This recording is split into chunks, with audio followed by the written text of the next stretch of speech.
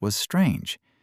She'd just won a victory for this woman and was being chastised for it? Guild Mistress Elvaris, this is Nathan Lark.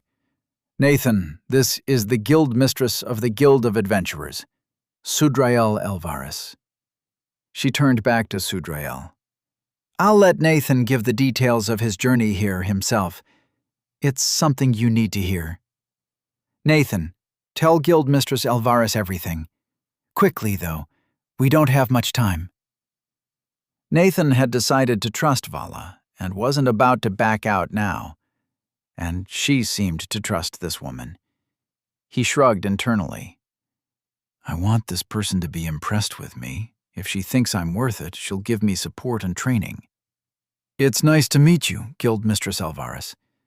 To start with, I'm not from Davrar. I come from a different world, one with no skills, no talents, and no magic. I was summoned to this world about 5 days ago by Tael Dodroxel, a new archmage of Giant's Rest. He cast a spell that taught me this language, then tried to recruit me to his cause so he could learn things from my world.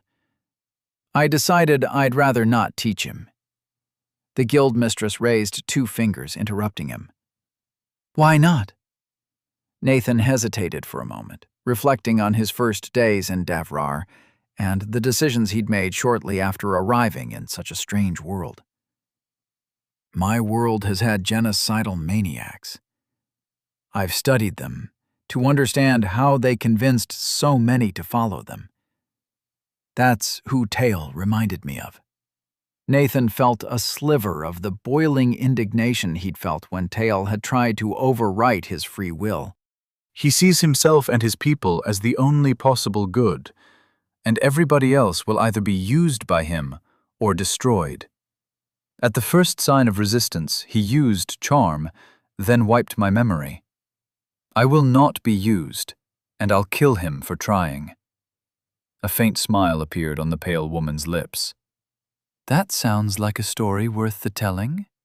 How did you escape from an archmage? Nathan shrugged. My world doesn't have magic. Almost as soon as I arrived, I was offered the high-tier magic resistance talent. I accepted it before he tried to charm me, and proceeded to bait more magic out of him to rank it up. He purged my memory once, but I'd left hints behind and broke the spell. Eventually, he decided to put me in a golem core. I broke free and almost killed him, but he teleported out. Nathan smiled at the memory of Tael's terrified face. With a broken nose and knee, I picked up a class good at fighting against magic and used it to break out of his tower, to find the giant traders lurking outside. Vala coughed, interjecting smoothly. You didn't mention that he hit you with a disintegrate first. You were missing an arm when we found you. And then you slapped aside a fireball from a guardian golem. Over the course of Nathan's story, the guild mistress's eyebrows had climbed steadily. She sounded apprehensive when she spoke. I want to hear of the slave raid in a moment, but first, a missing arm? From disintegrate? Nathan replied. Vala explained to me how insights work, and I used some knowledge from my home to create a self-healing talent that let me grow it back. He shrugged, flexing his left hand. It's pretty cool. Hopefully she finds that impressive. A bony hand came up to pinch Sudrael's nose. I wasn't asking how you grew it back. I was questioning why there was anything left of you after the disintegrate. But it seems high-tier magic resistance is the answer. She turned to Vala. So when the message of the slave raid came, you conscripted Nathan into fighting with you. Vala opened her mouth, but Nathan spoke first. I agreed to it. They told me what was happening, and I agreed to fight. It was a bit close, but we won. Vala shot him a grateful glance, looking abashed. It was a strange look on the broad and heavily muscled woman. Sudrael noticed the interplay, but her response was short. Elaborate on the fight, please. This time, Vala took the lead. Classic anti-mage tactics, focused attention outward with front and rear attacks, then went for the mages with suitable fighters. Emerald and Nathan got in close and took 'em out. She shrugged. That was it. I didn't see much of it, but Emerald said that Nathan shrugged off every spell they had and broke mage armor with a single punch. I will note that Nathan has not had his first-class development yet. He's being tutored by Artha in the ways of his clan. That last part seemed to surprise Sudrael more than anything they'd said so far. Well then, I see. This is… There are few better teachers for a path of rage than an elk treeborn. Nathan, has Artha explained what this path entails? It is not for everybody. She suddenly looked concerned. He nodded back. Yes, he has. I think it will suit me. He gave me an insight before the fight, and it felt right. Vala mentioned that I should join the Adventurers Guild. Vala smoothly took over the conversation. I did. One more thing. You'll probably get a report from the Guardians. When they saved us from the grave tangle, Nathan was unaffected by its aura. Dalo's detection spell didn't work on him, and I had to clear him at the gate, too. He also noticed an Earthstalker ambush before it happened. I think his magic resistance talent is just amazing. It also seems to work well with other skills. I've given him some bow insights for his aid with the slavers. She paused, then launched into what sounded like a rehearsed proposal to the guild mistress. I'm sure the current adventurer training group is underway, but Nathan should be added to them. He needs a bit of help to develop his class, and then a few years as a basic adventurer. He needs to be protected from agents of Giant's Rest that'll come for him. I think he should join a promising team undergoing training and be allowed to develop himself safely. She shot a look at Nathan. Well, as safely as can be. Guildmistress Sudrael Elvaris propped her head atop steepled fingers, considering the proposition. After a moment, she nodded. You have had an eventful few days, and I congratulate you on your achievements thus far. Now, to briefly explain the situation that Vala is inserting you into, I have long championed the need for an extensive training course that ensures competence and adherence to a shared set of rules for our young adventurers. We cannot tolerate blundering thugs. To insert you into the current group halfway through the training cycle goes against this, but the next cycle will not start for more than half a year, and I believe there are some candidate teams for what Vala proposes. She paused for a moment, staring off into the distance with a faint frown. Then she continued. It is unheard of for somebody to be such an effective anti-mage so early in their development. Your talents seem very powerful, but this means you hold things of great value. Beware of those who might covet them. I will speak to Jolba in the morning and see you brought into the current class. There are decisions to be made on which team you will join. But today is a delve day, and much remains for me to accomplish. Nathan, you should stay with the Giant Raiders until Jolba comes to find you tomorrow. She gestured to the door and the stairs beyond, so Nathan and Vala turned to go. On the way out the door, Nathan looked over his shoulder and saw Sudrael studying him intently. She seemed to have a thought, speaking briskly. And, Nathan, later I may ask you for more details of your world, if for no other reason than to satisfy an old woman's curiosity. Think on what you would tell me. With that foreboding comment, they were finally dismissed and returned downstairs by a much larger and less direct route. Nathan noticed that the shallow stairs and high ceilings were built to accommodate Artha's centaur people. Before long, they returned to the Great Hall, where they were greeted with further cheering, hot food and drinks. Vala spoke to Velik at the desk and handed out several cords of coin to each of them, then guided Nathan through the worth of local coin and helped him order food. Nathan ended up with a rather nice lemonade-like drink served warm. A beer sounded amazing, but there were a lot of reasons to avoid getting even slightly tipsy. At least, not yet. Maybe once he had a better lay of the land. The food was great, though. Nathan was familiar with very little of it, but the meat was tender and rich, the vegetables oozed with flavor, and there was plenty to go around. After so long eating trail food, it felt like a feast. Nathan dug in gladly. He ended up going through several of the warm lemonades by a local custom that resembled a toast. Somebody would approach, then they'd touch mugs, and both drink wordlessly. According to Vala, it was an appreciation of the deeds of the person being approached, and the depth of drink was a measure of the appreciation.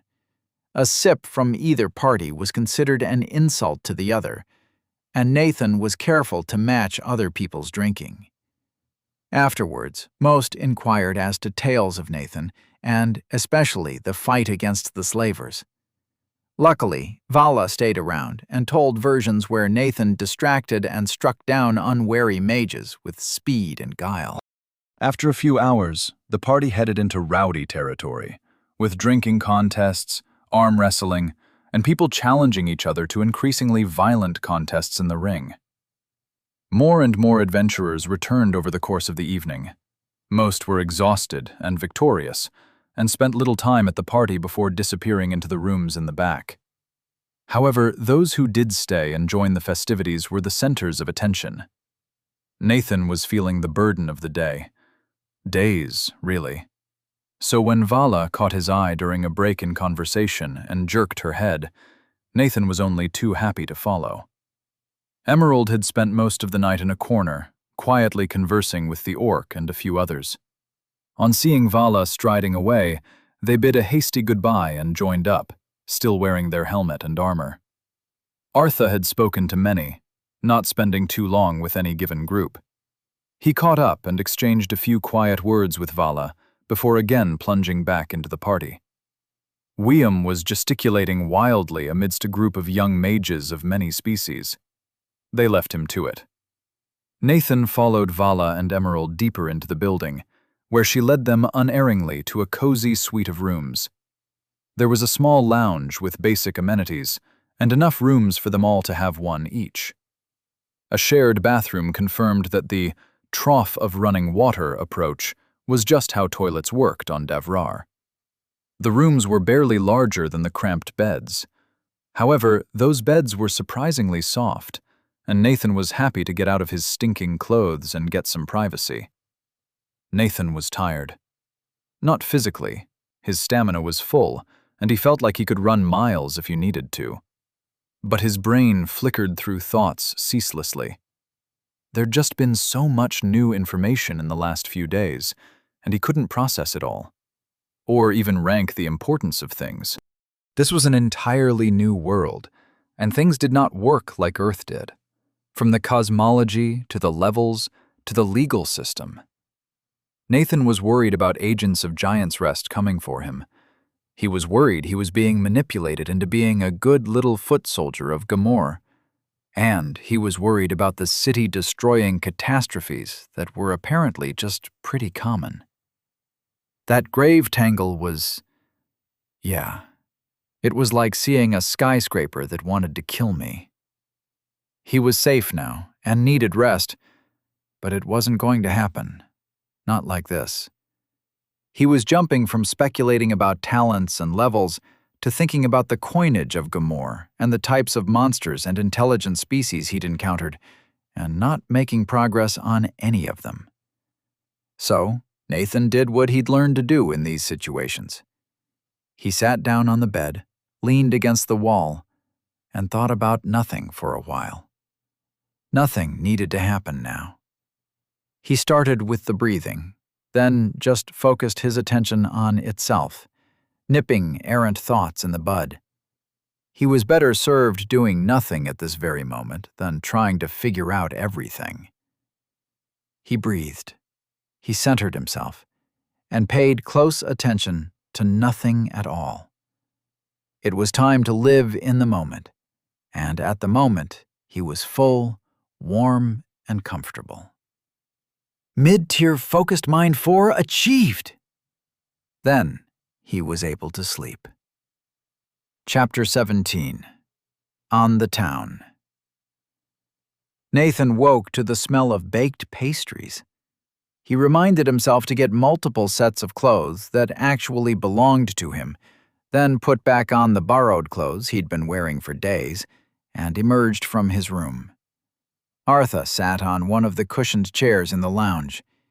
He was talking to a bleary Vala who'd apparently just emerged from her room. There was no Emerald or Wyam visible, and their doors were closed. Nathan's attention was drawn to a tray of pastries and a pitcher of milk set on the central table. He hastened to break his fast, finding that the pastries were incredible, sweet and stuffed with honeycomb or fruit syrup. The milk was rich and warm, sweetened with honey. Either adventurers were treated like nobility, or the logistics of food preparation were different from what he expected. Well, Nathan wasn't about to complain. He tuned into the conversation between Vala and Artha. They were planning a shopping trip and hoping to be able to afford various pieces of equipment with the money from the rescue. Apparently, they'd been saving for a more serious set of ranged armaments for Vala and Wyam. Their goal was to be able to crack lower-level mage armor. Nathan joined in the conversation. "Can I come along? I have some basic supplies to buy. Everything to my name was provided by the Adventurers Guild. Speaking of, do I have to return this?" He held up the bag he'd been given by the Vanguard, which contained basic survival tools. Vala waved dismissively with a pastry. "No, it's yours. The guild figures anybody who needs one deserves the extra possessions. Come along with us. We've got some time before Jolba will likely come along. If you're not looking for anything too magical, you'll be able to afford a lot with your share."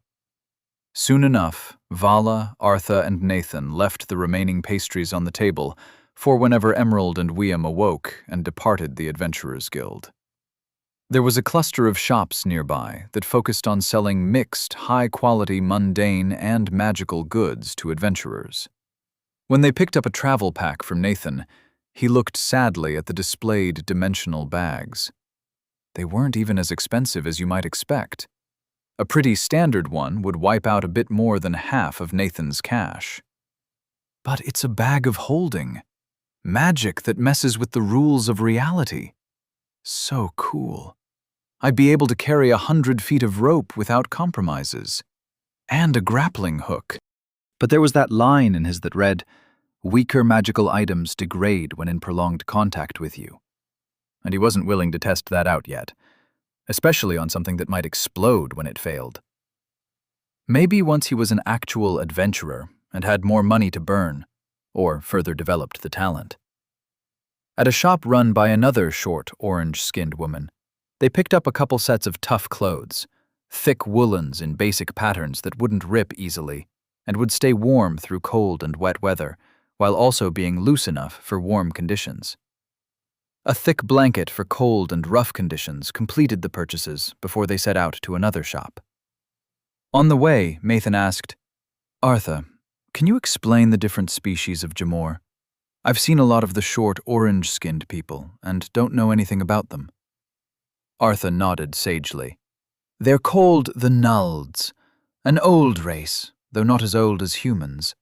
Pretty widespread, and their culture emphasizes appearance and poise. Nulled apparel is never the cheapest, but it's always high quality, and they set the styles. The other peoples here are the tree-born, four-legged like me, and the various kinds of folk. Wool folk, cat folk, bird folk. We all tend to live in our own rural communities, but there's a neighborhood with many who have decided to come to the city from outside." He snorted, twisting his lips in mild contempt.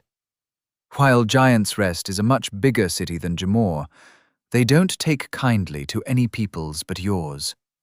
There are a smattering of others here, often from far away. The Orcish empire of Argon lies across the plains, but they think us uncivilized. A few elementals as well, but their peoples are new and very insular. Nathan tried to formulate a question to that, but they soon arrived at their final stop, a blacksmith's shop run by a cousin of Vala's named Beatrid. The burly smith clapped her cousin on the shoulder and showed them around some of the enchanted gear for sale. The quality of the metalwork really impressed Nathan. The weapons and armor on display looked smooth and flawless. Many of the enchanted pieces had elaborate engravings and cutouts that looked like the product of a machine shop instead of a blacksmith's forge. Nathan peeked into the working space in the back and saw that it was a lot more than just a forge. There was some kind of fly press back there, as well as a grinder and what looked like a drill press, though Nathan had no idea how they were powered. Magic, maybe? Or just good old-fashioned muscle? Artha guided Nathan to purchase a pair of sturdy knives, one with a wide blade the length of his hand, the other just a couple inches long. They weren't enchanted, but had a heft and balance to them that Nathan had never felt with kitchen knives. They returned to the guild to find Emerald sitting awkwardly next to a grizzled man with reddish-brown hair and a scruffy beard. He was dressed in a sharply embroidered but badly stained coat, taking sips from a jeweled flask. He looked worn down and tired, haggard in a way that seemed bone-deep.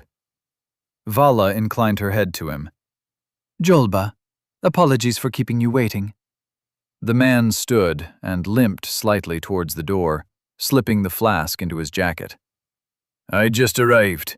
Keep up the good work, all of you. I'm here for this one. He waved a hand in Nathan's direction. You ready to go? Best say your goodbyes. Nathan hesitated, looking at the giant raiders. It wasn't like he wasn't going to see them again, but he wouldn't be part of their crew anymore, however transient it had been. They'd been something he could trust in a strange world, answering his questions, giving advice, and helping Nathan feel safe after his experience with Tail. Thank you all so much. I hope to talk to you all again. Artha, I look forward to your lessons. The big elk centaur nodded. Yes, there are times for personal instruction during the adventurer training. I will see you then, and if we are not around then, Kadid should be able to help you. Nathan turned to Emerald. Good luck. I'll keep working on what you showed me. It doesn't matter what it's called if it does what I need. The armored fighter nodded back resolutely. Finally, Nathan turned to Vala. He stepped forward and gave the stout black woman a hug. Thank you for everything. In a few years, let's talk about that plan again.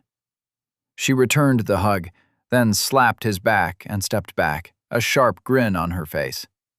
I'll wait for it. Jolba led Nathan down the corridor and outside. They walked toward another building farther back in the complex. On the way, he detoured through a small park with a stretch of grass, a few trees, and some heavy stones engraved with words. It felt like a small monument to some past war or tragedy. Jolba gestured toward a stone bench before he sat heavily. He waited until Nathan sat next to him, gazing out towards the outer wall of Jamor and the taller ruins peeking over in the distance. I don't like you joining the course like this. Sudrael and we're trying to change the adventurers with this training course. Teach some basic competence. Enforce some standards on the next generation. Get insights flowing, and help shape the teams of the next generation. Make the course into tradition, instead of just sending idiots out to die and calling the ones who survive adventurers. He paused after those words, staring off into the distance with a cruel twist to his lips. Jolba raised the flask and took another slug. After a moment, he passed it to Nathan. Nathan sniffed the opening.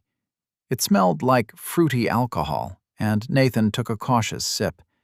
It was strong and sweet, like a peach brandy. He handed the flask back. Jolba took it and continued. I'm behind all that. and every exception undercuts it. And you, Nathan, are an exception. Guildmistress told me that you've got 2 amazing talents, but are under level 27. And that I shouldn't ask where you're from, just toss you into the most promising team we've got. He shrugged. But this year, that means more than most. We just had to take somebody out from the heirs last week, so that's where you're going. But I gotta caution, you're not stepping into a simple situation. You're old, low level, and your hands are soft. You ain't used to rough living, and you've got the guile of a beached fish. So I'd not do this without Sudrael's order. But I won't throw a kid to a muck grabber, so you deserve to know what's what. The heirs are exactly what their name says, the inheritors of some of the strongest of Gemaray, and their insights. He slipped the flask back into his jacket. But they're also a right mess. Kia's adopted kid is trying to be the leader like his ma, but he's too busy being righteous and intimidating to think wise. The Caxel kid is smart, but is also a spoiled brat up her own braid on her magic. The Crusens twins are serious, but it's just them trying to be their legendary Da. They all need to loosen up and figure out who they are, instead of being wrapped up in their parents' legends. Jolba sighed, then turned to Nathan and waited until he looked back before continuing. I'm telling you all this because you're older, and you've stared the ghoul in the eyes in a way that few of my trainees have. The heirs are a bunch of horny youngsters who expect to be the heroes of the age.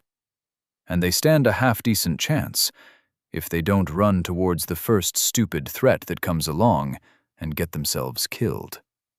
So, I don't want you to break the sky. I want you to keep the heirs grounded until they can. Do you hear me? Nathan grimaced. Not because this was a bad idea. He could see where the guildmistress was coming from. If Nathan was targeted by Giant's Rest, might as well put him with the other targets so they could all be more easily protected. He also guessed that she wanted to tie him to Jamor with powerful comrades. This sounds like college drama all over again. I think I might prefer to go fight one of the guardian golems outside Tael's tower. Still, he returned Jolba's sigh and spoke. Yeah, I think I can. Do you have any recommendations to make a good impression? Jolba eyed him for a moment, then seemed satisfied. It's not hard. They didn't think the last guy was good enough, so they pushed him hard enough that he snapped. They'll test you, but if they think you're worth knowing, then it'll all flow downhill. The grizzled man slapped his knees, then got up. Time also flows, so let's get to it. Schedule is pretty simple. 3 meals in the dormitory, classroom in the morning, then group training after them. So there's time for individualized training after that, before dinner and sometimes after. We do bigger exercises at night sometimes, but not usually. The giant traders said they'd cover your individual training for the near future. Is there anything else you want to ask about for that? Nathan sighed. I was granted this language by spell, and it didn't teach me how to read. Can we take care of that during the morning classes? Jolba waved his hand. I'll have a clerk take it over. Glad you don't need convincing that reading is important. The number of times I've had to convince kids without 2 decades that their job is more than killing things. He shook his head. We'll see it done. Anything else you think I need to know? Nathan hesitated, then decided. If he wasn't told, then he needs to know. This, at least. There'll probably be agents of Giant's Rest coming after me. I made a personal enemy of an archmage. Jolba sighed, hand reaching for his flask, before he stopped and smoothed his stubbled chin. Sudrael mentioned that's part of why we're tossing you into the heirs. They're all targets. But if you pissed off an archmage... He shrugged helplessly. Be careful. It's not like there's much more I can do for security. To get to the training grounds, you need to go through the entire guild, and everybody knows everybody round here. And there's no teleporting on the hill. Then he stood, straightening his stained coat. Well, let's go introduce you to your team. They should have just started lunch. Chapter 18. Introductions to Last Jolba led Nathan toward a low building further back in the complex, against the walls that braced the slope. It was up a staircase set into the steep hillside and surrounded by various bare areas that looked like training grounds. One looked like a shooting range with glowing targets, while another was a set of arenas with different kinds of environments. And yet a third appeared to be an obstacle course from hell, complete with deep pits and spiked walls, and a section that definitely involved dodging spinning blades. Lovely. Jolba blithely ignored Nathan looking around nervously and walked straight into the low building, entering via a pair of arched double doors. There was a label over the doors, but Nathan couldn't read it. Damn it. They immediately turned left and entered a small cafeteria filled with picnic-style tables, about half of which were occupied by people chowing down on food from a buffet on the other side of the room. There were between 4 and 6 people at each table, and 6 tables of the 9 were occupied. The people were as varied as the adventurers Nathan had seen before, and though the species were somewhat mixed, there was certainly a tendency for each table to be a majority of one species. The other thing Nathan noted as they entered was that the average age was rather young. He couldn't judge the other species in the room, but all of the humans looked like the college freshmen from the introductory biochemistry classes Nathan had taught. Except they were pretty fit, and many were dressed in armor and had weapons at their sides. Why are they armed? Didn't they just get out of class? The room wasn't exactly quiet. Cutting through the buzz of background conversation was a shouting match, and Nathan and Jolba were walking towards the source. 2 figures were standing chest to chest, glaring at each other. One was a wide, black-skinned human in dark, multi-layered chainmail, while the other was a wolfman in gleaming plate mail looming over him. Nathan tuned in to hear the wolfman, who was yelling louder. "You will sit down unless you want me to sit you down." The black guy took a step backward, bristling. He opened his mouth.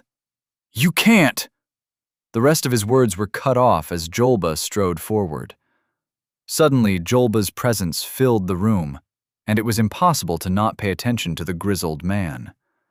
Even the people in the far corners of the room turned in unison, and all conversation cut out. Jolba stepped up to the 2 young men, his voice slow and resonant. "You bicker as sparrows. Remember that one day you may stand shoulder to shoulder against the end. Be seated." The wolfman in shining armor opened his mouth, but Jolba silenced him with a look. The man in chainmail retreated to a table on the side of the room, while the wolfman sat at the table in the center.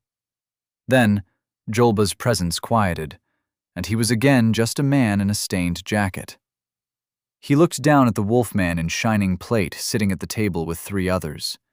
His voice was softer, but tinged with scorn. "Kachi, you know better." He glanced toward Nathan. "I am here with a new 5th for your team. This is Nathan.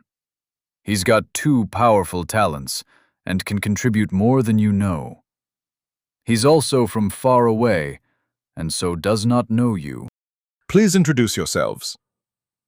The wolfman in gleaming plate armor twisted around to appraise Nathan more fully, a hint of canine teeth visible behind thin, colorless lips. His face was fairly humanoid, except with outward jutting jaws and enlarged nostrils. Hair of a rich brown color crept down to his eyebrows and around his cheeks, hiding sallow, gray skin. His voice wasn't as deep when he spoke normally, and was rough around the edges. "Definitely not from close by. And you have the look of a giant's rester. I'm Kachi Cordavia, worshipper of the god Damon, and son of Kia Cordavia of the Guardians of Jamor. I lead the heirs." A snort from across the table interrupted him, and the handsome man sitting there broke in. "He's declared himself leader, at least. Gotta see if he can wear it as well as he does that stack of steel he calls armor." I'm Arl Cruisens, son of Stanel Cruisens. This is my sister, Sarah. He elbowed the lanky teenager sitting next to him, who rolled her eyes and scooted down the bench away from her brother, not taking her narrowed eyes off Nathan. They were certainly related and looked about the same age.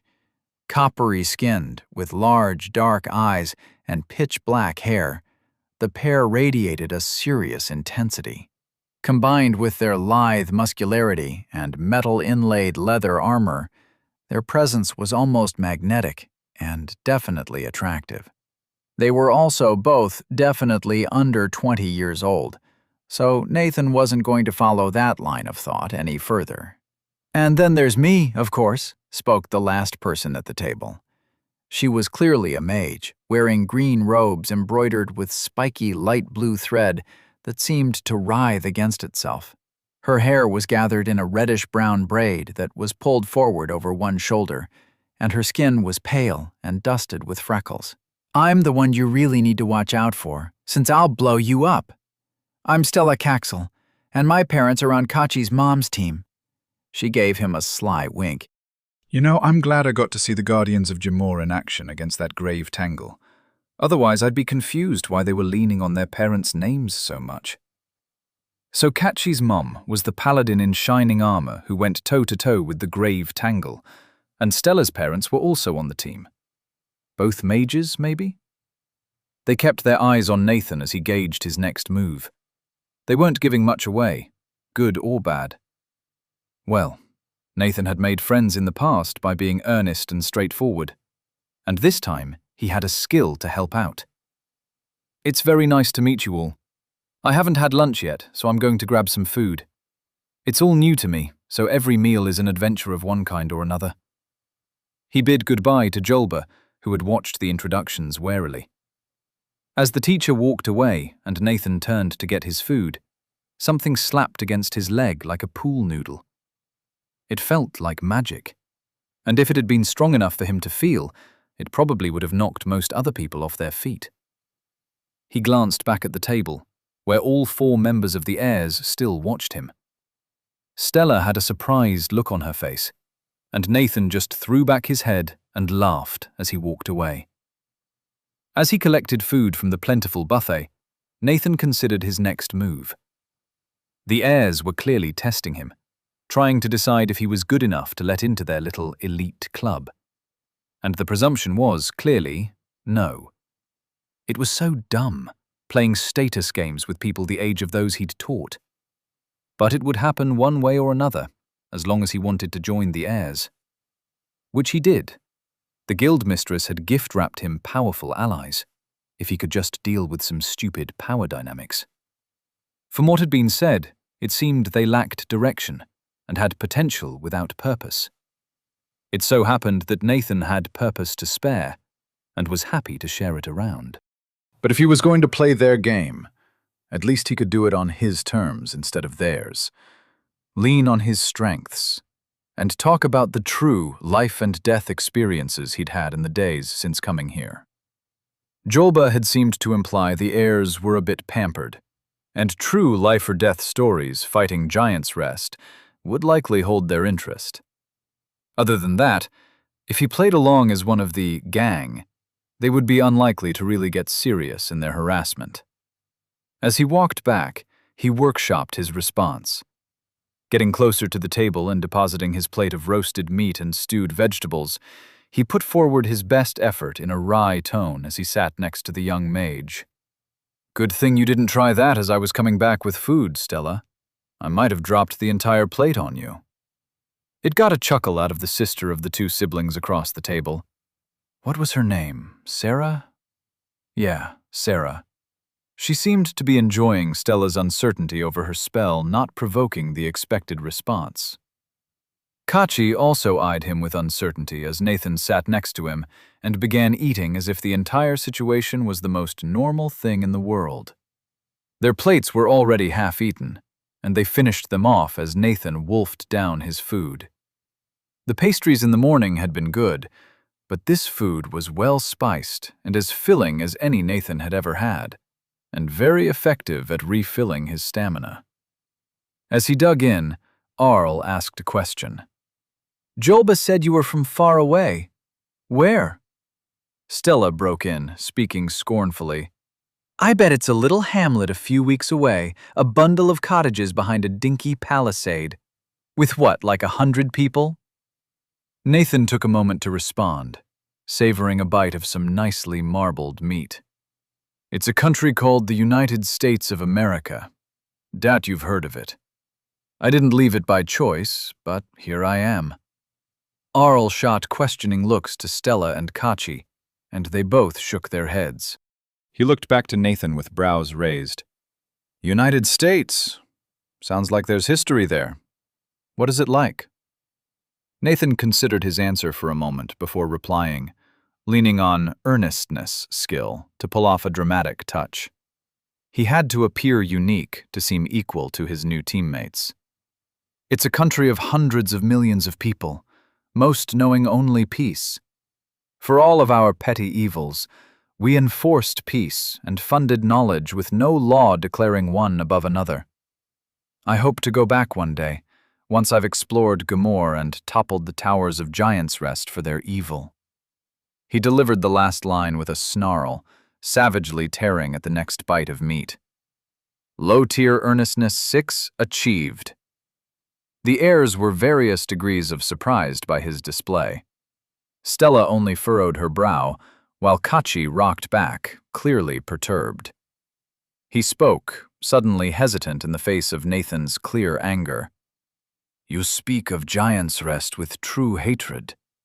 They are our foes, true enough. But what drives you to speak such words? The question seemed to be asked with honest curiosity, and Nathan felt he had an opening. Only what a would-be chattel would know. It's not something you can forget, to face somebody who wants to make you a thing. Nathan's face twisted in a sneer, finding that the memory of Tail made his expression less performative than he'd intended. Nathan's anger colored his next words, and he met the eyes of each member of the heirs as he continued. Giant's Rest is despicable, deeming itself above all. An archmage tried to convert me, and then control me. I broke his bones because violence is the only counter-argument against that violation. Giant's Rest would have everybody here in chains if it could. I'll burn their city to the ground and salt the earth. There was a moment of silence as they processed his words. Then Sarah quietly asked the question they'd all been thinking. What was fighting an archmage like? Nathan answered quickly. Terrifying. I caught him off guard, and he still almost killed me, despite my advantages against magic. I wasn't able to kill him, but I broke his nose and knee before he teleported away. His name is Teol Dodroxel, and he'll probably send people after me. From what I hear, you're all already targets of Giant's Rest because of who your parents are. I've got a blood feud with an archmage, so I'm in the same boat. I'll watch out for you, if you watch out for me. Low-tier earnestness 7 achieved! They were clearly off balance, not expecting his serious turn of phrase and offer of camaraderie. Stella caught on to something he'd said, near to her interests as it was. What do you mean, your advantage against magic? Nathan obviously looked around. Let's not talk about that here. I've got some pretty unique talents. Don't want to talk about them somewhere they'll spread. I'm sure I'll have an opportunity to show you later. Anyway, I'm new here. This is my first day in Jamor. What can I expect from the training? Kachi was the first to speak, though Arl looked like he'd been about to answer. Next, we will train as a group. After that is individual training. Do you have anybody coming to tutor you? He asked the question as a challenge, clearly expecting Nathan to lack a tutor.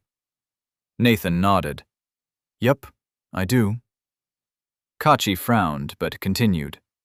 For the group training, I am thinking of a round at the target range, where Stella and Sarah shoot and we dodge. Nathan, are you feeling like target practice? I can heal you if you get hurt. His mouth curved up in a predatory grin, which had a new meaning on somebody with a canine snout and teeth. Given the expectations, Nathan didn't have a choice in his response. Definitely. I've actually been working on a talent development that could only be aided by somebody hitting me with as much magic as possible. He grinned in Stella's direction. Do you think you can manage that? She harumphed, leaning back. Be careful what you ask for. You just might get it. Aurel wiped his brow theatrically. If you're volunteering to be the one chewing down fireballs, I'm all for it. Those things can blow through a solid wall. His sister jeered at him. That's just because you're slow. Get faster with your footwork skills and it won't be a problem. He eyed her darkly. Arrogant, coming from somebody who doesn't have to dodge fireballs as training twice a week. We should practice melee more often. Stella broke in, smiling sweetly and speaking in a sing-song voice. But that's not how we work. Between me and Sarah, we have the ranged advantage. If you chunks of muscle can keep the enemies at bay, we can take them down and steal all the levels. Then her eyes tracked to Nathan, and she pouted theatrically. But if we've got yet a third close-up fighter, then maybe we'll need to change the tactics. Annoying. Kachi spoke, clearly trying to re-establish his leadership. We'll have to see how Nathan fights. It sounds like he's had combat experience already, so I'm sure he can do something. At least it sounds like he'll be better than that last idiot. Nathan had reservations about how fairly the last guy had been treated, but raising that point didn't serve a purpose. He didn't have enough context to understand what was going on with the social dynamics here, and he didn't want to poison his relationship with the heirs over guesses. As he mused, Nathan noticed that the people around them had started to get up and deposit their plates on a table next to the mostly bare buffet. Sarah looked around. Looks like it's time to head out. Welcome to the heirs, Nathan. I hope you fit in. You mean you hope I measure up to all of you? We'll just have to see how that goes. He responded in an upbeat tone. Together we'll journey onwards and upwards. Aurel slapped the table as he stood. I like that. Onwards and upwards indeed. Status of Nathan Lark. Permanent Talent 1. High-tier magic resistance 10. Permanent Talent 2. Mid-tier regeneration 6. Talent 3. None. Class. Anti-magic brawler. Level 25. Stamina. 350 over 350. Brawler's Indifference, Anti-Magic Blows. Utility Skills. Mid-tier Focused Mind, 4. Low-tier Earnestness, 7. Low-tier Sprinting, 6. Low-tier Spell Sense, 5. Low-tier Notice, 7. Low-tier Identify, 2. Chapter 19. Training Magic. As they stood and deposited their plates, Nathan took note of the heir's weaponry. Stella bore a tall and knotted staff, deeply carved with runes, and with each knot inlaid with a glowing gem. Kachi picked up a polished steel kite shield that must have weighed at least 40 pounds, and a hammer that looked fit for demolishing walls. Interestingly, Sarah and Aurel didn't have any weapons, just wide pouches they wore like forward-facing fanny packs. Nathan would have bet dollars to donuts that those were bags of holding. As they trooped outside, other trainees headed towards various training areas, with Jolba and a few other older adventurers talking to groups or supervising various activities. The heirs ignored them all and strode around the side of the building towards the very back corner of the guild complex. Another team was also moving in that direction, but they saw the heirs approaching and decided to go somewhere else, ceding the private range of sand to the heirs without a word or overt glance. The area didn't have fancy magical targets, consisting simply of a walled rectangle floored in coarse sand. The targets set against a dirt berm against the far wall were a series of X shapes rather than bullseyes, but served the same purpose. Nathan followed Kachi and Arl out onto the center of the course while Stella and Sarah closed the gate and stayed back. Nathan stepped to the left, took off his shirt, and sat down on the sand. He didn't recognize the exact meaning of the hand gesture that Arl threw his way, but it was pretty clearly something along the lines of, "What the hell, man?" He gestured toward Stella. "I want to try eating a fireball, and it's easier like this. Go ahead, shoot." With those words, Nathan focused on Stella, opening his senses to get everything he could out of what would follow. Nathan used focused mind to shape his attention, mimicking the state of mind that had helped him gain notice. With a moment of stilled breath, everything Nathan observed gained a level of definition. Stella shrugged, looked at Kachi, and said, "I'll start off with half a blow since I don't want to knock your head off within an hour of meeting you. That's the sort of treatment you earn." Then, with a flicking gesture, she sent a globe of fire sailing toward Nathan. She didn't speak the name of the spell like the Giant's Rest mages do. It was faster, more concentrated than the fireball that the guardian golem had thrown at him, but also smaller and not nearly as bright. Nathan barely had a chance to blink before the burning ping-pong ball-sized orb impacted his chest, and flame washed over him. He tried to pick apart the knot of the spell as it detonated, but the spellwork blew apart as it touched him. Nathan was left with the feeling of fire and force mana raging against his bare skin, trying to burn him and blow him backward. Nathan failed to separate the two before his back impacted the ground, a burning sensation lingering in his chest. Nathan felt mana at play there and picked it apart, feeling a hot, fizzling sensation. It reminded him of the popping of a fire with its frequent and spontaneous bursts of heat. It was not very pleasant, but the sensation faded quickly and left him with a mild burn on his chest. He healed it with a quick application of stamina, sitting back up to find the rest of the heirs watching him closely. Kachi had taken a step toward him, his hand beginning to gather faint yellow light. But then he saw Nathan's reddened skin fade before his eyes, and he paused, suddenly confused. He opened his mouth to speak. "You're not a spellcaster, but you healed yourself. And that fireball was weird. Stella?" She shook her head, frowning. "It didn't explode right." Nathan shrugged. "Seems so." He looked down at his chest, where burnt, shiny skin was healing over, scattered hair growing back at incredible speed. He was confused about this, because that wasn't how burns worked. If there had been enough heat to burn him, that heat should have stayed around and continued to burn until he'd cooled the area down with water or something. But as soon as he got rid of the fire mana, the heat had also gone away. The heat itself is magical, not just the mana that made it. He looked back up at Stella. "I think I'll need a few more to figure this out properly. Can you try throwing it a little slower, and maybe make it detonate slower?" Stella looked bemused. "That's not very easy. Only a few mages in Gamor could modify a spell like that." She paused for effect. "Luckily, I'm one of them.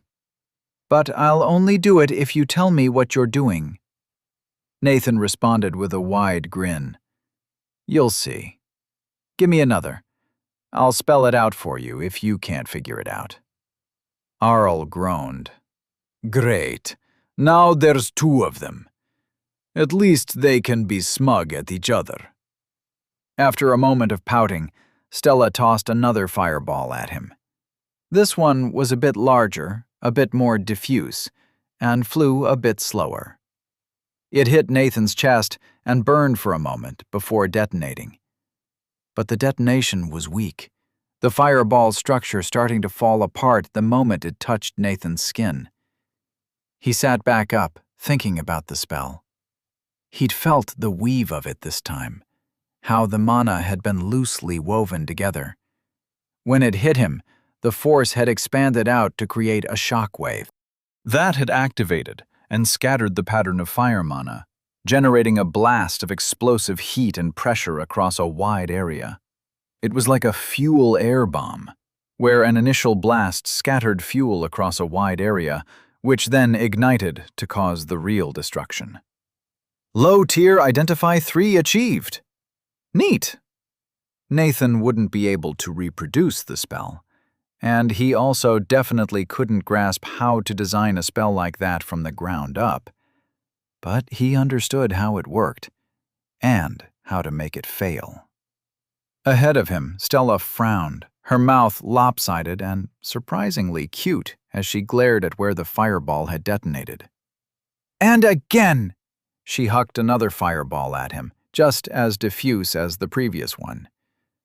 Nathan sharpened his magical senses, waiting for the exact moment he could interact with the spell, preparing himself to pull apart the tendrils of force mana that provided the initial detonation. The fireball impacted his navel and guttered as he scattered the key threads of force mana. He was left with an uncomfortable ball of fire and force slowly dissipating against his belly. Nathan pulled on the mana the way he'd done with Tails, and the hissing ball fizzed away to nothing. At this point, Stella's frown had turned into a sort of delighted puzzlement. I have never seen anything like that before. Hold on, let me try something. You can heal yourself, right? Nathan nodded, all of a sudden apprehensive, as the short mage stalked toward him, her smile growing into something maniacal. Give me your hand. She grabbed the tentatively offered limb in one hand and pointed with the other. A thin jet of flame shot from her pointer finger, and she brought it toward Nathan's outstretched arm. Break this spell. I want to see how it works. Nathan flinched, almost pulling his arm out of her grasp, but Stella held on and touched the edge of the fire against his arm, near his wrist. Nathan felt the mana as soon as it contacted him, a concentrated and surprisingly complex working of fire. Nathan focused intently on the spell, hoping he could keep Stella from lopping off his hand with her magical cutting torch. The spell seemed dedicated to keeping the flame as concentrated as possible, so that was the aspect of the spell that Nathan attacked. As the torch contacted his skin, the flames barely felt warm, the major sensation being the popping energy of fire mana. The angle was shallow, and even without his magic resistance, the fire would have burnt him, but not scorched deeply. Oh, she's not actually trying to hurt me. She's just not great at communicating when she's excited. More methodically, he pulled apart the weave that kept the flames concentrated. The jet became more diffuse before the threads snapped back into place. Nathan looked up and saw Stella staring intently at the jet, obviously exerting her own magical control to stabilize the spell. His own eyes narrowed. Oh, it's like that, is it? You might be the mage, but I'm the anti-mage. Any spell you make, I can break. Nathan pushed back, destabilizing the working, even as Stella tried to force it back into shape. His talent's basic function protected him from harm and made his manipulations of the spell inherently disruptive. Even though it was Stella's mana, and she had the advantage, they fought for control of the little jet of fire. After a minute of back and forth, Nathan fully understood the nature of the spell and how it worked. Around Stella's finger was a portion of the spell that channeled air into the flame jet. Fire mana needs an oxidizer to burn. Then I guess the fireball, working like a fuel-air explosive, makes even more sense. That's both reassuring and very weird. It's magic. Why does it follow the rules of chemical reactions? I guess it would also be weird if it didn't. Nathan abandoned his manipulation of the guiding magic and attacked the air inflow control, causing the fire itself to flicker. When Stella tried to stabilize that portion of the spell, Nathan took advantage of her diverted attention, disrupting the part of the spell that provided fire mana. Stella let go of the spell and stepped back, letting out a long breath and slumping her shoulders. Then she looked up and threw her arms to the sky in a pose of triumph. Mana intuition went up! Dragon's breath! That's awesome! She turned to Nathan, cheeks flushed. Okay, that was cool. Thanks for going along with it. Is there anything else you want to try? She grinned and winked, throwing Nathan off a bit. He took a second to respond, examining the slightly singed hair on his arm. Do you have any other mana types? I'm trying to develop my magic resistance talent, and I think I need exposure to as many mana types as possible. If not, I'd like to play with a spell that's pure force. Stella's energy and grin dialed back a few stages. No, I don't have any other types of mana except fire and force. Yet. But hold some patience, and I might be able to set something up. I've never heard of a talent like yours. It's amazing. She gave Nathan a hand, boosting him to his feet before continuing. Oh, and I know you're from far off, but don't tell anybody what types of mana I use or that skill name I mentioned. Supposed to be secret, though if you're on the team, it won't be a problem. She proceeded to cast another spell, wordlessly. A sheet of translucent blue force appeared in front of Nathan, about the size of a large shield. Nathan walked over to it, inspecting the floating magic. It looked more like the force constructs he'd seen from the Guardians of Jamor than anything from Giant's Rest. Nathan had seen much the same spell cast by the Giant's Rest mages at the Battle of the Ford, but it hadn't looked like this. Theirs had been smaller and completely transparent. Differences in spellcasting style, maybe? Stella doesn't speak the spell names aloud as she casts. I can see that providing a tactical advantage, but maybe being harder to learn. He poked it with his finger, which let him feel the broad, flat bands of mana that formed the shield. They bent under his finger, and the pane of force audibly cracked. Nathan nodded to himself, considering the feeling of force mana. It was massless, but immovable, as if its position were immutable. Pushing on it from any angle felt like pushing on the edge of a knife that never quite cut you. That contrasted with fire mana, which he'd had more than enough experience with during the mental wrestling match over Stella's torch. Fire was an ever-changing, popping sensation, combined with heat, like scorching hot pop rocks. Not a very pleasant sensation, but it was nice to easily be able to identify it. Low-tier Spell Sense 6 achieved. With another movement, Nathan traced one of the major weaves of mana in the force block, which crumbled. The entire pane of force shuddered and collapsed into nothing. The other members of the heirs had been half-heartedly stretching, but mostly just watching Nathan and Stella do their thing. At Nathan's casual destruction of a force block, Kachi looked as if he'd finally solved a riddle. So that's how you wounded an archmage through his mage armor. Break the magic, break the man. What did he hit you with? Nathan hissed, rubbing his previously absent left arm. A disintegrate, which took off my left arm. He waved the appendage in question at Kachi, who looked aghast. I grew it back, though. The wolfman worked his jaw for a moment, exposing some impressive teeth as he reconsidered Nathan.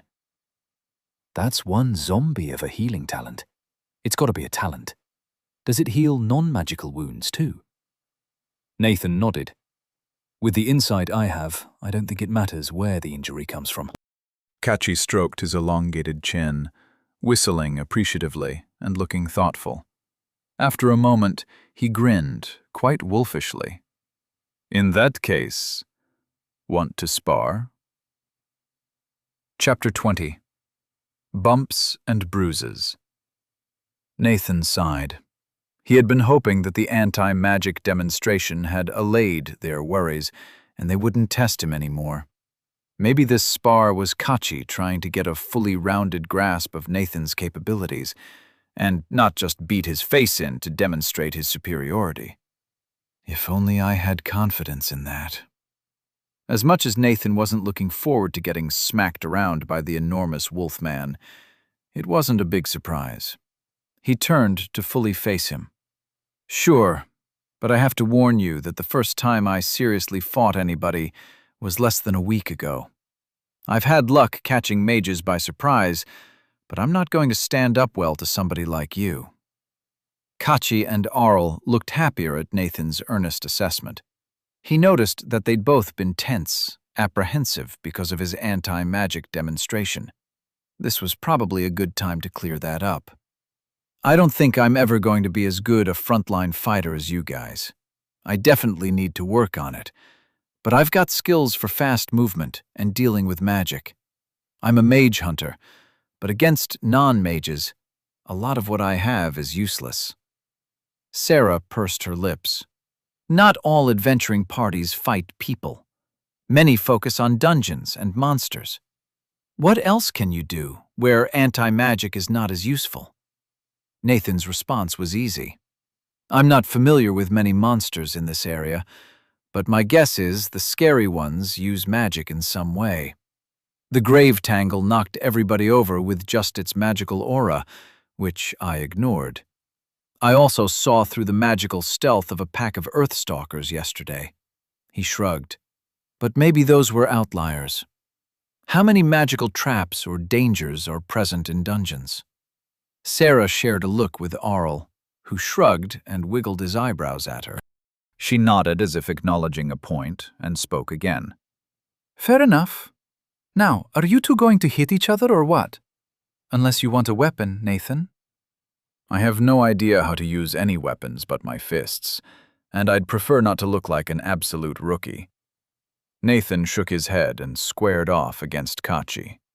He considered putting his shirt back on, but decided against potentially damaging his new clothes. He took a deep breath as they both set their feet, sizing up his opponent. He didn't expect to take the big guy down, or even get in any significant shots. Kachi was dressed in immaculate plate and bore a large hammer and an even bigger shield. His hope here was to be slippery, maybe get behind the big warrior or trip him up. He's in full plate. That's got to be heavy as hell. Maybe I can just push him over.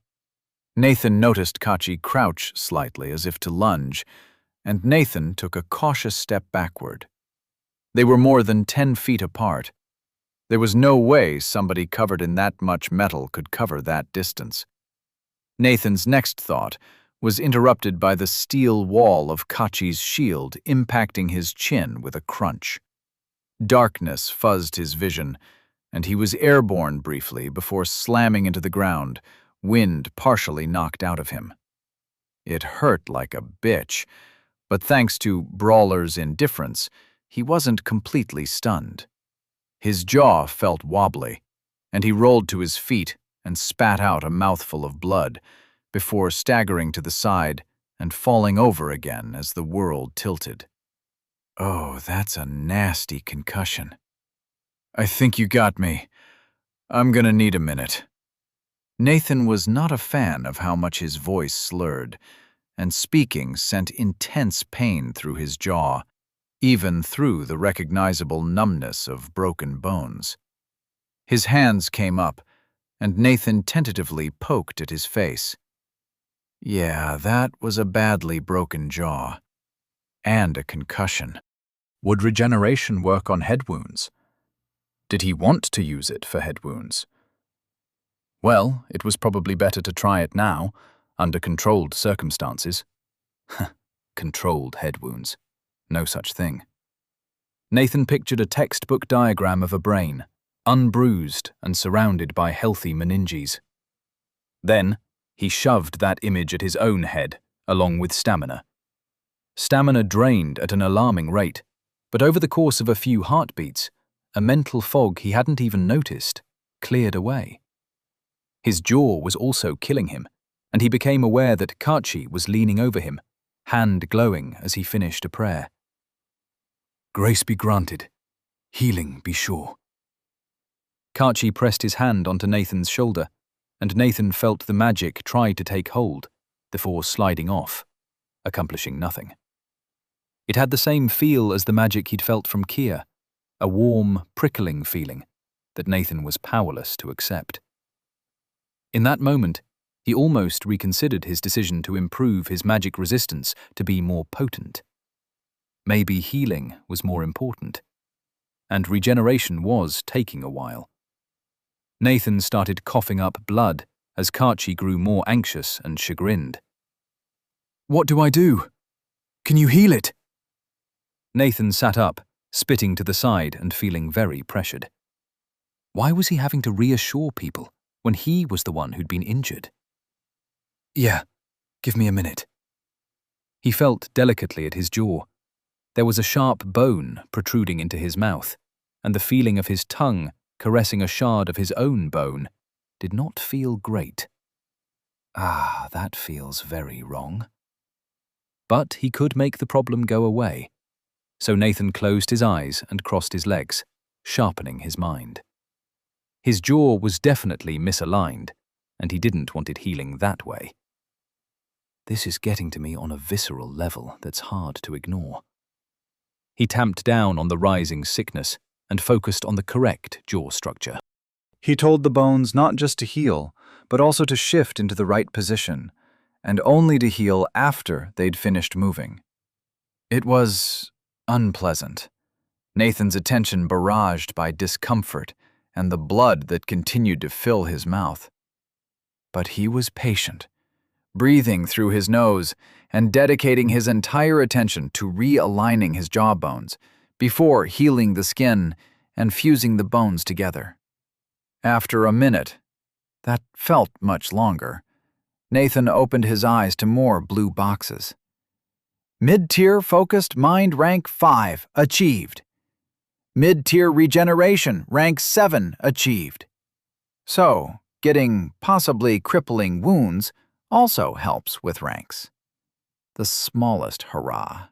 The rest of the heirs were grouped around him, looking various degrees of aloof or concerned. Stella ventured a question first. "Are you all right?" Nathan cracked his jaw. Thankfully, it was back to normal. "Yeah, I think so. Anybody got some water? My mouth is full of blood." Sarah handed him a water skin, and Nathan washed himself and spat a few times, gargling and then drinking to get the sticky feeling out of his throat. Then he handed the water skin back to Sarah with a nod of thanks, before standing and turning to Kachi. "This is going to need to be handled carefully." "You sure got me with that one. I didn't know you could move that quick." "Nice. But I got a question. Does your healing realign bones, or just heal things as they are?" Kachi scuffed the ground with his foot, looking away. "It depends on the prayer. Mom always taught me to check for misaligned bones before healing somebody." His posture told Nathan that he hadn't used a prayer that realigned bones this time. But at least the big wolf folks' first response had been to panic and try to help, instead of just laughing at Nathan. Nathan nodded. "It's a good thing I was immune to your healing, or I probably wouldn't be able to talk right now. We'd have to carefully re-break my jaw, set it, and re-heal it. Not fun for anybody." Just be careful with that next time. Just because somebody's hurt it doesn't mean healing them is always the right action, yeah? Kachi looked up at him and grimaced. "You are right. It was just... You were hurt. It was my fault and I could help, so I didn't think about it as I should have." Nathan shrugged. "No harm, no foul." As much as I got my face beat in, I think I won that round in the social arena. Kachi nodded. Shall we go again? His eyes had narrowed and looked a bit predatorily at Nathan. Maybe Nathan had rubbed his nose in it too much. To Nathan's surprise, Stella came to his rescue. No, definitely not. Nathan is going to sit down, and you slackers are going to do the training you were supposed to be doing. Sarah, make it a good one. She glared at Kachi. Stella guided Nathan to a set of benches at the back of the range, where he sat and watched Sarah hurling weapons at Aal and Kachi. Her hands flickered in and out of her pouch, each time a new weapon in hand. They all quickly went downrange at the two fighters. The variety of weapons was amazing, as well as the speed and accuracy at which they flew. Nathan noticed that all of the weapons were blunted. Nonetheless, arrows, hatchets, knives, and javelins all went clattering downrange. If you can dodge a wrench. Aal acted similarly, pulling out weapons from his own pouch with each movement to counter his sister's attacks. He swatted a hatchet from the air with one of his own, then produced a small shield to catch an arrow before sidestepping a javelin. It would have been more efficient just keeping the shield, but the slim man was clearly practicing swapping weapons for each threat. Meanwhile, Kachi's job looked easier. He was hunkering behind his shield, shifting it to catch and deflect ranged projectiles. It definitely wasn't trivial, as Nathan noticed that whenever he took his eyes off Sarah, she'd hurl something into the sky, so it would come down atop his head unless he adjusted his shield or sidestepped. She also sent the occasional projectile at his feet, forcing him to slam the shield down or skip backwards. It was almost comical, seeing the enormous warrior in plate armor shuffling in place as blurs of metal came from multiple angles. Nathan's stamina was at 95 over 350, so he asked Stella if she had any snacks. She smirked, reached into a pocket of her robes, and handed him a set of pastries that looked identical to the ones Nathan had eaten that morning. They were pristine and still warm. He looked at her robe with surprise. Better keep me away from that. I think I'll break any magic items that I'm too close to. Stella looked at him with alarm. She'd been edging a bit closer to him, but reversed course and scooted further down the bench. Hear me. That talent's powerful, but I'm definitely not jealous anymore. Can't be healed, can't use magic items? Not even as a joke. She shuddered a bit. They sat in silence for a little while, watching as Sarah finally emptied her pouch of practice weapons. Once she was finished, they gathered up the projectiles while Kachi healed a few bruises and scrapes. Nathan hopped up to help, grabbing a few daggers and hatchets. They were all badly scuffed and dented, more like discards from a forge than actual weapons. He watched Sarah dump the weapons into the pouch, shaking his head. The item must have sorted and cleaned them as well, since she wasn't being careful to avoid getting sand in there. Wild. He handed off his gathered items. Sarah looked up at him. She'd been the most aloof thus far, but Nathan didn't get a sense of dislike, merely that she hadn't taken the lead here. Thanks. Do you want to go? I can go gentle. Nathan considered. He could do it. Being willing to get clobbered again would probably improve his reputation with the heirs, but he just didn't want to. His jaw didn't hurt anymore, but the memory of the pain was still there, and he just didn't want to take more risks. Not today. So he blew out a breath and responded, Thanks for the offer, but not today. There's something I want to talk to Artha about before I try dodging things. Sarah cocked her head at him. Artha Footspeak? Stanel, our dad, says he's one to trust true. What's he teaching you? Nathan blinked. Yeah, that's him. The giant raiders saved me from Giant's Rest, and he's teaching me the path of rage. The black-haired girl was clearly surprised. That's rare. She turned to call to Arl, who was gathering javelins that had flown past him during the target practice. Hey, Arl, don't you know Nathan's getting taught the path of rage by Artha Footspeak? Arl grunted, looking Nathan up and down again. That's a surprise. They guard those insights. He'll have to answer to the clan for that. He turned to Nathan. What could have made him agree to that? Nathan scratched the back of his neck. If it's so valuable, I don't know if that's something I should share. To his surprise, everybody seemed to accept that explanation. The culture here really did get behind hoarding insights and disapproved of even the hint of prying them out of people. He and Stella sat and watched as the rest of the heirs resumed their practice. After just a few minutes, Stella sat back up and started throwing magic at Arl and Kachi, forcing them to dodge or shelter from various small bolts of fire or force.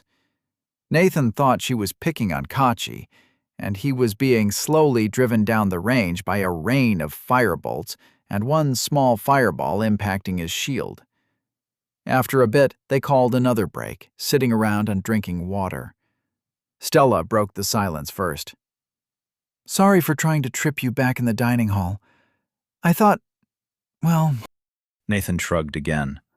Holding on to grudges against these people wouldn't get him anything. They'd been jerks, but the culture here seemed rooted in proving one's strength. And honestly, it made sense. If you were adventurers going up against Giants' Rest and monsters, you had a lot more excuse to be macho than high school football players did.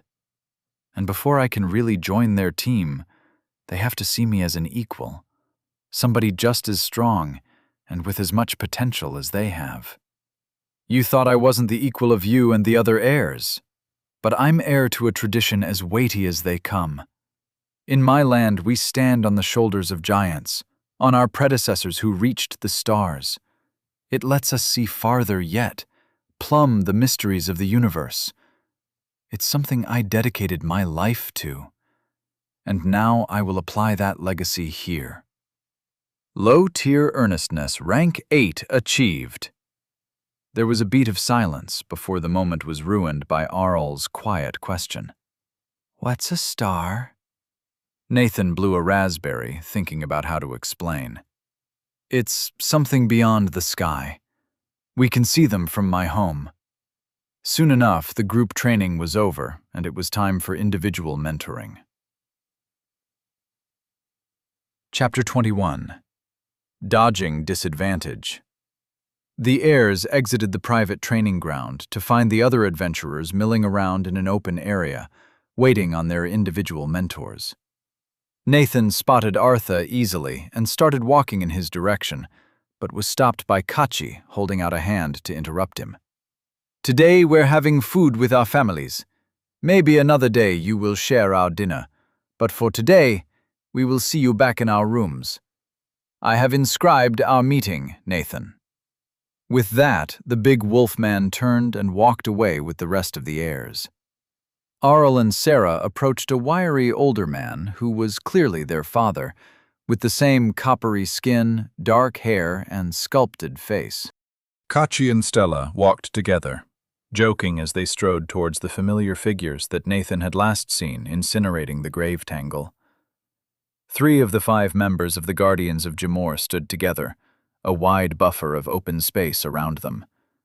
Kia was in full plate armor, with the giant greatsword stuck diagonally on her back. Her helmet was off, but it was hanging off her belt and in easy reach. Nathan watched Kachi approach and respectfully greet her, and she responded by jerking her head for him to follow.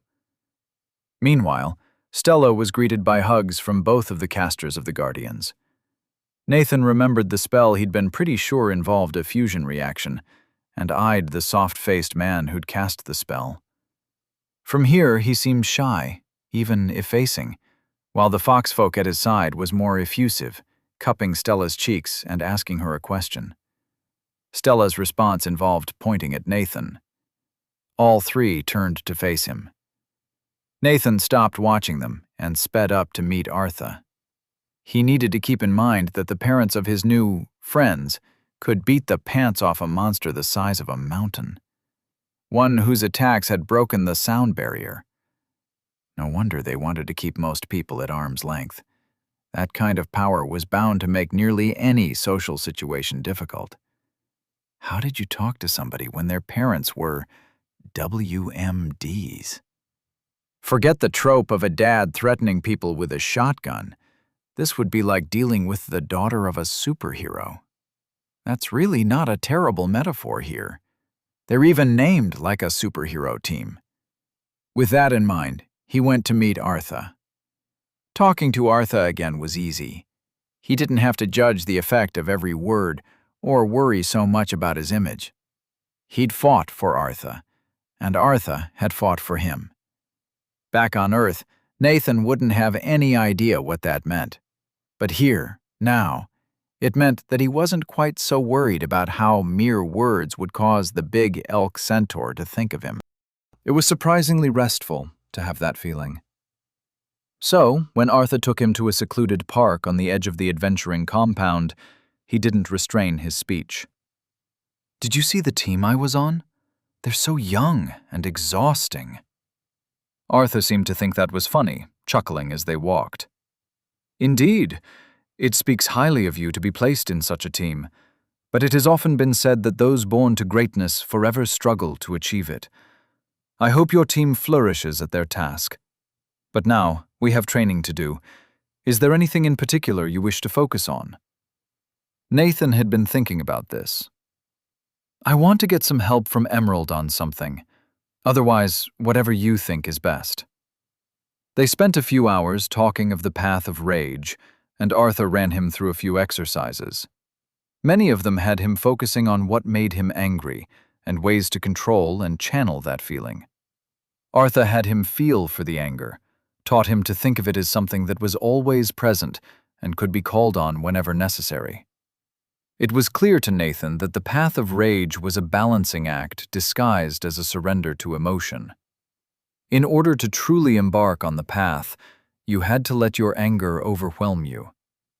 However, you could still shape the path that the anger took, like guiding a raging torrent down certain channels. Nathan was glad he had Artha to teach him. There was an art to this not unlike his guided meditation. It was purpose without thought.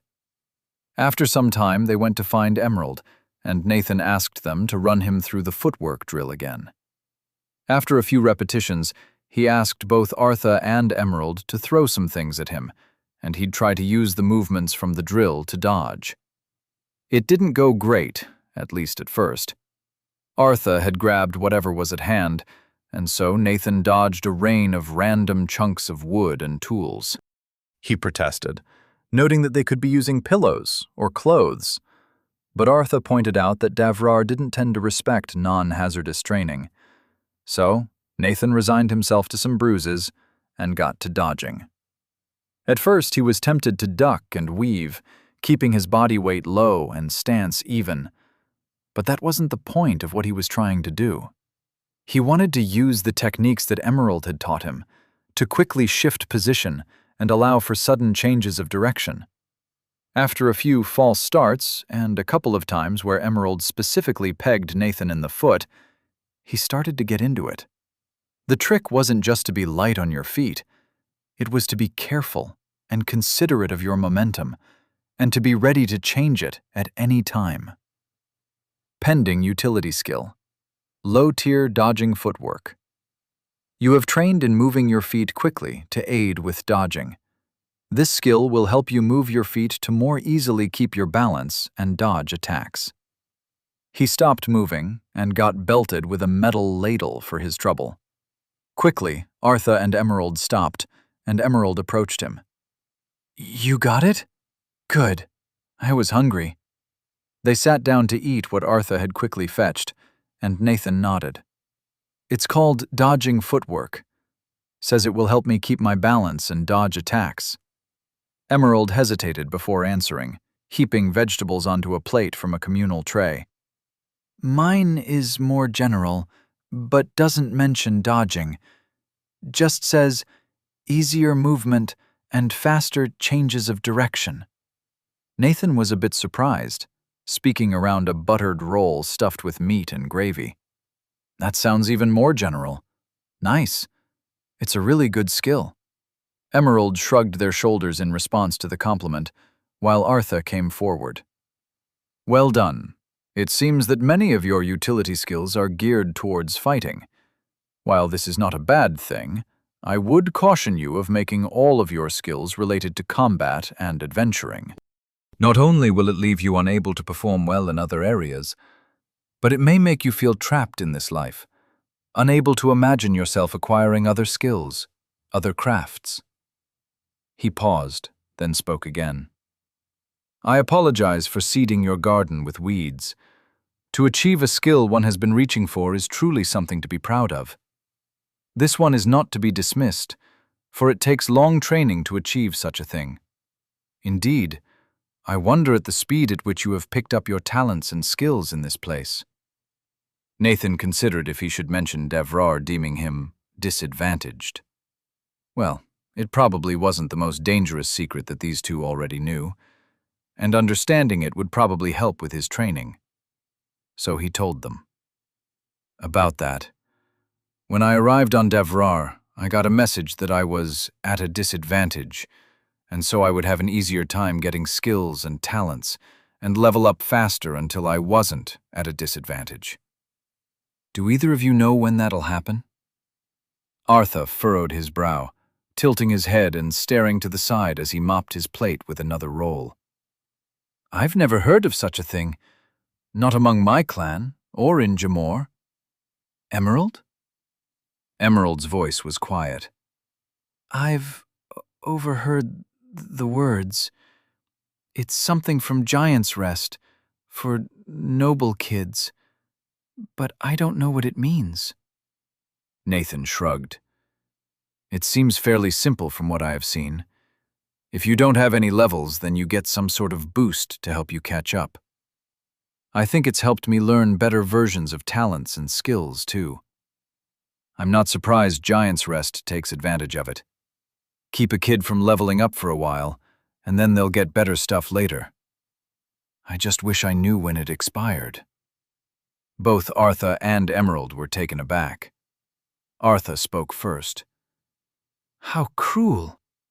Children level slowly if properly cared for, and it is considered the mark of a precocious child that they level quickly. To keep them unleveled entirely, I cannot imagine it to be kind. The big elk man looked morose for a moment, then took a deep breath and continued. But I do not know when this will expire. The next milestone is level 27, and that level is required for any proper adventurer. It is sometimes said that the time between level 9 and 27 is the most dangerous in anybody's life, for Devrar rewards risk above all, and it is many levels to cross without the benefit of 6 full-class skills. It would not surprise me if that is where you will lose this disadvantaged trait. Nathan nodded, frowning.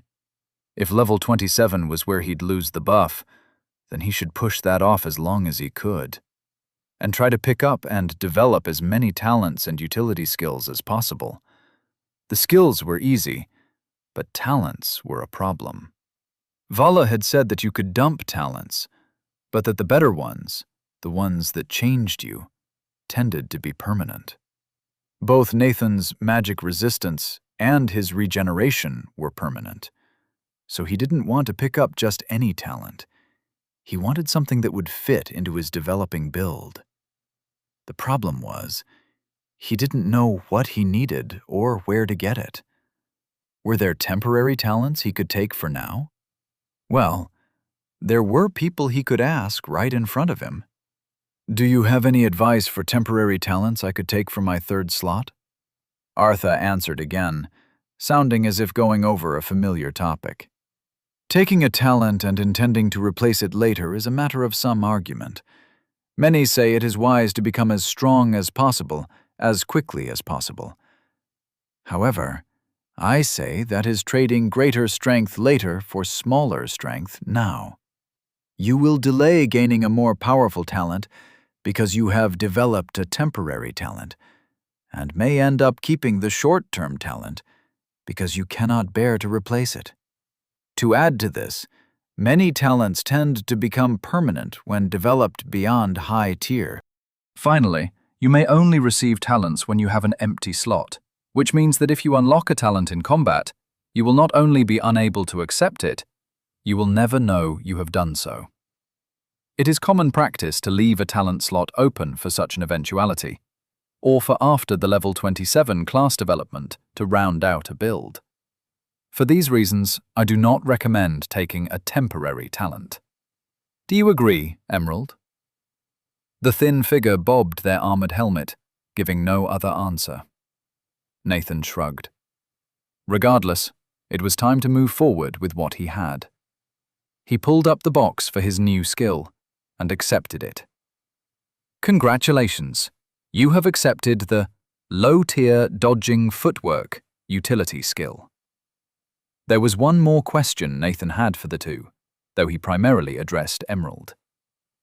Should I try to get armor? I took a heavy blow earlier during training, and it seems like I should wear armor. Emerald started nodding, their helmet reflecting the light. Armor is good. I can introduce...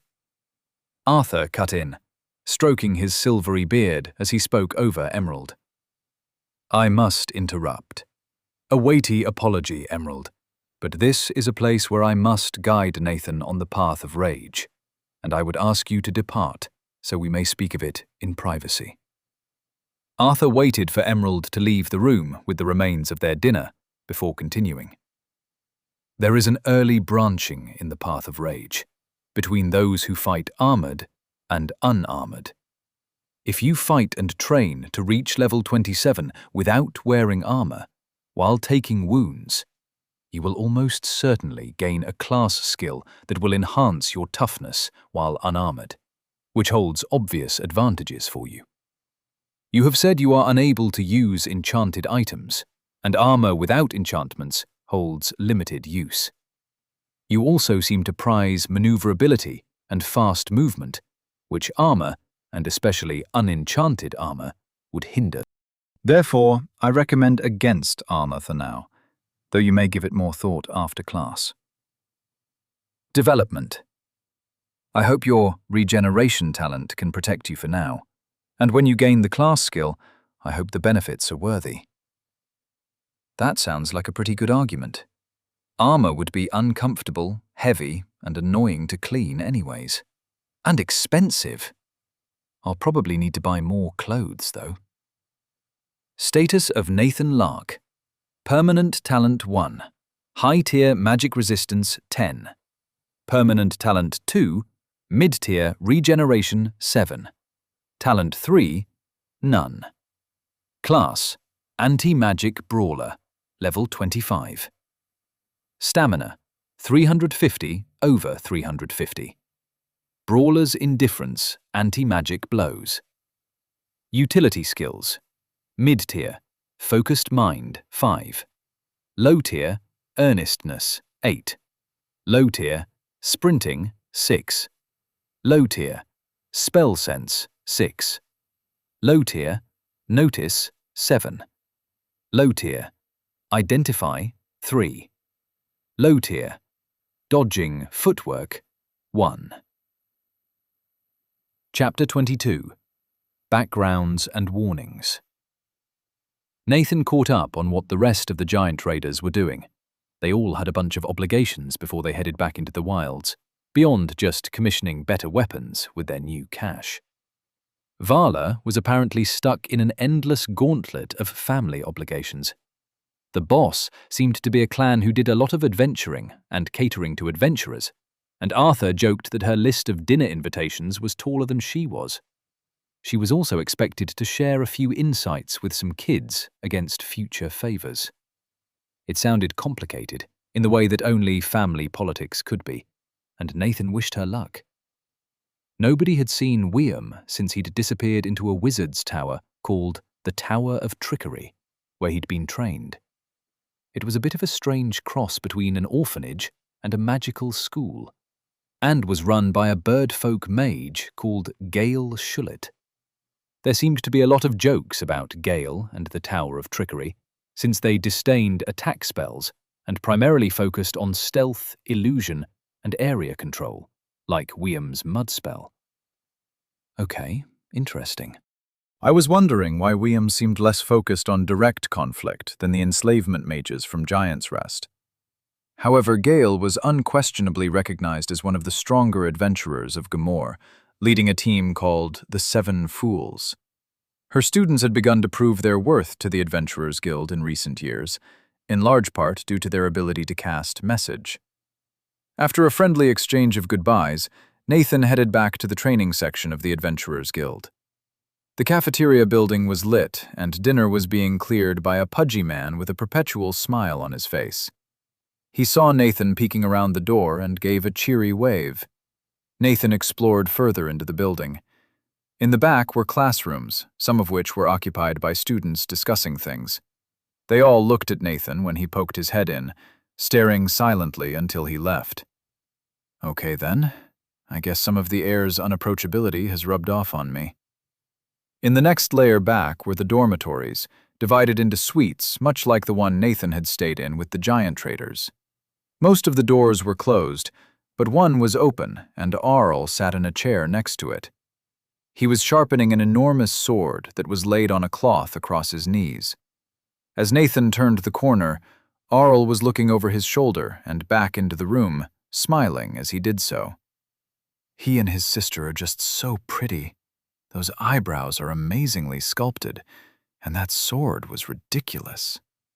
Arl spotted him and stood, hefting the blade and slowly feeding it into his pouch. It was taller than Nathan was, much less Arl. Damn, with that much blade, no wonder it needed a lot of sharpening. As the wiry youth finished, he gestured for Nathan to follow him into the room. Sarah was sitting there, whittling what looked like arrow shafts. Arl spoke to Nathan. "We have returned early and expect the others back soon. Did your afternoon serve you well?" Nathan nodded. "It did. Arthur is a good teacher, and Emerald taught me a skill." He pointed to Sarah. "I'll be ready for that dodging practice tomorrow." She smiled. "Good. I'm looking forward to another person's movement to practice against.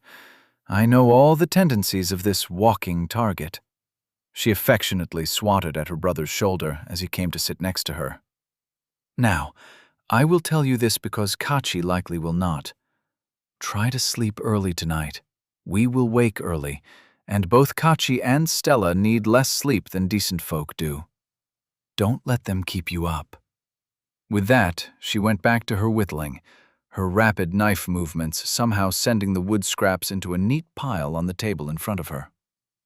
Arl looked put out. "Ah, you warn him of what Kachi will do, while we had to suffer it firsthand. He should have stumbled through his first full day with half a night of sleep as we did. It would be good practice." Sarah pointed her knife at him. "Beware this mean streak of yours, brother. It will be your undoing." But she tilted her head and waggled her eyebrows as she said it, which seemed to lessen the blow. Arl only laughed. Nathan spectated their interplay, amused. The two definitely seemed close.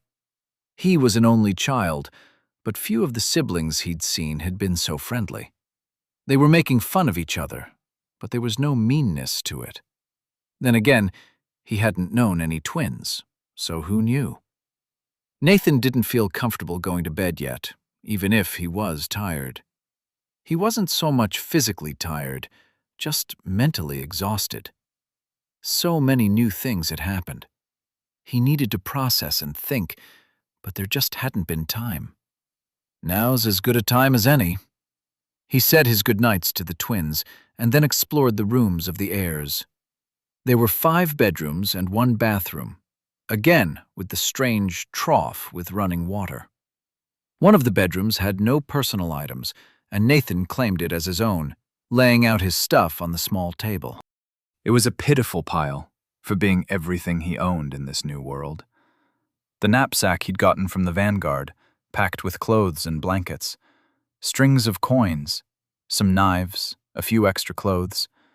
Back home he'd felt secure with his phone and wallet. It had been comforting to know that as long as he kept those 2 items, he'd manage decently well anywhere with civilization. Anywhere on Earth, that was. But all of that had been stripped away by Teol's spell. Now this meager pile of possessions was all he owned. However, it gave him a similar sense of security. He was starting to develop his place in this world, especially the coins. Starting from nothing, pulling myself up by my bootstraps. I'm such a capitalist. So much of it had been due to his friends here. He'd found allies and a purpose. The money and belongings were incidental. In general, life was less comfortable than it had been back on Earth, but Nathan wasn't sure he regretted the change. Life on Devrar was dangerous and often short, but Nathan remembered the intoxicating thrill of the fights he'd been a part of. Life here was exciting and adventurous. The night sky was a world, and Devrar was chock full of secrets to be explored, new things to learn. The extreme sports Nathan had done felt like child's play, a facsimile of the rush that was a real fight. There was no chair, so Nathan sat on the bed to meditate. He glossed over his experiences of the day. There was no rush, just examining each thought in turn until there was nothing left. Then Nathan focused on the breath until his mind felt clear. He began to examine the flow of his feelings. What did he feel like? After the last few days, he should be flushed with stress hormones, sick to his stomach. But he wasn't. He felt invigorated, strong. And underneath it all, like a hidden flame in the center of his being, was a banked ember of anger. Nathan examined that anger, studying it thoroughly. In this meditative state, he could dedicate the time to investigate. Why was he angry? What was the source? Was it justified? He remembered his introduction to Giant's Rest, the damning words from Teol's own mouth that had led Nathan to oppose him. Then there was the mindfuckery that he'd barely escaped. That had made it personal. And when Nathan had broken his restraints, Teol had cringed and fled. Coward. Fleeing the moment consequences could threaten him. Nathan breathed out, feeling like fire was escaping with each breath.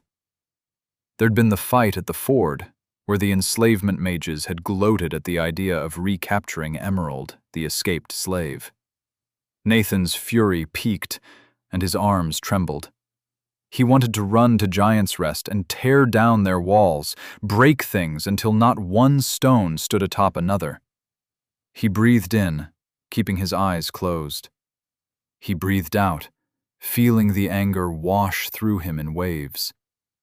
It felt purifying. It felt like it gave him strength.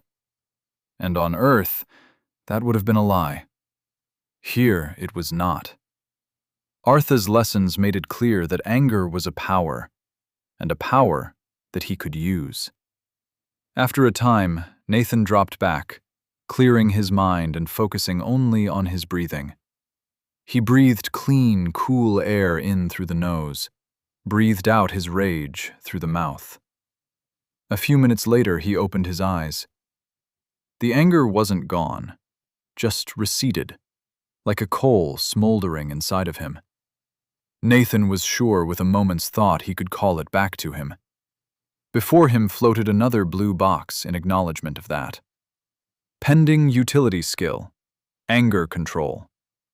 You have demonstrated excellent control over your anger. This skill will help you control your anger in the future, allowing you to control your rage and direct it as you see fit. Artha had warned him about this. It could be a useful skill to somebody on the path of rage, to be sure. Nathan would have been wary of taking it, because it gave Devrar control over his emotions. But Artha had further cautioned him against it. His tribe had learned that those who took skills to control their rage ended up weakened.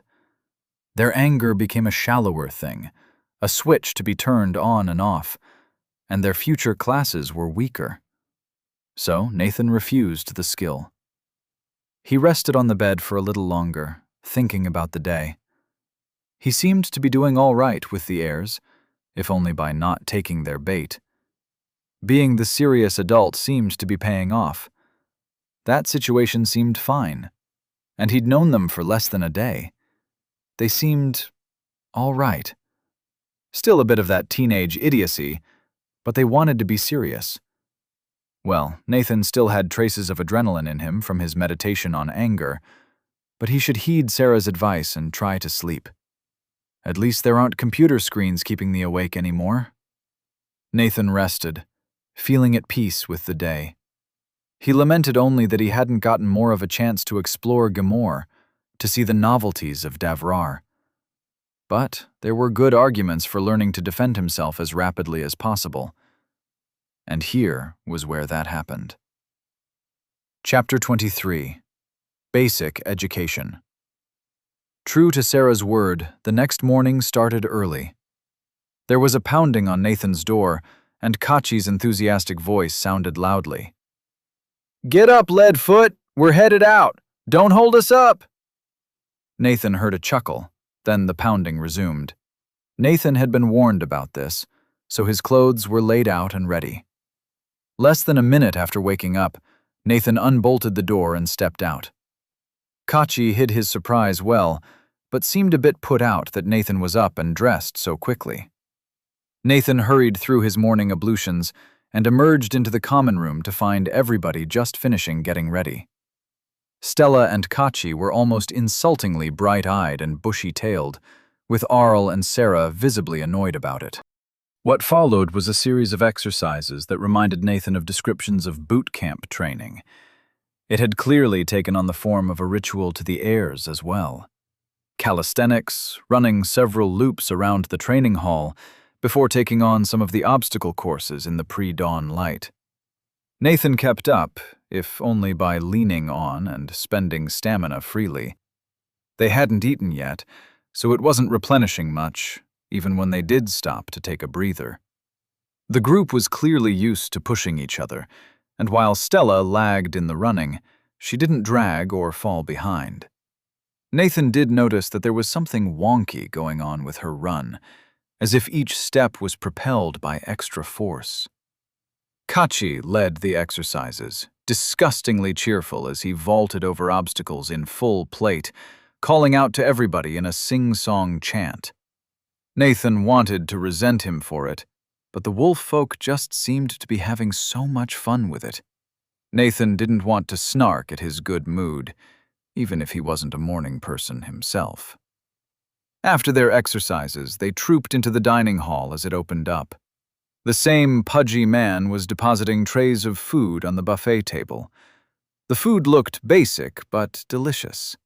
Meat, eggs, starchy tubers, and piles of vegetables in a rich gravy. The chef winked at them, wiping his hands on a stained apron as he walked out the door to fetch another load. The heirs loaded up their plates and sat at the same central table as before. Nathan asked the heirs to stash food in their various magical holding items for him to use later, and they acquiesced with humor. Kachi joked that he wished he could replenish his faith resource by eating instead of praying. But then he smugly mentioned that faith allowed for miracles, and he didn't see stamina pulling off any of those. Nathan waved his left arm at Kachi dismissively. "I think regrowing an arm is pretty miraculous." Other teams were filtering in, but it didn't seem like anybody else had the morning exercise routine of the heirs. Nathan asked about it, and apparently Kachi had inherited it from his mother. The parents of the other heirs had leaned on them to participate, and now it was a habit. Stella did an impression of her father extracting a promise from her, clasping her hands in front of her before softly and seriously saying, "For no matter the power of the mage, sometimes it is smart to run away very quickly. And you can't fly yet, so you can't use that as an excuse like we can." Nathan noticed that he wasn't sore after the morning's exercises. Probably regeneration, healing his muscles. Nathan wanted to find out if that strengthened them or not, but it was something he'd need to keep an eye on over time. Maybe tomorrow he should bring a snack and try to test it out. Next, they were off to classes and bid each other farewell. Nathan headed to his lesson on reading and writing and received some ribbing for needing to learn to read. His response was sarcastic. "I know how to read and write perfectly well, thank you very much. Just not in whatever the local language is. You don't even use the characters I'm used to. Very rude. You should just use the 26 characters I'm used to." Nathan spent a few hours with Velik, the clerk who had taken him to the guildmistress, learning the characters of the local system. It was a phonetic alphabet with only 20 characters, but there were 4 modifiers that could be used to change some pronunciations enough that it was closer to 35. At least the modifiers were standardized. In fact, the alphabet seemed less like something that had evolved naturally and more like something somebody had designed at some point. There weren't as many idiosyncrasies as there should have been in a naturally evolving language, and the use of the 4 modifiers was too systematic. So? I don't exactly have proof, and even if I did, it doesn't mean a lot. The Korean alphabet was also designed by some king who decided to design it from the ground up to be easy to use. It worked, too. Nathan was just glad it wouldn't be too difficult to properly learn the language Tail's spell had taught him to speak. After that, Nathan was reunited with the heirs in a large room with all of the other trainees for their next class. Jolba stomped into the room, freezing side conversations with a stern look, and lectured them on the rules of adventurers. It was a dry list of responsibilities, expectations, and privileges, but Nathan found the new information fascinating. As adventurers, they were neither free agents nor entirely in service to Jamor.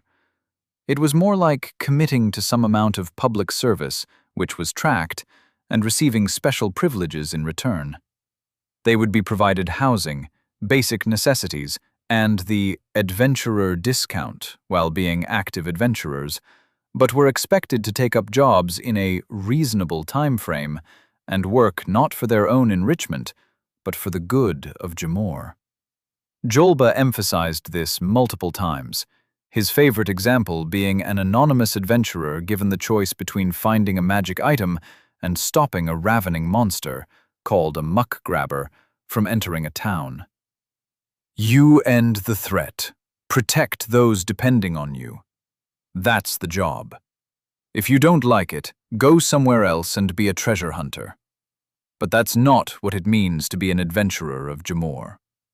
From context, and some nearby mutters, Nathan gathered that these weren't old traditions.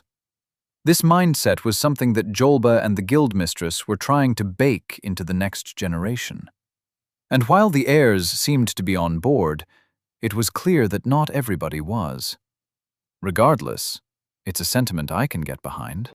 This isn't my city, and I don't understand all the complexities here. But the general culture seems pretty obsessed with machismo, and I'm in favor of people trying to change that. Macho behavior doesn't usually translate to responsible conduct. The rest of the day proceeded much like the previous one, with Nathan settling further into the group. He was still an object of attention, but the trials of the previous day had mostly settled the heirs' doubts. When Kachi tried to suggest another spar, Stella shut him down hard and announced that Nathan would practice with Sarah. She proposed an alternate plan. "Yeah, you big, strong warriors should hammer away at each other with your oversized hunks of metal. It's what you're good at." Sparring with Sarah was a learning experience for Nathan. He'd sparred in martial arts, but it had been with pads and for points. And while the lessons applied, the availability of easy healing made this an altogether different experience. They fought to surrender or incapacitation, and it should have been a grueling, awful experience. Sarah wasn't being brutal, and she was pointing out his mistakes, but she also wasn't holding back. Nathan had his wrists broken, his ribs cracked, and his nose crushed more than a few times. And regeneration made the experience rather tolerable. He could ignore the pain and shock of the injuries to continue the fight while quickly healing the damage. Before long, he was digging into the stashes of food to replenish his stamina. Nathan wasn't entirely sure why he could just keep eating and replenish stamina. But no argument here. There was plenty of food, and it was well spiced enough that Nathan wasn't getting bored of it. If I keep eating food this spicy, maybe I'll pick up a talent for fire breathing. At first, Nathan held back his more vicious blows. But over time, he learned that Sarah was superhumanly fast and flexible. So he restrained himself less, taking openings for crippling blows as they were presented. Going all out felt great, and Nathan was thrilled by the spar. It wasn't the same all-consuming rush as his earlier life-or-death fights, but it had a bit of the same taste, a taste he hadn't felt in spars at home. Those had been dominated by the need for safety. After adjusting, Nathan started landing hits on Sarah. His larger build and use of stamina made his blows hit hard, and Sarah had to be careful to properly block or dodge nearly every one of his attacks. Between rounds, Stella healed minor injuries like bruises and black eyes, though she was visibly uncomfortable doing it. She frowned at Sarah's face as one particularly nasty black eye diminished. Nathan took the opportunity to ask, "Stella, what's going on? Is there anything wrong with the healing?" She shook her head, continuing to watch the progress of the spell. "No, it's just that the curing spells are Devrar's. You channel basic mana in a specific shape, and then the person heals. It's really not magic, it's like a cheat. A lot of mages don't notice, but there's no way this mana shape is doing the healing. You can tweak the curing a little bit with the right inputs, but the changes make no sense, aside from more mana making the healing faster. It's like you're tying a useless knot with mana, but then a wound heals." The mage glared at the spell as if it personally offended her. "The magic doesn't make sense. My mom tells me that it'd be impossible to heal people without it, but I don't like having no idea how the spell actually works. Kachi's faith is better at this kind of nonsense anyway, but Mom says I need to practice. It's just that there's no rhythm behind this spell, and I don't know why some things work better than others. I like to understand why my spells do what they do." Nathan nodded. That frustration made sense to him. But so did Devrar's guidance of healing spells. Bodies were complicated, and healing a wound in seconds was very different from detonating out mana like a fireball. This was exactly the kind of interesting puzzle Nathan would love to tackle. If he used magic, which he did not. So he smiled sympathetically and said, "Yeah, that sounds frustrating. Maybe it just takes time to become comfortable using the spell on injuries." Stella shrugged at his words, clearly wanting to avoid the topic. She went back to healing the injury, carefully gazing into Sarah's eyes to be sure there wasn't any lasting damage. Then they went back to training. Low-tier dodging footwork 2 achieved! Only Nathan's lowest rank skill had gotten better, but he'd been warned about that. While this training was somewhat dangerous, it barely counted to Devrar. On the other hand, Nathan had definitely learned more about taking and dealing blows personally, even if Devrar hadn't rewarded him for it. This practice had been so much more visceral than sparring. Nathan felt like he was getting a handle on the sudden bursts of rapid movement involved when people fought to injure and maim. There wasn't that moment of hesitation involved where a strike was pulled or a kick was checked. He headed to training with Artha in high spirits, and the Elkman talked Nathan's ear off about the path of rage. Nathan was approaching his second-class development. It was even possible that he'd hit level 27 with a few months of dedicated training. But if a deadly fight happened, he was certain to hit that milestone. Therefore, Artha was trying to stuff years of accumulated knowledge and practice into Nathan before that happened, so he'd be most likely to get the best class he could get.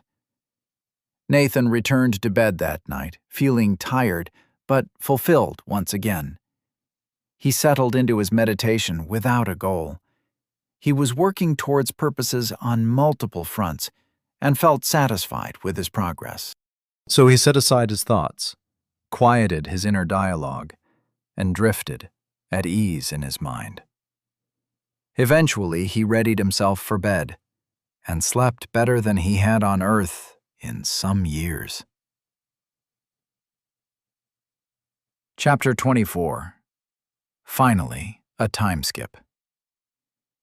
Over the next several days, Nathan's interactions became more cordial with the other members of the heirs. He didn't complain at their strenuous exercise and practice, and joined in to push them forward as he adapted to the schedule. In fact, he started pushing harder than any of them. Nathan started requesting that they squirrel away extra food in their dimensional bags so he could replenish his stamina. They made fun of him for it. Sarah was kind, and to some extent the most relatable.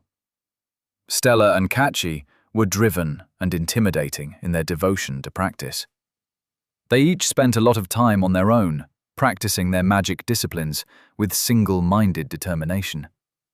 This also translated to spending more evenings with their parents, undergoing specialized training, or just spending time with family. Therefore, Nathan spent several evenings hanging out with Sarah and Al, trading jokes with Sarah about their schooling and practice, as Al dourly maintained his arsenal, or joined his sister in whittling new weapons. Al could be a bit brooding, and tended to avoid conversation unless forced to engage.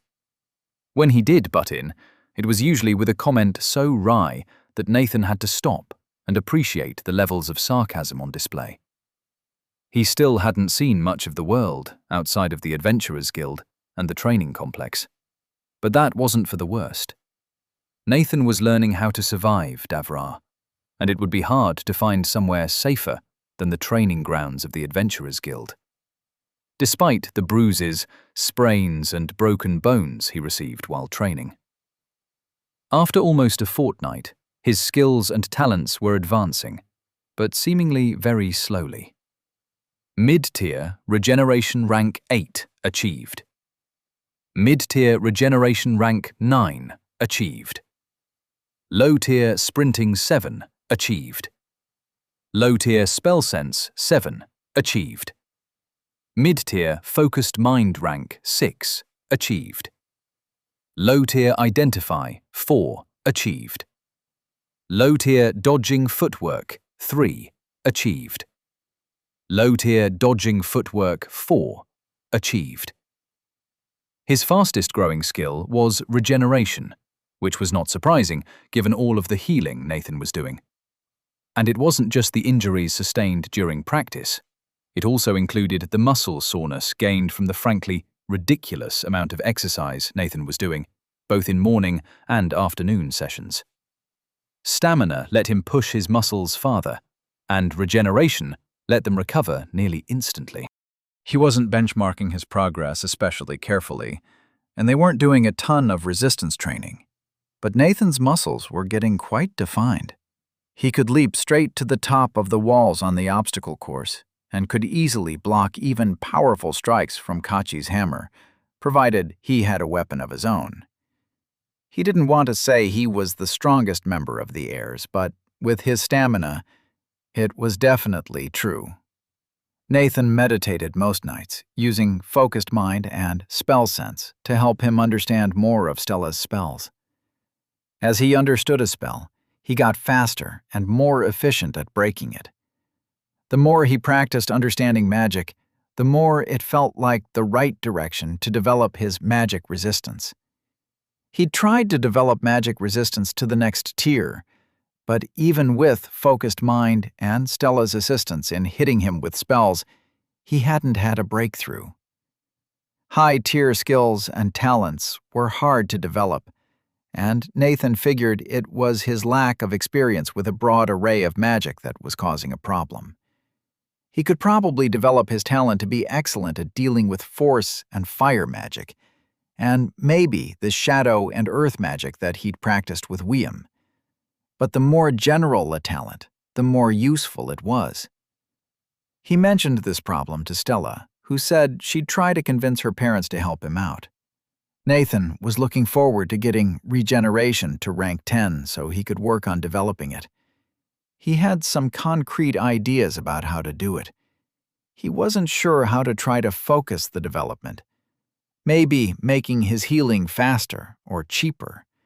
He could probably angle the regeneration that way by focusing on either more cells differentiating or by guiding the process more with his understanding of what differentiation entailed. Alternatively, if his focus was on using regeneration in a fight, then maybe it would be better to make it automatic so he didn't have to focus attention to heal. He was also well aware that he was weak to poisons. However, that was enough divorced from the insight of guided cell differentiation that underlaid his regeneration that his talent would need to be past high tier to handle it. Regardless, he had to wait for the talent to rank up, which was proceeding slowly. His reading lessons with Velik had been going reasonably well. After a few days of study, he'd been offered the low-tier reading skill. Nathan had almost declined it without a second thought. He didn't need to spend a precious skill on reading. Reading was something he could manage on his own without any Davrar-granted assistance, thank you very much. Then he'd given it another thought. If he developed the skill, he could learn to read incredibly quickly, and maybe even develop it to read other languages, or there was a lot of potential, and Nathan wasn't sure of the limits. He hadn't learned any details about what was possible with a reading skill from Velik or Artha. In the end, he left it open. The biggest problem was that there didn't seem to be all that many books around. He also probably didn't have too many utility skill slots left and wanted to be careful how he assigned them going forward. But if he had a free slot, then reading was certainly something to consider. A few days later, Nathan approached one of his mentors about it. "Artha, what are the rules for acquiring utility skills?" The big elk man looked down at Nathan with a thoughtful expression. "Davrar will offer a utility skill for a task you are already proficient in. This is especially true if you are using the skill to help with a dangerous situation. However, Davrar is unlikely to offer you skills similar to those you already possess." He thought for a moment longer, staring off into space. "Such lessons are basic, and I often forget you were not taught in childhood. Skills usable in combat are more difficult to acquire, and skills become harder to gain the more of them you have. Trying to get a skill will make you more likely to get it. It is rather uncommon for any but a child to be offered a skill they were not working for. Or those who are disadvantaged, apparently." He gave Nathan a slight nod before begging off. "I must return to the hall, for I am to meet a young treeborn new to the city. Farewell, Nathan." Jolba's classes in the mornings were another great source of knowledge for Nathan. The grizzled adventurer didn't always teach. They'd had some other adventurers or clerks in for lessons on geography and the bestiary of different monsters around Gimor. They didn't teach much history. The closest thing was descriptions of the different kinds of dungeons they might face, along with some details about the cultures that had produced those ruins. Apparently, the cults of Quoz had been a necromantic cult that had built chapels and tombs over sites of mass death, suppressing and controlling the naturally occurring mana and undead that tended to issue from such places. They'd served to contain dangers and make the countryside safer, or at least they had. Now, many of their seals had broken or reached critical mass and regularly unleashed dangerous undead. They were widely considered some of the most dangerous dungeons around. In most cases, the deaths had happened so long ago that the sight wouldn't be magical if it wasn't for the quaz constructs perpetuating the death mana. It was possible to enter and safely dissipate the necromantic mana before destroying those dungeons. However, the job was dangerous, especially if the built-up mana went out of control over an ancient mass grave. Nathan had had a front-row seat when the Grey Moon Order had failed to prevent that in a monastery of Quaz on Delve Day. It wasn't exactly front row, but even the nosebleed seats are too close to a mountain-sized monster. And what kind of death event leaves behind enough bodies for that? There's history there. But the cults of Quaz were just the first example. There were dozens of other types of dangerous ruins and dungeons.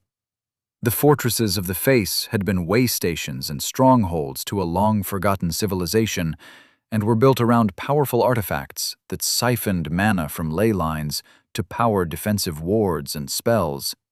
Only now, they were usually lairs of powerful monsters, or nests that had started feeding on that mana, gaining powers and aspects of their mana source. The Adrani Empire was another ancient nation that had heavily enchanted all of their buildings. The enchantments served to reinforce stonework, pump water, or summon armies of elemental or ghostly guardians, control automatic traps, and more. Dungeoneering was both an art and a science, where you used history and archaeology to understand the construction of ancient cities and fortresses built by paranoid architects with access to insane resources who wanted to ensure that their city-fortress research center would not fall. And they all fell anyway. Now, Davrar is covered with hundreds of miles of monster-infested wilderness strewn with dangerous ruins. That's not a good sign, is it? Finally, there were Nathan's lessons with Artha. They continued to be interesting, with a mix of theoretical concepts, mental exercises, and physical practice. Artha had described to Nathan some of what his clan knew, but there was a lot to cover. Typically, somebody had years to prepare for class developments. Artha described how the young members of his clan tended to gather around fires in the evening to hear elders teach them of the path. A lot of the knowledge was certainly useful, like avoiding armor to develop an unarmored defense skill, or to not take an anger management skill. Some of it was also likely superstitious. One such example was the practice of holding a body part close to a fire until it was almost, but not quite, burnt. According to Artha, the idea was to feel the resonance between fire and anger, and that it would help you improve the rage skill. Then he admitted that it was more a game that young Treeborn played to demonstrate how cool they were. Nathan wasn't planning on bothering with that one. The indicator of a class on the path of rage was a skill centered around consuming a class resource, usually stamina, in order to fuel a rage state. While active, the rage enhanced strength, speed, and toughness substantially. The trio of advantages was apparently a big deal.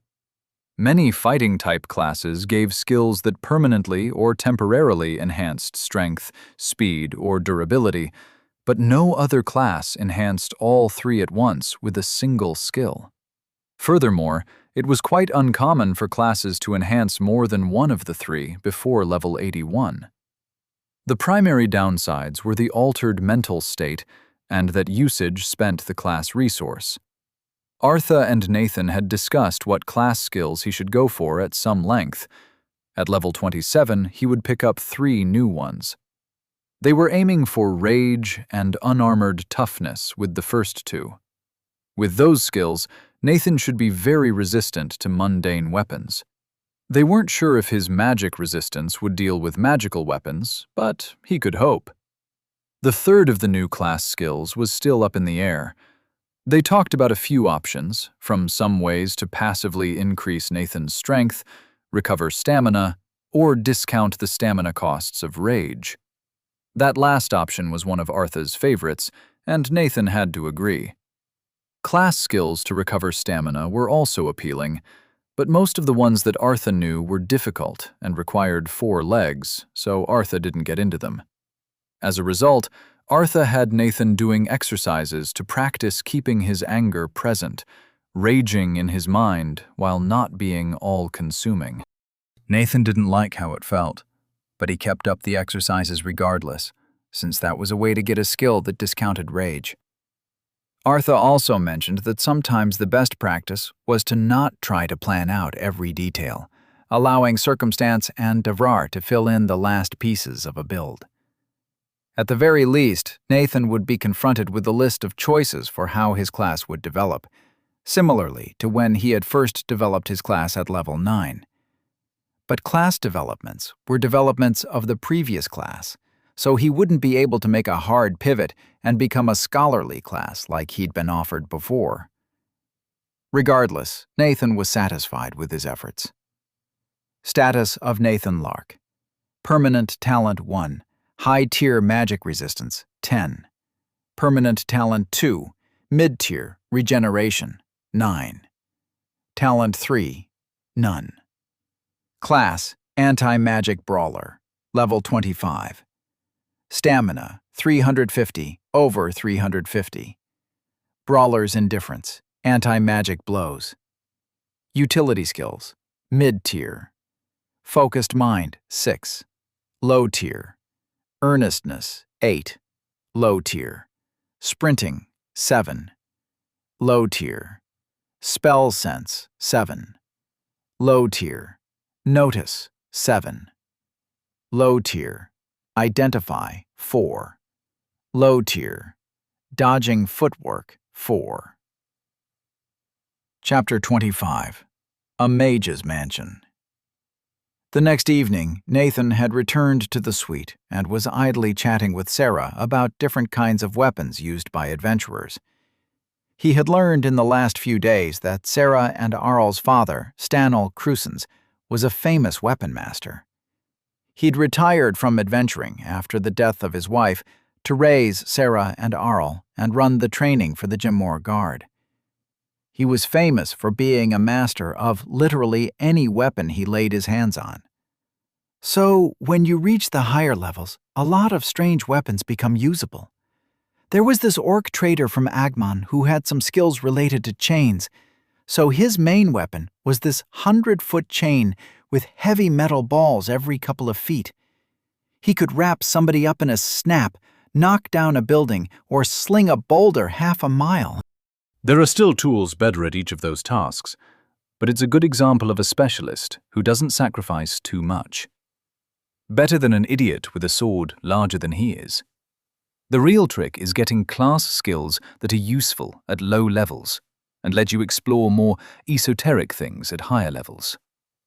The last part was partially directed at her brother, who was frowning at a scroll while he worked through a math problem. Nathan wasn't sure if he should help Al with the math. It looked like relatively simple arithmetic and multiplication, though there was definitely some geometry involved. Nathan still couldn't read standard text very well, much less mathematical notation. Something to revisit after he could read. There was an awful lot on that list. Velik was planning on testing his general knowledge once they'd addressed the reading problem, so that would be a good way to compare Jimor's education to Earth's. To be fair, I was working on the highest form of qualification my world offers. That being said, the heirs have probably had about the best education you can get around here. But they really don't need as extensive a math education as I do. Did? Huh. Well, I don't regret learning multivariable calculus. It was a required class and worthwhile to understand Maxwell's equations. Stella bounced into the room, returned from a longer tutoring session and dinner with her parents. Karchi followed closely behind, looking resigned. Nathan could tell by his drooping ears. Stella seemed especially enthusiastic. Hey Nathan, you know how you wanted to get more exposure to different kinds of magic? Well, my parents have invited you to our house tomorrow. It should be interesting for everybody. Nathan blinked at her, taken aback by the enthusiasm. He opened his mouth to blandly accept, but was interrupted by Kachi. I'm pretty sure it's going to be two of the most powerful spellcasters in Jamor trying to take you apart for a few hours, the wolf folk explained in a dry tone. I'd rather go a few rounds with a rotting hulk. And she left out that her parents are also having a dinner party afterwards, with all of us and our parents in attendance. You'll be the object of attention. That's as sure as the sun. Nathan looked to Sarah and Arl. Is that bad? That sounds like it's bad. Arl looked up from his chalk slate with a sharp grin. They do these dinner parties every month or so. I'd forgotten that it was happening tomorrow. There'll be great food and the best adventurers around, swapping stories. Don't worry too much about it. If you accidentally insult Stanel and he chops off a limb, you can always grow it back. This was not particularly reassuring to Nathan, but the first part did sound like it might be a good time to learn a lot more about magic, and potentially even develop his magic resistance talent. As for the dinner, well, Nathan took a deep breath. He had a choice. He could stress about it and try to badger the rest of his team with questions to prepare, or he could just not worry about it and hope it wouldn't be a problem. Not only was there not much he could do, if he got himself worked up about it, then he might create a problem where none needed to exist. So, Nathan settled down and asked Kachi about his mother's intensive tutoring, while Stella made her way over to help Arl with his math. She was apparently quite good at math. The next morning, things proceeded as normal. Morning exercises, obstacle courses, breakfast, and lessons. Nathan met back up with the heirs for lunch, which was primarily some sort of gamey loin stuffed with pepper-like vegetables and a dark, salty sauce. Practice proceeded as normal, with some sprinting drills and hand-to-hand combat. Nathan wasn't really able to stand up to Kachi or Arl in a fight, but it certainly wasn't because he lacked strength. They'd been learning to fight since they could walk, and it shows. The gap of skill is immense. At the end of the session, Kachi wished Nathan an emotional farewell. Nathan, I wish you luck in your upcoming challenges. I hope to see you well, if you can survive. Stella glared at him, struggling to keep a smile off her face. She eventually reached up and flicked the side of his helmet, some kind of force spell making it ring like a bell. And with that, Nathan was off, following the much shorter Stella across the courtyard to where her parents stood apart from all of the other mentors who were there to collect trainees. At first glance, the old foxfolk and gentle-faced man with deep smile lines seemed unremarkable. Kulal's fur was heavily streaked with gray, and Dalo's hair and wispy beard were entirely white. Their robes were more richly colored and decorated than most, though not the resplendent colors Nathan had first seen as they'd flown overhead after reducing the grave tangle to a bad-smelling trash fire. Nathan took a second to remember what he knew of them. Right. It's Kulal and Dalo Caxel. They're married, and Stella has talked about them some. Kulal is the foxfolk and specializes in force magic, especially protective barriers. Dalo is the white-haired guy and specializes in big elemental spells. And fusion reactions, though they're high enough level that they're definitely proficient at more than one thing. Stella said her mom is good with light magic, and Dalo's got incredibly fine control of enormous elemental spells when he needs it. They drew near, and Kulal embraced Stella in a hug. It looked very soft. Meanwhile, Dalo stepped up to Nathan and offered him a handshake with a gentle smile. Nathan spoke first, using a form of respect he'd learned from the orange-skinned clerk, Velik, as he bowed his head lightly over Dalo's hand. Archmage Caxel, it is a good day for a first meeting. Your daughter has been a great help to my development. I'm lucky to be on her team. The man's smile grew wider. And from what she's said, she's lucky you joined. My daughter has said a few things about the talents you have, and I would be in error if I said I am not curious. Dallo combed his fingers through his trailing beard. But here is not the place for such talks. If my wife has finished greeting our daughter— Dallo stepped over to give Stella a hug of his own. Kulal turned to Nathan, tilting her head back to look at him. Nathan held out his hand, but she brushed by it to give him a hug too. Nathan hesitated a moment before returning the gesture, gently wrapping his arms around the diminutive woman in front of him. It was very soft. After a moment, she stepped back. Well, now that we've been properly introduced, let's get moving. I know Stella has high hopes for this afternoon. Come along. As they were leaving the Adventurers Guild, Stella asked, Who's going to be at the dinner tonight? And what's the food? Dallo gave her an indulgent smile. You'll find out who is there when they get there. But we've hired Cantus for tonight and given her the freedom she wants. I'm sure it will be memorable, if you can avoid the decorative flower arrangements. Stella laughed and turned back to Nathan. Cantus is the best chef in Jamor, though she sometimes puts things that aren't food on the table. I think the last time she cooked, Kaya ended up actually exhaling flames, though I've never been sure if that was the dish or just Dad playing a prank. She elbowed Dallo, who held up his hands placatingly. Everybody must have their secrets, especially once they reach my level. Come now, let us hurry. It sounded like you had more ideas than we will have time to try, my daughter. After exiting the guild, they turned and started climbing the hill that Jamor was built on. The streets were steep, and in many cases had large stones laid flat to form steps. Most of the houses were cut into the hill or standing on platforms so they could remain flat. The occasional crossing road switchbacked up the hill, allowing wheeled carts and wagons to climb to the higher districts without having to go straight up the slope. As they climbed, Nathan turned his head, his eyes drawn to a building just down the road. There was a man leaning against the doorway, looking at Nathan, and their eyes met. The man was pale and wiry underneath light chainmail.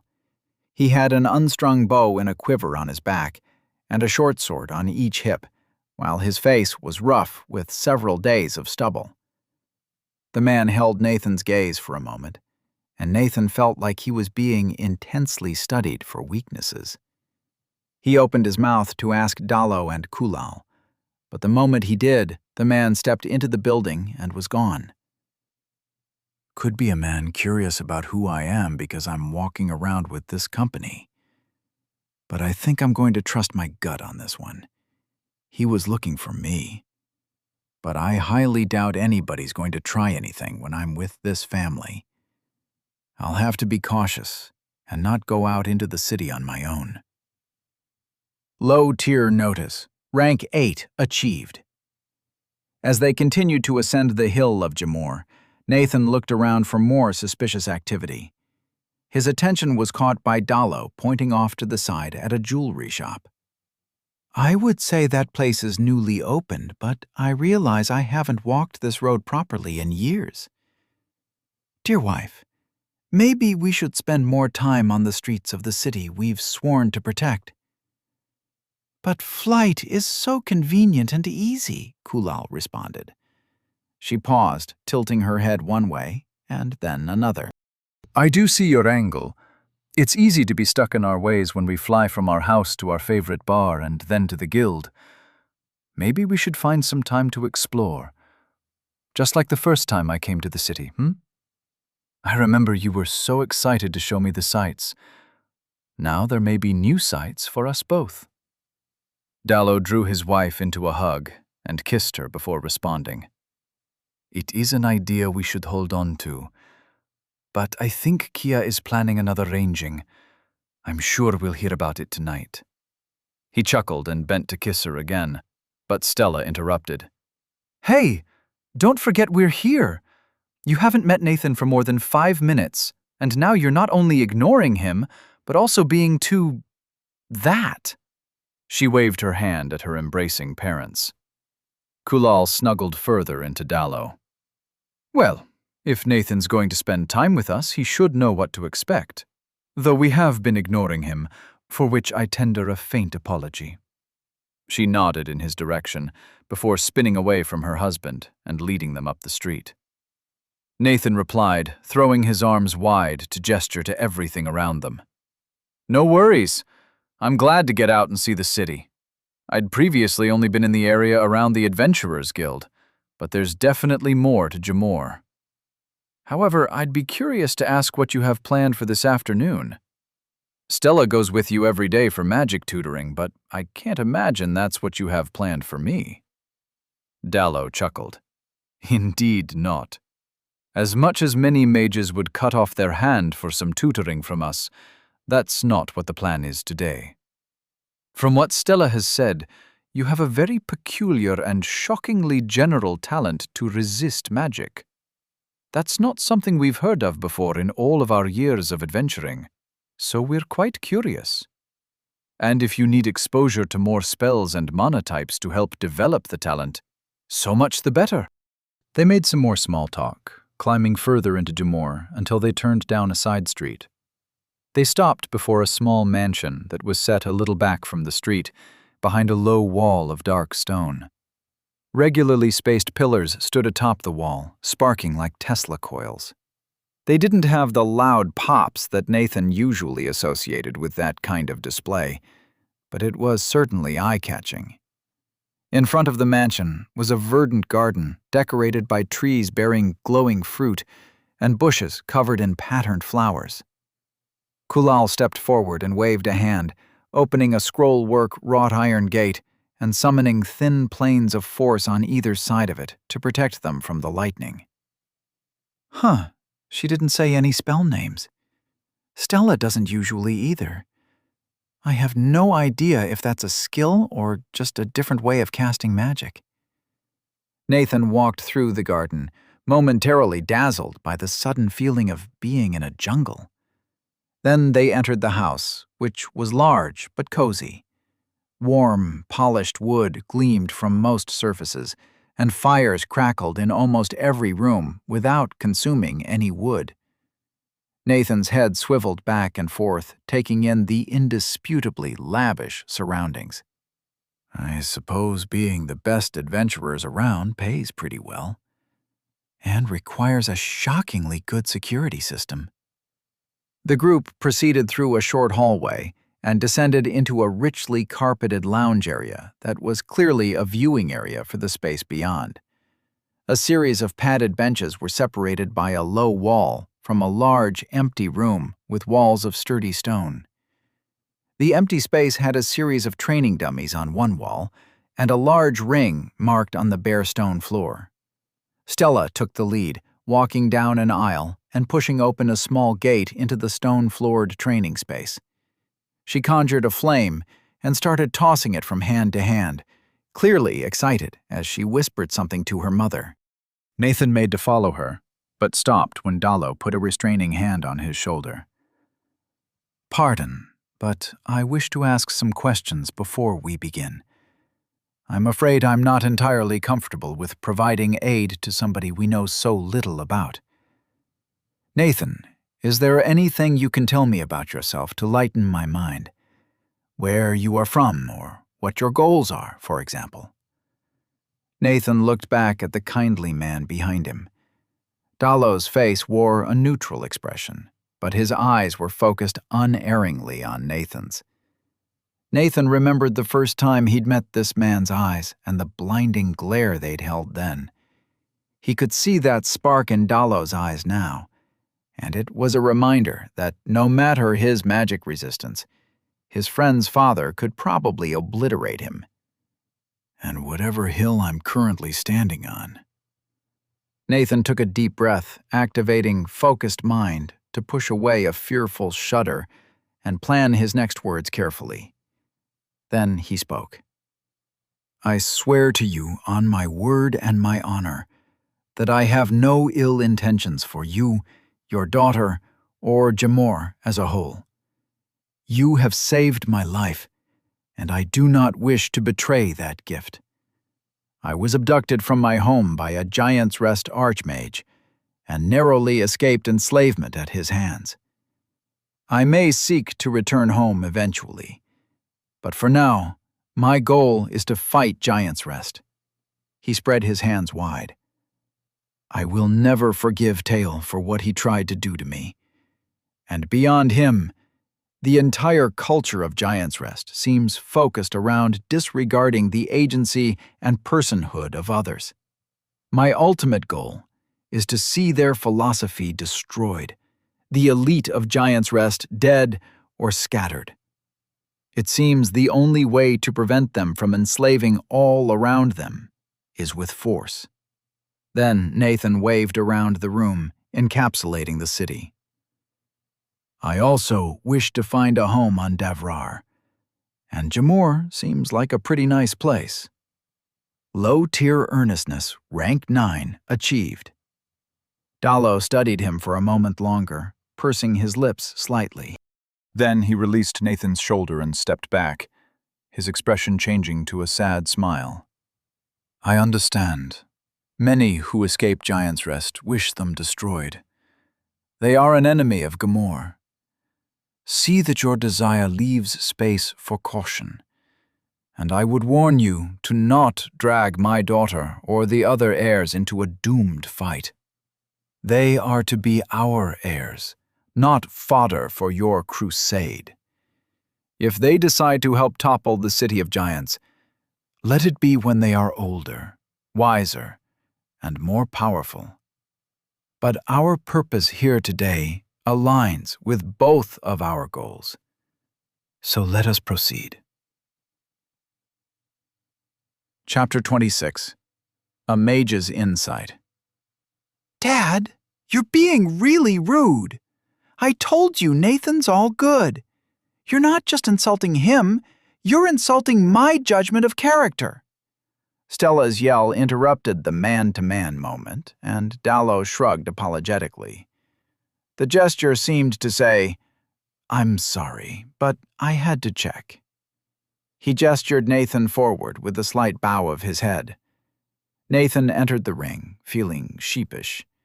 Stella looked annoyed, and Kulal was giving her husband a knowing and not entirely pleased look. Then she turned to Nathan and said, We know how to teach magic, but that's not what you need, is it? Stella says you want to experience more spells and mana types. But how? If you don't have a way to manipulate mana, how can we demonstrate spells? Nathan looked around the room, then shrugged and walked to its center, before sitting on the stone ground and removing his shirt. He looked up at Dallo and Kulal. Yes, that's about right. The way I learn about spells is by absorbing them.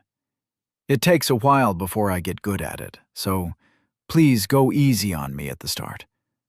I've got the most experience with fire and force magic because of practicing with Stella, but I've got some experience with earth and shadow. And, I guess, mental magic from Giant's Rest, and necromancy from the Grave Tangle? Kulal rubbed her hands together. We call the kind of mana that was in the Grave Tangle death mana. And most mental spells just require basic mana, though they are complex spells. But it appears somebody is volunteering to be a target dummy. Dear, I think you're best suited to starting out. Dallo shrugged, then zapped Nathan with a small lightning bolt. It happened instantaneously. One moment he was fine. The next, there was a crack, and his muscles gave a brief spasm. Nathan looked up to see Dallo inspecting him curiously. Can you do that again? A few times, please, with at least 5 seconds in between. Dallo's face split into a wider grin. Indeed I can. Then he zapped Nathan again. And again. Now that Nathan was expecting it, he focused his mind on the feeling of the magic. It was clearly a type of mana he hadn't experienced before. The mana felt like the build-up and release of a static shock, and carried a faint vibration like the hum of a high-voltage power line. Once he had a grasp of it, Nathan focused on the spell, picking it apart as the fourth bolt struck him. It was simply a packet of insulated charge sent across the air and into him. He didn't understand how it was isolated and directed, but the source of danger was obvious enough. I swear he's just sending free high-energy electrons at me using some kind of containment. But they're magical, somehow? Where do they come from? Honestly, it's like asking where the conjured earth behind those came from. Magic! Dallo pointed to cast the next bolt, and Nathan focused on controlling and guiding the magical charge around the surface of his skin, where it quickly dissipated. He'd meant to ground it into the floor, but just guiding it around him had been sufficient for the charge to be absorbed? Nathan felt his flex, the otherworldly sense the talent gave him sending a faint tingle through him. It was an intuitive feeling, but Nathan suppressed it all the same. I think the talent wants to develop. Not yet. I can still learn more, expose myself to more magic. I'll hold on to the thought that triggered it for later. Absorption. Absorption is the key. Meanwhile, Dallo looked at him, utterly perplexed. How did you do that? Stella responded, pointing directly at Nathan. It's amazing, Dad. That's exactly what I wanted to show you. He's gotten really good at getting rid of fireballs. Here. She tossed a fireball at Nathan. Nathan rolled his eyes. Stella had been trying to surprise him during practice recently, wanting to test how well he could resist her magic without warning. It had been useful practice, and at this point it required next to no attention to deconstruct the fireball and absorb it into him. Dallo had been slightly alarmed at Stella's casual fireball, but controlled himself as Nathan took apart the spell. Then he raised his hand once more. Very interesting. Nathan, are you good to continue? You appear unhurt, but I would be sure. Nathan nodded up at him, a feeling of excitement building in his chest. He had this insight on lock. I'm just peachy.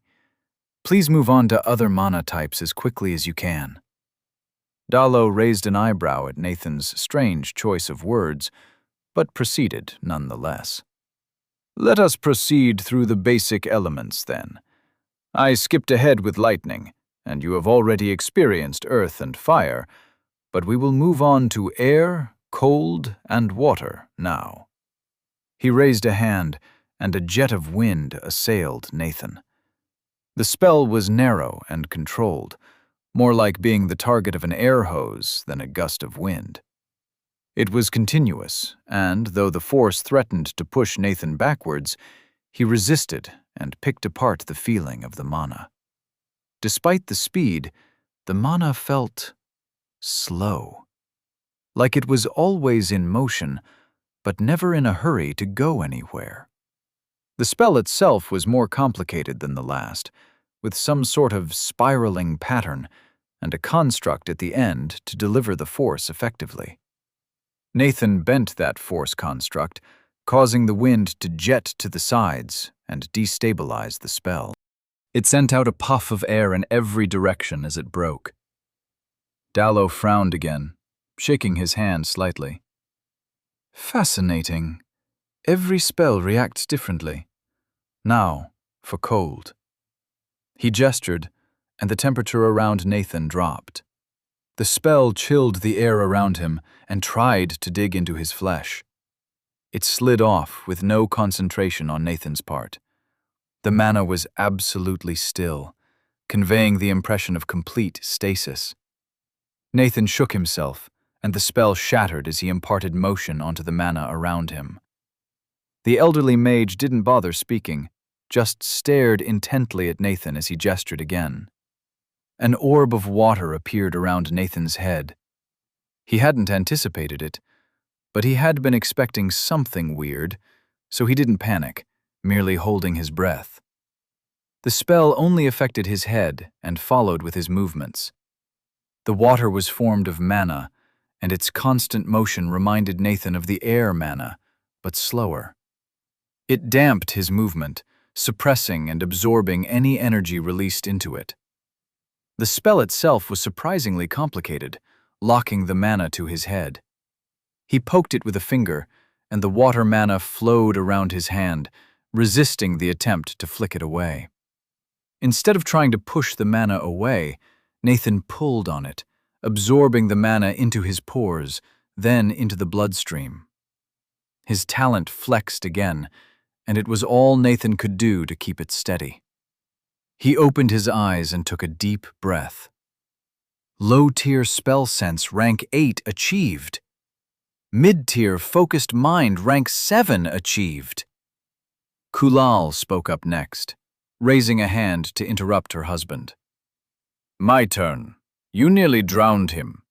And since Stella has shown him some force spells, let's go with this. She made no gestures, but Nathan was suddenly encompassed by absolute blackness.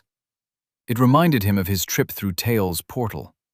The sudden shift was disorienting, and Nathan felt his ears pop, but it wasn't the eye-sucking vacuum of before. Nathan closed his eyes and reached out with his talent. There was mana there, but it was more abstract. It was defined by an absence, like everything that made up the world had stopped existing.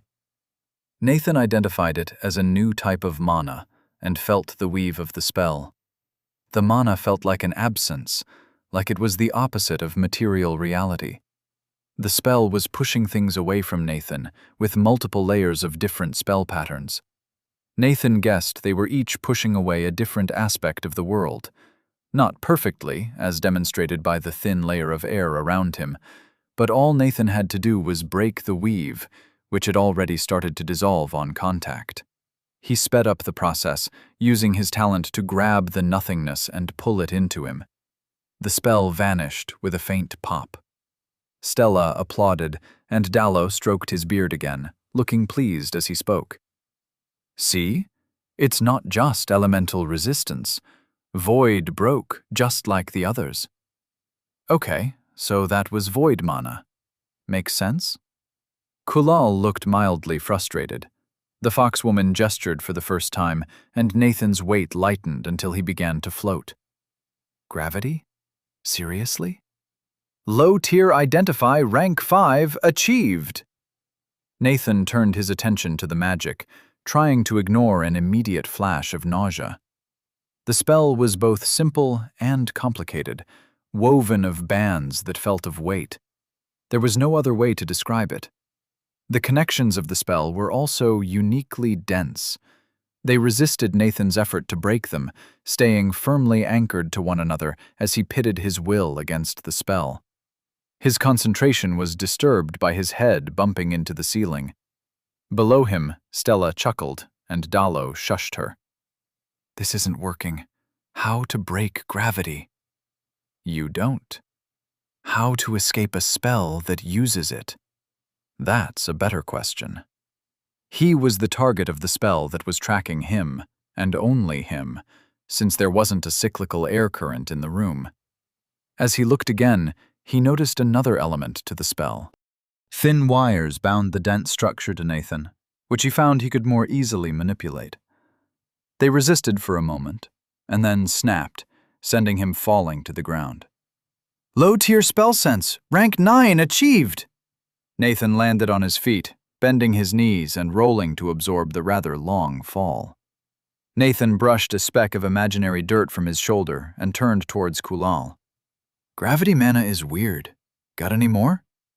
In response, beams of white light shot from Kulal's eyes and hit Nathan in the shoulder, tracing down his arm. They left a light burn behind, and Nathan focused on the feeling. If that's a laser, it shouldn't be visible unless it's strong enough to ionize the air. And in that case, it should sound like a lightning bolt. You know, the way that this magic seems to follow some natural laws and not others is really throwing me. But it's magic. The entire point is that it doesn't follow natural laws. The light mana was like a scorching hot wire vibrating against his skin at high speed. For all that, the spell was fairly simple. Just lots of high-energy light mana absorbing into his skin to cause painful burns. And it would probably blind me if it was hitting me in the eyes. Spurred on by his earlier insight, Nathan thought about absorbing the light without it damaging him. He didn't recall how silicon solar panels worked, but he knew photosynthesis, and he'd read a paper about how fungi could use melanin to absorb ionizing radiation. The trick was absorbing the energy as something other than heat. What other energy was there for him? Stamina was the obvious answer, and that thought resonated. His talent flexed again, and this time Nathan didn't stop it. Distracted, he spoke to the mages around him. "Please cast a variety of spells at me, right now." He closed his eyes and centered his attention on absorbing the light mana, using it to fuel his stamina. As more spells impacted him, Nathan broadened the absorption effect. He could manipulate and resist all of these mana types. If he could absorb light mana, he could absorb all of them. A blue box shoved its way into his vision. Congratulations! You have developed the high-tier magic resistance talent into magic absorption. It starts at rank 1 and becomes more effective as it ranks up. Think about how you use your talent's functions to aid in talent development at rank 10. Beware, it is harder to rank and develop non-tiered talents. Permanent talent. Magic absorption. You have developed high-tier magic resistance talent into a permanent pillar of your being. You are heavily resistant to all forms of magic, and can directly absorb the mana of spells cast on you into stamina. You are forever unable to cast spells or access magic. Magical items cannot affect you, and will degrade at your touch. Mid-tier focused mind rank 8 achieved. A voice penetrated into his trance. What is happening? Stop! Stop casting! The volley of spells quickly ended. Nathan opened his eyes to the two older mages staring at him in befuddlement. Stella just looked excited. As soon as she saw him open his eyes, she jumped forward, bouncing from one foot to another. "Did you develop the talent? The spells started doing even less, and all the mana got sucked into you. What does it do?" Nathan felt his face blossom into a manic grin. This new talent was incredible. He'd never use magic or magic items, but he'd already reconciled himself to that. And now he could use spells to recharge his stamina. He raised both his arms in triumph. Yes! Now I absorb the mana of spells cast on me to replenish my stamina. Nathan threw back his head and laughed. Stella was just as excited as him. All that I hear is that when my ally is wounded and surrounded by enemies, it's absolutely correct to hit him with a fireball. They were interrupted by Dallo walking past them, holding out his hands. "I need a drink." 2 tumblers full of pink liquid flew toward him, and he handed one to Kulal. "Cheers. I think we've just witnessed the birth of a new school of anti-mage combat. Not entirely sure I'm pleased with this development." Meanwhile, Stella went to hug Nathan, but he held his arms out to decline. Not only was he still shirtless, but he was worried for her heavily enchanted robe. She looked upset, so he explained. "My talent says, magical items cannot affect you and will degrade at your touch." "Oh." She took a step back. Kulal choked in surprise on her drink, before elbowing Dallo. "Immune to magic, but he can't use magical items. That talent has some serious downsides. Bright fruit isn't his only meal." Dallo's expression brightened, but he still seemed somewhat bitter about Nathan's skill. "I bet he can use that to break curses. Do we still have that cursed wand from the Callus Conclave Teleportarium?" Kulal frowned at her husband, pointing a finger at his forehead. No, that's a soul curse, and we're not experimenting with it. It's unreasonable, and you know it. Maybe once he's higher level and understands the talent better. Not before then. Now come. I believe we have some more time to practice. Dallo grumbled, but accepted his wife's rejoinder with only a little additional glaring on her part. They spent the next couple of hours practicing with Nathan's talent, and he was glad to have powerful mages on hand who could help him figure it out. His development had made Nathan even more magic-resistant than he'd been before, though powerful spells that Nathan wasn't good at converting could still injure him. Low-tier spell sense rank 10 achieved. Congratulations! You have maxed out this skill. It cannot be improved any further. You must achieve insight into this skill to develop it to the next level. It took some time to determine what the variables on the conversion efficiency of the talent were, and they finally cracked it once Nathan stopped the mages from randomly casting spells on him, making them test one hypothesis at a time. If Nathan understood the structure of the spells and purposefully disrupted them like he had earlier in the day, that made absorption better. He was more efficient at gaining stamina from single-target spells that directly affected him and nothing else. Mana type also made a difference. He was pretty good with light, fire, cold, electricity, and water, only middling with gravity, earth, and air, and pretty bad with void, force, and, surprisingly enough, basic mana. The stamina he replenished was dependent on the amount of mana spent on the spell. Nathan couldn't generate tons of stamina from a low-powered spell, but it seemed he could hit the max efficiency if he fulfilled 2 out of 3 criteria. If he understood the spell, if it was single target, or if the mana types were in his favor. Awesome. Arthur said I needed a way to replenish stamina, and it's hard for me to think of a better way than absorbing magic, especially when my enemies specialize in magic, and I've got a prodigy mage on my team. Talent text comparison. Permanent talent. High-tier magic resistance. Your body has no magic inside it, and magic-resistant alchemical ingredients permeate your bones and brain, making you difficult to affect with magic. This talent will turn a personal quirk into a personal talent. You will be able to resist and interfere with spells, and will have great difficulty casting spells. Less effect on higher-tier spells. Magical items will have less effect on you, and weaker magical items degrade when in prolonged contact with you. Permanent talent. Magic absorption.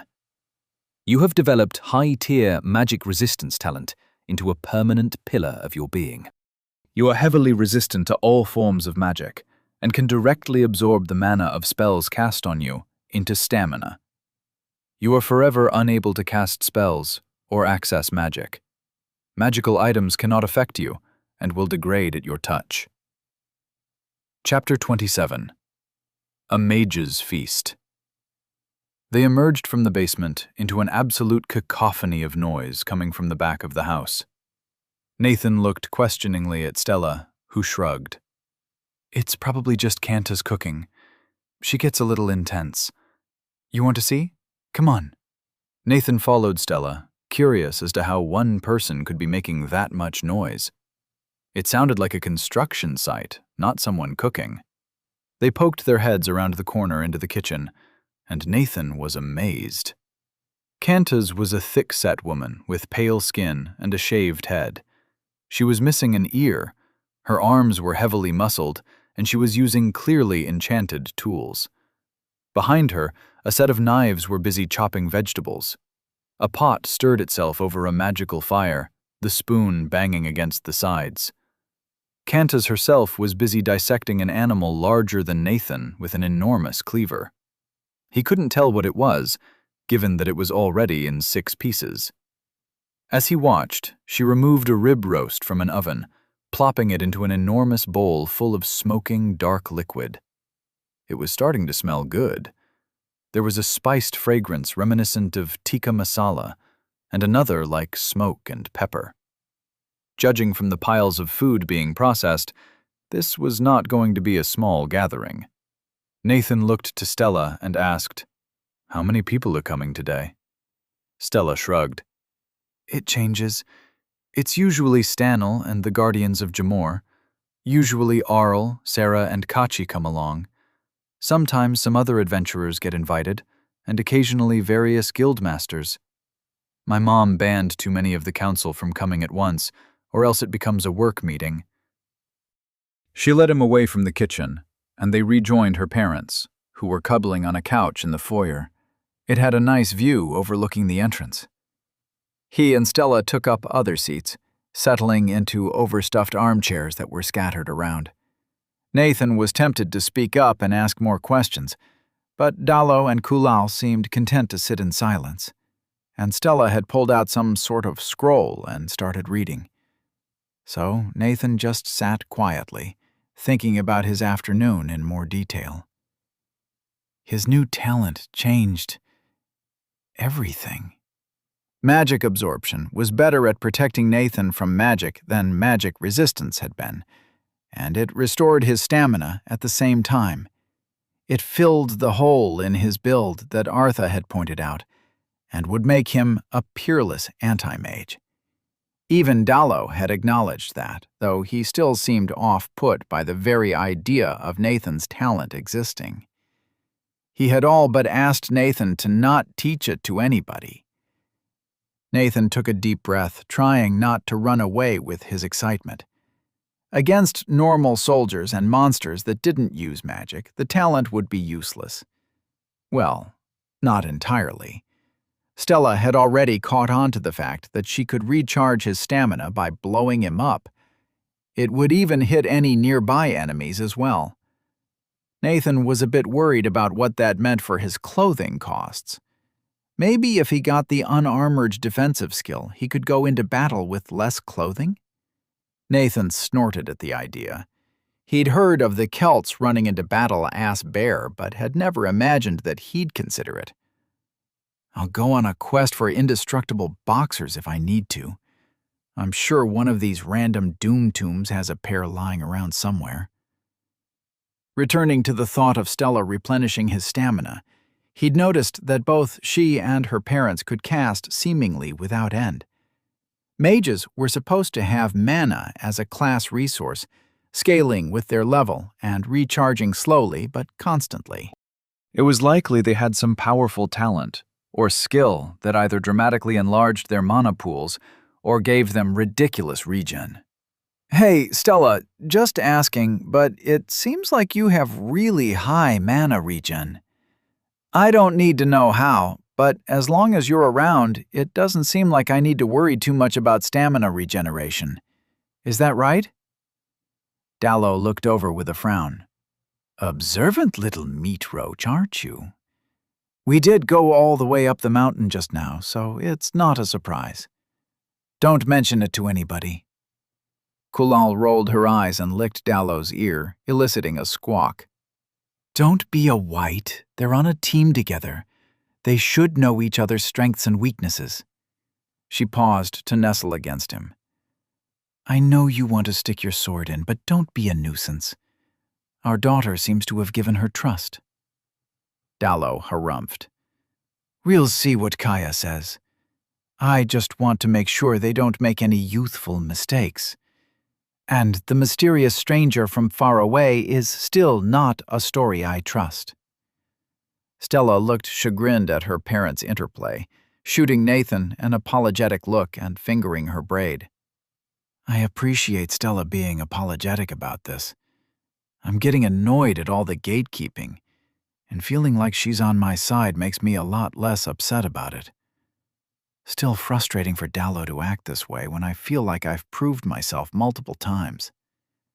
Before his flash of anger could push him toward anything unwise, Nathan stilled his mind, counting out a few deep breaths. He tried to look at the situation from Dallo's perspective. A strange man had joined his daughter's adventuring team. A man without any verifiable past and abilities that seemed tailor-made to pose a threat. Dallo knew that there were people who would attack Stella, and was paranoid from a life of adventuring. In that light, it made a lot more sense. He'd convinced the heirs he deserved to be among them with his powerful talents and some amount of braggadocio. Now he needed to convince their parents he'd help keep their children safe and wasn't going to unnecessarily endanger them through betrayal or any suicidal plans to attack Giant's Rest. It soon became clear they were seated in the front room, so Kulal could magically open the gate every time a guest arrived. The guests trickled into the foyer, sitting and chatting.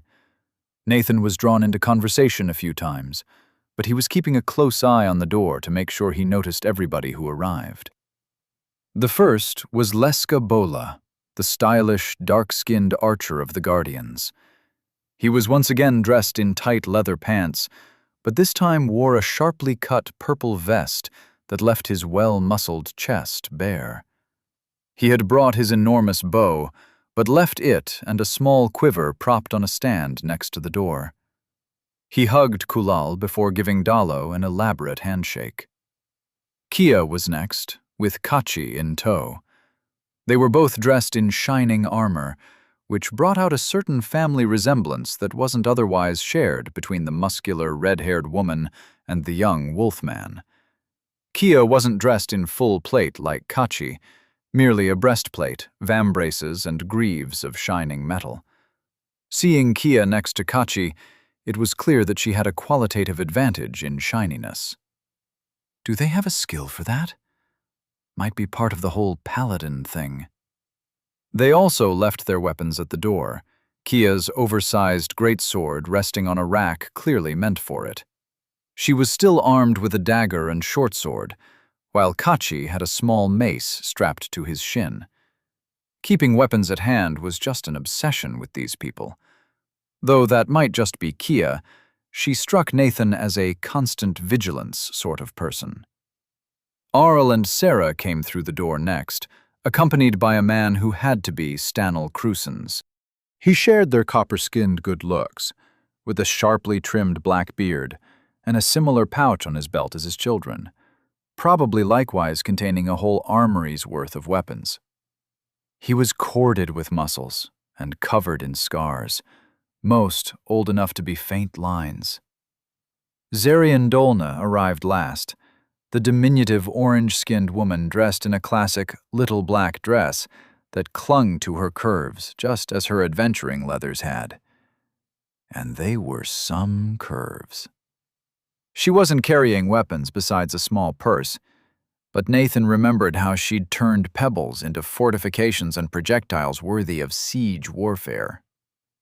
The Guardians made small talk for a little longer before Zarian drew Nathan into the center of attention. I recall your face, Nathan Lark. I'm a bit surprised to see you again, given that the last time you were part of a refugee convoy from a Giant's Rest raid. Village folk don't often join the adventurers, and are even more rarely placed in such company as the heirs.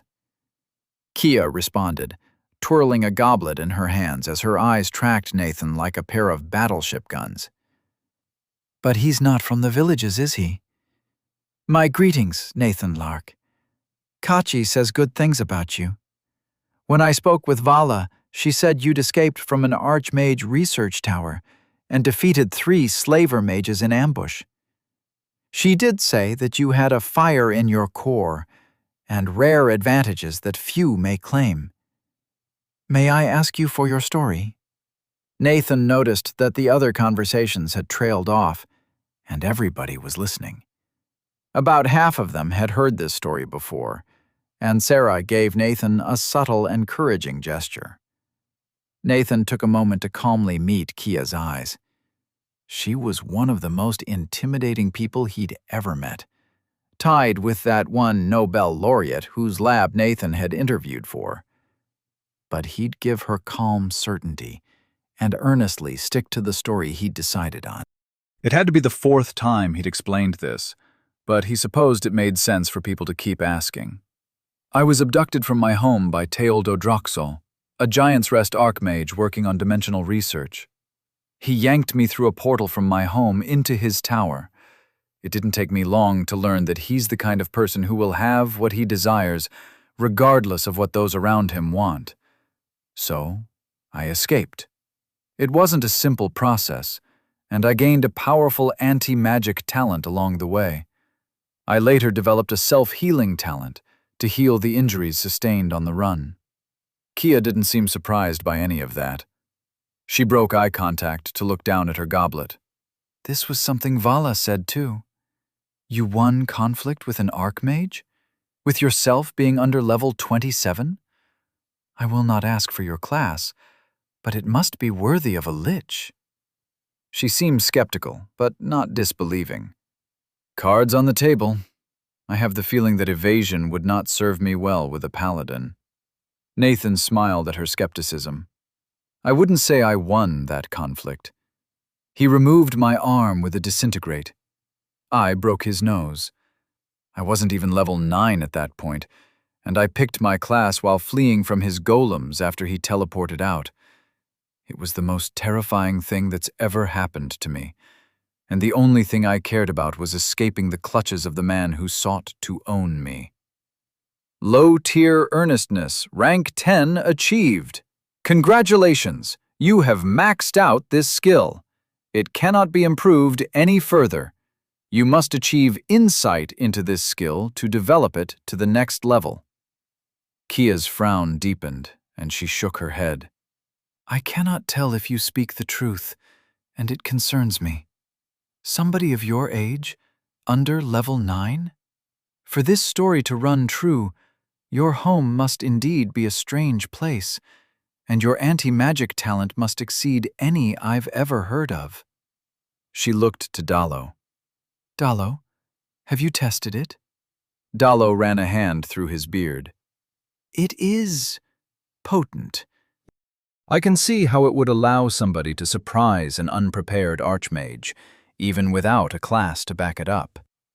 They really do depend on magic for everything, and Nathan's talent is powerful against all magic. Given its nature, I would expect it to be extraordinarily effective against mental magic in particular. I don't believe that the archmages of Giant's Rest would encourage the development of such an insight. It would be far too easily turned against them. Oh, was that what they were concerned about? I guess it makes sense. I escaped from a Giant's Rest research tower with a new talent none of them had ever seen before. Kia gave a short, then asked a simple question, which seemed to carry a deeper meaning. Does he have the spark? Dallo nodded, looking to his wife with a sigh. Yes, I do think he does. Nathan shot an inquisitive glance to Stella and Kachi. Kachi wasn't looking his way, but Stella shrugged in response. She didn't know what they were talking about, or couldn't explain. Kulal clapped her hands together and changed the subject. Well, I do believe we've kept Cantus waiting long enough. Up and down, my friends. Let us enjoy our meals. Most of the group collected their drinks and got up, though the dark-skinned archer, Leska, clapped Nathan on the shoulder. I'm pleased to see you again, friend. It's rare enough we adventurers get to save people, and rarer still to spend time with those we save. I'm hoping that you'll be with the heirs till the end, or at least until they earn a different name. With that, they went to eat, drink, and talk. Cantus appeared to have left after depositing serving plates on the table, but the food was amazing. It was very different from anything Nathan had ever had before, but that just added to the thrill. Is this thick, curry-like dish going to be sweet, savory, or spicy? Nathan didn't know until he tried it. Nobody breathed fire from the heat, though a few dishes pushed the edge of Nathan's tolerance. Didn't make him immune to lighting his taste buds on fire. There was small talk around the table, but it either referenced the excellent food or dealt with adventurer politics that Nathan didn't have the context for. There seemed to be some controversy over assignments on the last delve day, certain teams claiming they hadn't even gotten through the doors of their targets before the day was called off due to the grave tangle. These traditionalists were calling for extra favors due to the inconvenience. After the meal had been demolished, Kulal used a spell to stack the plates and sent them into a wash basin, where Dalo summoned a small whirlpool. Then, several fluted bottles of colored liquid flew out of a cabinet, accompanied by small glasses. Ah, this kind of convenience is why we do this here. No need to serve yourself when the magic can do it all for you. Stanel stretched back in his chair, reaching for the glass floating toward him. It evaded his hand and bonked him on the forehead before landing on the table. He glared at Kulal, but she looked like butter wouldn't melt in her mouth. Stanel broke off, clearly giving up that battle as unwinnable. He turned to address the heirs, who were all seated at one end of the table. Anyway, something else we wanted to tell you all. You're going on your blooding patrol in 2 days. We've arranged for it to be the first of your class. Won't be too bad, just out north, a little ways and back. Dice a few stalkers, maybe even pick up some levels. There was a moment of silence while the older adventurers waited for a reaction. Sarah provided it. Isn't the north the most dangerous part of the near ruins? More people go missing there than in any other part of Old Jamor. Kia answered, pouring a drink of a dark purple liquid. Yes, but for you, nothing else is suitable. The blooding patrol is an old tradition about the first mission a new team takes. Observing that tradition properly, while integrating it with the new training course, will quiet some grumbling about Sudrael's changes. So, the near north sector, without support. There was another moment of silence, which Zarian promptly broke. Weapons up, friends. You're ready for this. Don't get in your own way and things will be fine. I remember our blooding patrol well. A couple of Earthstalkers and a lost siege boar. It wasn't anything to worry over even back then. Easy levels. Kachu spoke up, argumentative. But Nathan doesn't even have a weapon. He's good with his fists, but that won't do much against an Earthstalker, much less a siege boar. Stanel shrugged, drinking from his own cup of glowing amber liquid. Easy enough to solve. What's your preference, Nathan? Any talent or skill benefits or restrictions? Nathan was pouring himself a drink of the purple liquor. He didn't know what it was, but it was purple, and that was cool. He looked up at Stanel's question. I really haven't trained with any weapons, and none of my skills or talents have anything to do with weapons. Except my anti-magic talent says I'll degrade magical items with a touch. Everybody around the table reacted with varying degrees of surprise. Kia merely raised one elegant eyebrow. Leska goggled a bit, his eyes going wide. Stanel merely looked thoughtful, then snapped his fingers. Here, I think this might serve nicely. His hand flickered, and all of a sudden a spear landed next to Nathan's seat with a thud. The butt of the spear had hit the floor, and the shaft was leaning against his chair, vibrating slightly with the force of the toss. Stanel continued as if he hadn't just thrown a weapon across the dinner table while holding a glass of alcohol. A spear's easy to use. You'll have the reach on most things, just keep the pointy end facing them. Maybe poke a little. That spear is enchanted for extreme sharpness and durability, but only the spear head is enchanted. The haft's just made from everoak. Don't touch the spearhead, and it'll do well enough. Nathan tentatively touched the polished haft, looking up towards the spearhead. The shaft was made of a heavy wood, so dark red as to be nearly black. The spearhead was a broad triangle of polished orange metal, about the size of Nathan's hand, etched with tiny symbols. Nathan looked back at Stanel. Thank you very much. I appreciate this. Stanel waved a hand. I am glad to give to somebody who would stand with my children. Wield it well. Now, drink your umna. I only assume you picked it because you didn't know what it is. Kia, who also had a glass of the purple liquor, loudly slurped a mouthful. Don't listen to him. He hasn't had taste since he caught a fireball with his face. Nathan tried the purple drink. Umna? It was thick, almost syrupy. The taste was very fruity, but not overbearingly sweet, and with a tang of acid. Nathan had always liked his drinks fruity, though it would probably be improved with ice. But ice in drinks didn't seem to be a thing here. He shrugged and drank his syrupy purple drink as the conversation moved to other topics. Some hours of good conversation later, Nathan walked with the other heirs back to the adventurer complex. Kia was with them, and both she and Kachi seemed to have healed themselves from the drunkenness. They wouldn't share, and Nathan couldn't do the same with regeneration. He'd tried, and he wasn't drunk, just tipsy. Rather tipsy. He was glad that Kia was with them, otherwise he'd feel paranoid about getting jumped as they staggered down the steep hill. Some water later, they'd all gone to bed, resolved to train with new vigor in the morning to prepare for the blooding patrol. As Nathan sat and thought about the day before sleep, he was sure of one thing. The blooding patrol was a very ominous name. Chapter 28. Preparations for a patrol.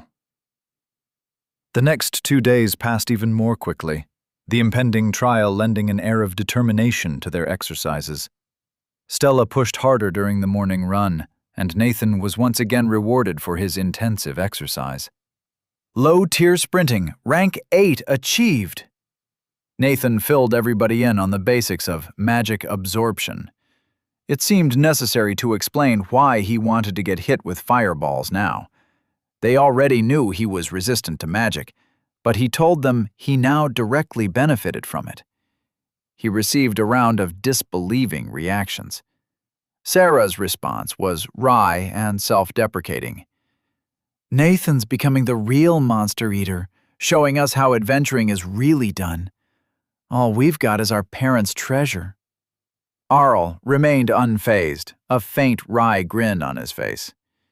He still needs us for some things, like showing him how to hold a spear. Not like that!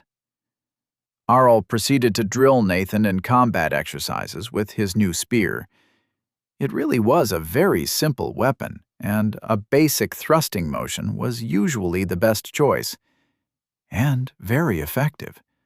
So long as Nathan kept the spear pointing the right direction, nobody could get close enough to hit him without having to do something fancy to get past the point.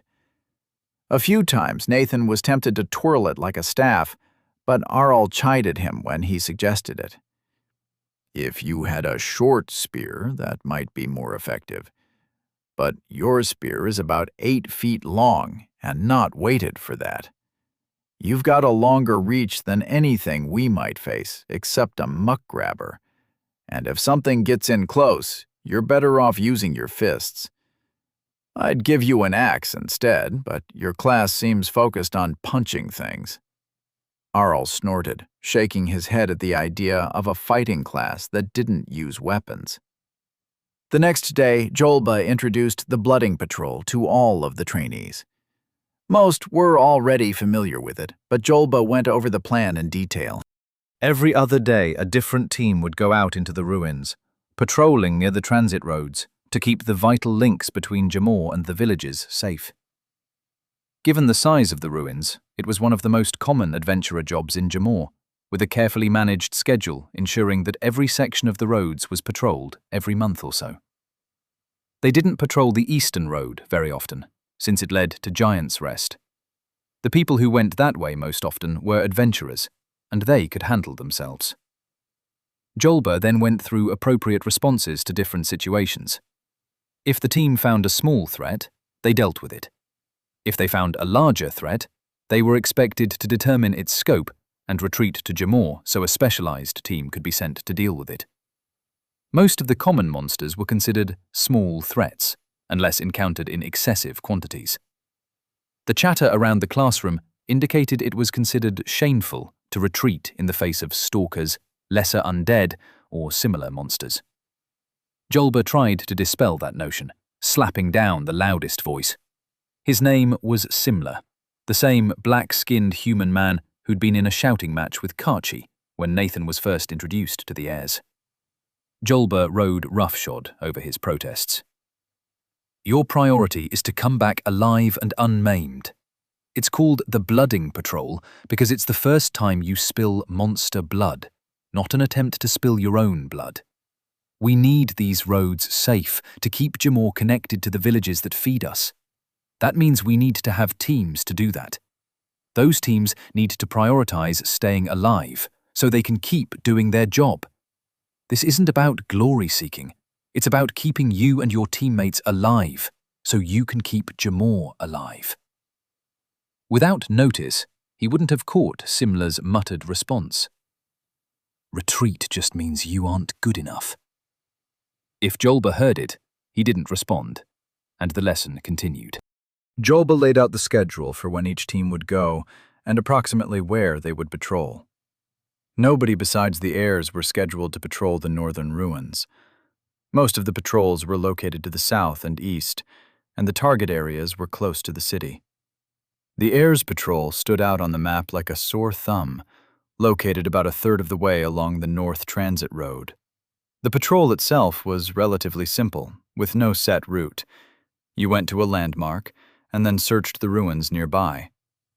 Most teams had some way of detecting monsters, be it magic, tracking, or perception skills, and they were expected to use them to investigate the area. The patrol was to take the entire day, leaving shortly after the sun started shining and returning before nightfall. That afternoon, they had their final practice before the patrol. They went through some group formations and worked on some last-minute techniques. Of particular interest was the new strategy of throw fireballs at Nathan. It was a lot more effective if the fireball landed close to Nathan instead of hitting him. If Stella squarely hit Nathan, he tended to absorb the entire spell. It led to some amusing blip sounds instead of the normal kaboom. But if Stella instead landed the fireball near to Nathan, he didn't get back quite as much stamina, but he didn't absorb the entire spell either. Nathan suggested they name the practice Danger Close, which he would yell when requesting a fireball, or Stella would yell if she was hucking one in his direction. It also helped Arl and Kachi know when to back up. Nathan practiced dodging to the perfect distance from the fireball, so he would absorb as much of the spell as possible without disrupting the portions of the blast aimed away from him. Low-tier dodging footwork 5 achieved. The night before their patrol was quiet, almost contemplative. They all returned from their tutoring before dinner, with Nathan still contemplating Arthur's lessons on how to hold on to tactical thought while in the grips of rage. It boiled down to being able to control the target of your rage, being mad at the right thing instead of everything. The meal was good, as usual, chunks of roasted meat with dark grain, spiced with herbs that tasted a lot like rosemary. But the heirs sat around the table quietly and ate their food without conversation. There was a faintly funerary air in the dining hall. Nathan didn't like it at all. But if he started speaking loudly about unrelated topics, it would only highlight the dour mood. So, better to be productive. Hey, let's go over our formation and doctrine tomorrow. Jolba talked about good positioning and target prioritization, but we should figure it out for ourselves, yeah? Kachi shot Nathan an odd look. They'd discussed this topic before, during their practice sessions in the private arena. Nathan responded by flicking his eyes and rolling his head in a circle to indicate all of the other trainees in the room. We're supposed to be examples of what Jamor adventurers should be. So let's be examples. Kachi adopted a pensive expression, then raised his head and looked around the table. Yes, this is a good topic to speak on. My mother had some advice on this. We have 2 powerful ranged strikers, but they lack mobility. She suggested a diamond formation with Nathan at the front, Sarah at the rear, and Stella in the center. Arl and I take the sides, where we can react quickly towards threats coming from all sides. Sarah is responsible for keeping an eye on the rear, but to all accounts and purposes, Nathan has the best perception skills of any of us. Is this acceptable? The other members of the team nodded, looking thoughtful but not offering any insights. For the sake of conversation, Nathan asked, Why not a simple line formation? Melee fighters at the front and rear, Sarah and Stella in the middle. Arl answered, warming to the topic. The diamond gives us room to maneuver. If somebody is attacked by surprise, then they have room to retreat. Additionally, it allows us to most easily form a fighting line facing any direction, especially the front, without anybody running into anybody else. Clearer sight lines. We're also less likely to all be caught in a single trap or area effect. To reach Stella, an attacker would need to go through one of us, and it's least likely to be Sarah, given our direction of movement. Lots of reasons to take that shape. Nathan nodded, surprised by none of this. As he looked around the still quiet dining hall, it was clear that most of the other trainees were listening in. Sounds good, but we should plan on those contingencies. It sounds like our overall strategy is to rely on Sarah and Stella to attack from range, and the rest of us should defend them and deal with anything that gets too close. Or are us melee folks planning to be more offensive? Kachi shrugged. It depends on the threat, and what approach is best suited to dealing with it. We're lucky we have a lot of ways to deal with enemies, between Stella's magic, my hammer, and the Caxel twins' flexibility. Stanley's famous for always having the right weapon for the job, and with 2 miniature versions of him, we can approximate that. Sarah punched Kachi in the shoulder as Stella stole his dessert. But the mood was broken. They sat and chatted about the various monsters they might face. The process of talking about it had renewed their confidence. They knew what was waiting for them tomorrow, and they knew how to deal with it. The mood carried into their suite after dinner, where the team sat around the table in the common room, talking more specifically about their responses to various threats. Nathan was a little frustrated since his role mostly boiled down to use notice to spot enemies, then hold the line with his spear. It didn't seem like his skill set was very helpful in most situations they expected to run into, especially given how many of them were easily solved by Stella hitting the threat with a fireball. She was quite pleased with that. I mean, yeah, judicious application of explosions solves a lot of problems. As it was getting late, Nathan asked one more question. What if Giant's Rest tries to ambush us while we're out on patrol? That brought the mood down again. Sarah answered slowly. It's possible, but unlikely. Old Gamor is big, and nobody knew where or when our patrol was going until today. And even then it's only approximate. The ruins are our territory, not theirs, and Giant's Rest doesn't know the dangers very well. If your archmage decides to come for us, well, I wouldn't be surprised if our parents were on the lookout for that. I know there are ways to detect teleport spells. They're not supposed to watch over us directly because Davrar won't award levels if you're never in any danger. But I expect there are preparations we don't know about, and won't know about unless they're needed. And what else can they do? We're supposed to be adventurers, not children who need babysitters. There was nothing much more to say, so they went to bed quite early.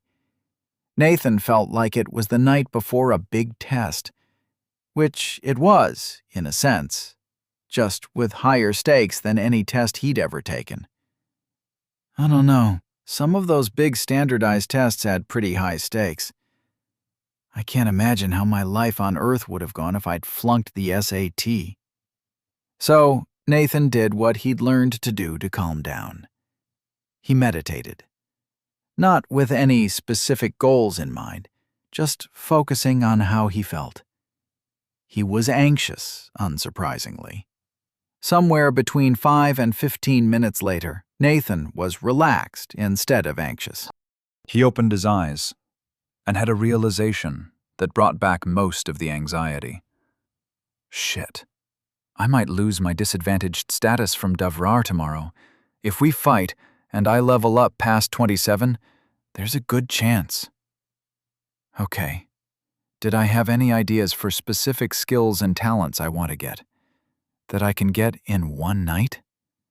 Nathan thought about it for a minute. He didn't have any great ideas for talents. He'd been meaning to spend more time considering it, but his days had been busy.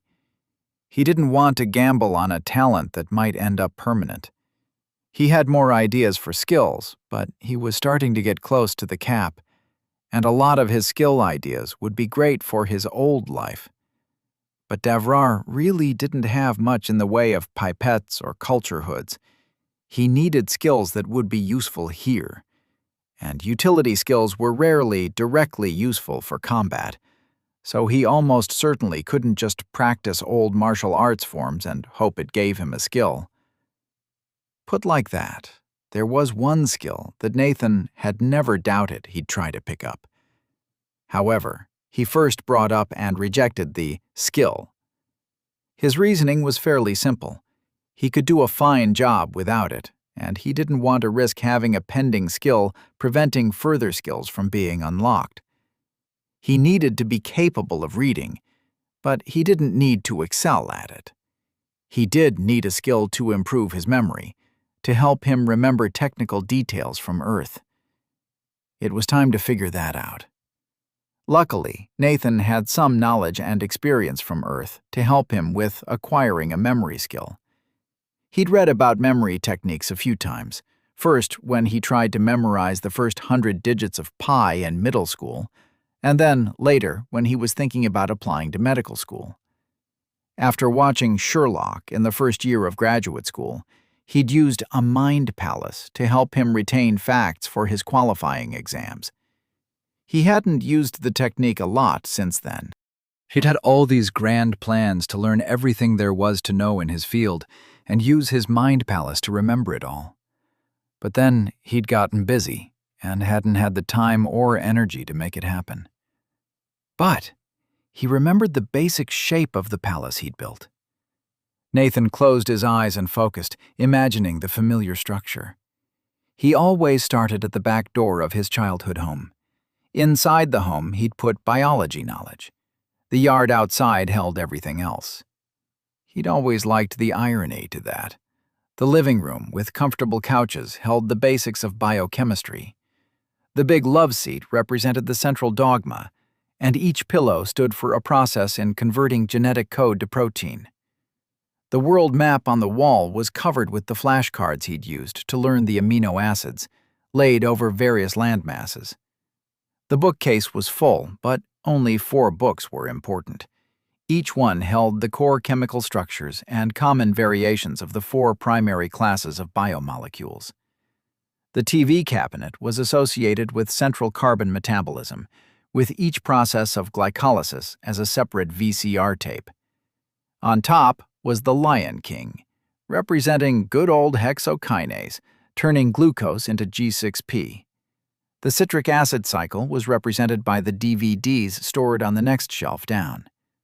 Nathan breathed through his nose, surprised at how well it all came back to him. This part of the house was easy. This was all bedrock knowledge he'd remember, even if he didn't have the mind palace. He left the living room, walking past the kitchen where all of the chemistry relevant to biology was. Then there was his dad's office, where he'd put microbiology. His bedroom had eukaryotic cell biology, long a favorite topic, and the associated bathroom was bacterial cell biology. Fitting. But again, that wasn't pushing the limits. He went upstairs to the computer room. This was where he'd put the eukaryotic transcriptional regulation knowledge. He'd gotten used to looking up the transcriptional regulatory networks instead of trying to remember them. But for his qualifying exam, he'd memorized as many as he could, because one of his committee members had been infamous for grilling people over minutiae. It was hard, and took effort and focus. Nathan first recalled the hours he'd spent playing StarCraft in this room when he was young. He remembered the shape, The way the tables were piled with boxes of hardware, disc cases, and scattered books. The slightly musty smell of the old carpet. But he couldn't remember the details he'd assigned to all of them. Start with the big things, the obvious things. The chair in front of the computer was mTOR. That one was easy. The things on the tables around it interacted with it. That book on the Colorado watershed was ATK, or Protein Kinase B, which he knew interacted with mTOR because the book was right next to the table. It encouraged cell proliferation and tended to be involved in cancer. He knew that without the mental construct, but then he saw the bookmarks in the book. In real life, each of those had marked a river that Nathan's dad enjoyed kayaking. Here, they stood for important details about how ATK worked. The first one had something to do with fats. Lipids? Nathan continued to fill in half-remembered details based on his memory of the room. He'd stuck details about epigenetics and chromatin packing into the pile of magazines in the corner, which he used to leaf through while waiting for matchmaking. Most of the details were things he was sure he couldn't recall without the memory construct. Nathan proceeded like this for some time. It felt like hours passed as he explored every corner of the room before mentally returning downstairs and heading outside. He remembered the yard in detail, but hadn't attached many memories to it. When he was experimenting with the Mind Palace, Nathan had associated the plots of some of his favorite books with the garden, but it hadn't gone very well. There was a bit of math knowledge in the treehouse, and he spent some time going over the linear algebra and multivariable calculus that he'd studied in undergrad, trying to associate it with the treehouse. He wanted his skill to help him recall past knowledge, not just remember things he already knew. With a sigh, Nathan opened his eyes, hoping for a blue box. He was rewarded. Pending utility skill, mid-tier enhanced memory. You have created a detailed mental construct to aid with memory. This skill will help you store and recall memories quickly. Only provides fast recall for memories gained after gaining this skill, or memories stored in your mental construct. With time and effort, you can recall older memories and store them in the mental construct. I could certainly hope for more, but it'll do. Mid-tier, too. Thanks, Devrar. Congratulations, you have accepted the mid-tier enhanced memory utility skill. With that, Nathan looked around his room. All was set and ready for bed, but now he was excited about the new skill. He should sleep, but first he wanted to try and see what he could recall. It was time for all that late-night, curiosity-driven Wikipedia browsing to pay off. As a first experimental topic, Nathan decided to see what he could remember of gun design.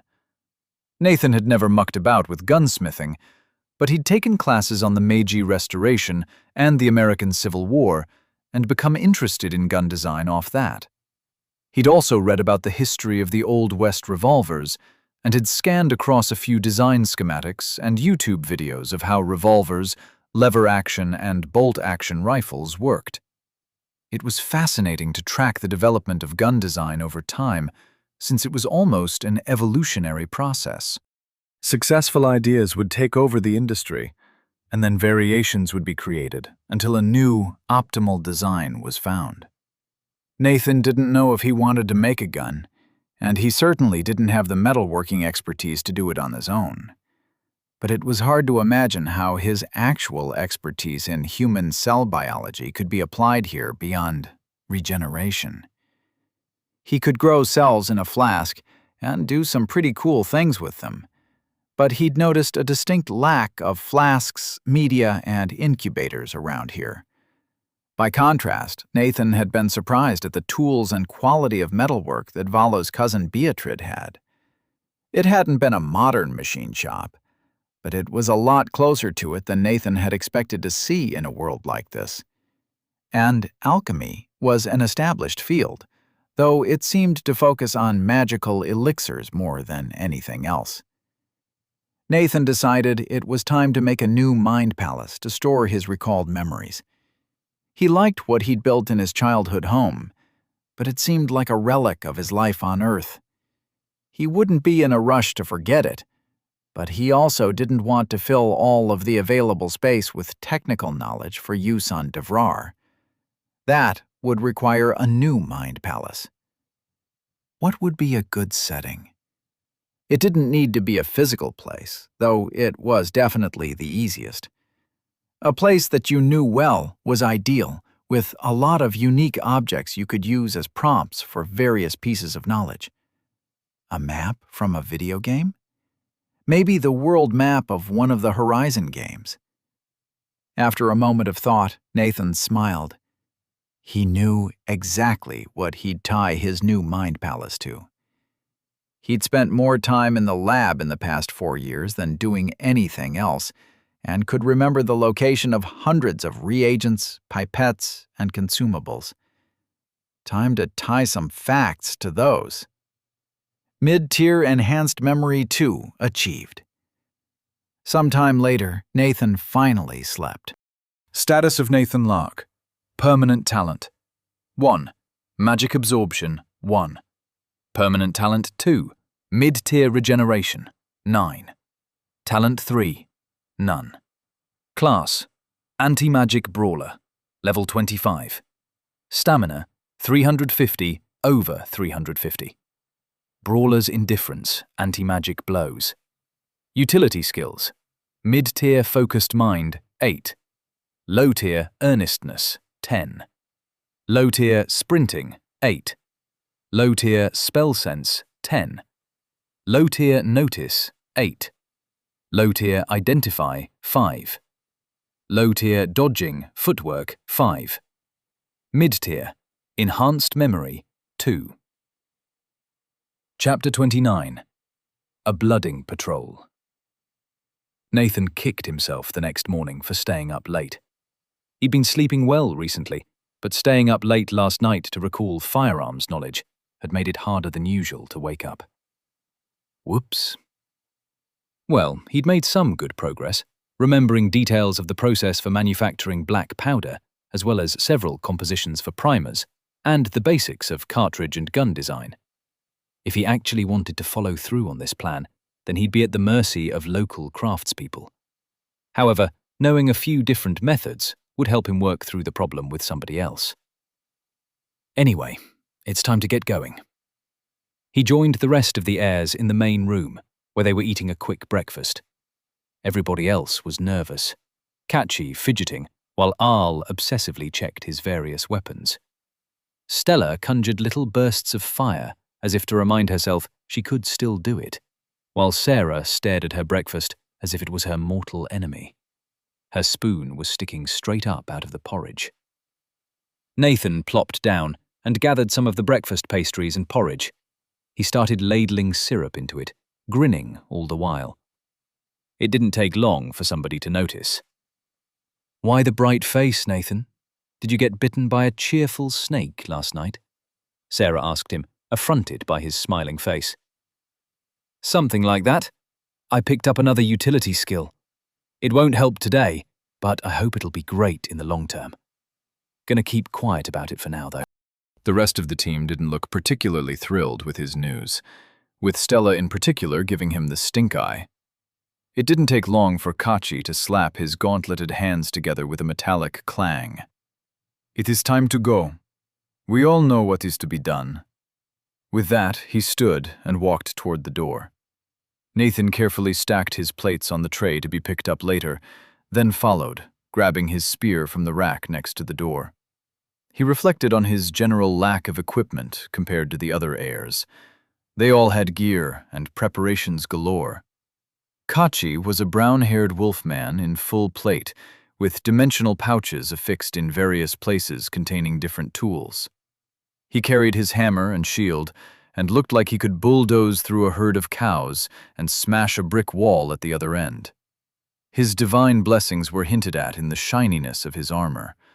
The metal always seemed to catch the light and glow dazzlingly. Stella was such a fantasy mage cliché that Nathan would have made jokes about it if anyone would have understood them. She wore the same green robe as when Nathan had first met her, the one with pockets of holding and magical protections. Her hair was done in the same long braid, which was tucked down the back of the robe. She was carrying her staff, even if she was in the habit of shoving it into a pocket in her sleeve when she didn't need the extra firepower it provided. Arl was decked in a flexible leather armor with metal plates inlaid at various points.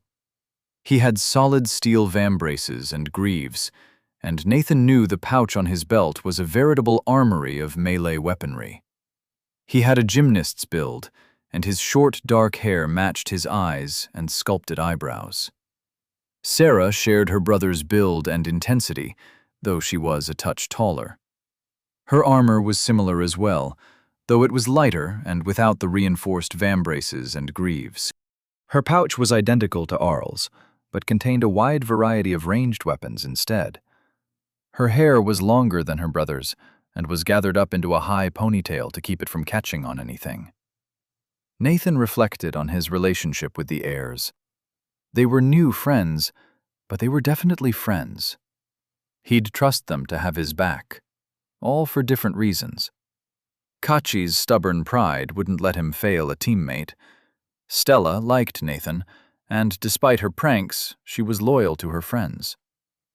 Arl was not as boisterous as Kachi, but he wanted to be a great adventurer and follow in his father's footsteps. To his mind, great adventurers kept their team alive. Sarah was the quietest member of the team, but she'd struck Nathan as the most inherently decent of them. She'd risk her life to save anybody, teammate or not. He didn't have too many regrets about joining the heirs.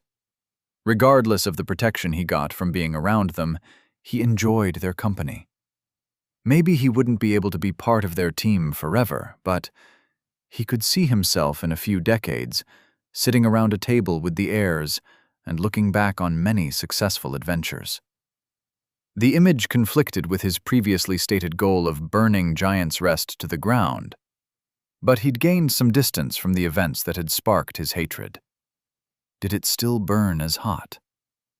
As Nathan followed the heirs out of the building, he considered that. He remembered Teal's adamant belief that he owned Nathan and all of his knowledge. He remembered the lines of slaves trudging along and the people he'd met after they were freed. The flame of his fury flared once more.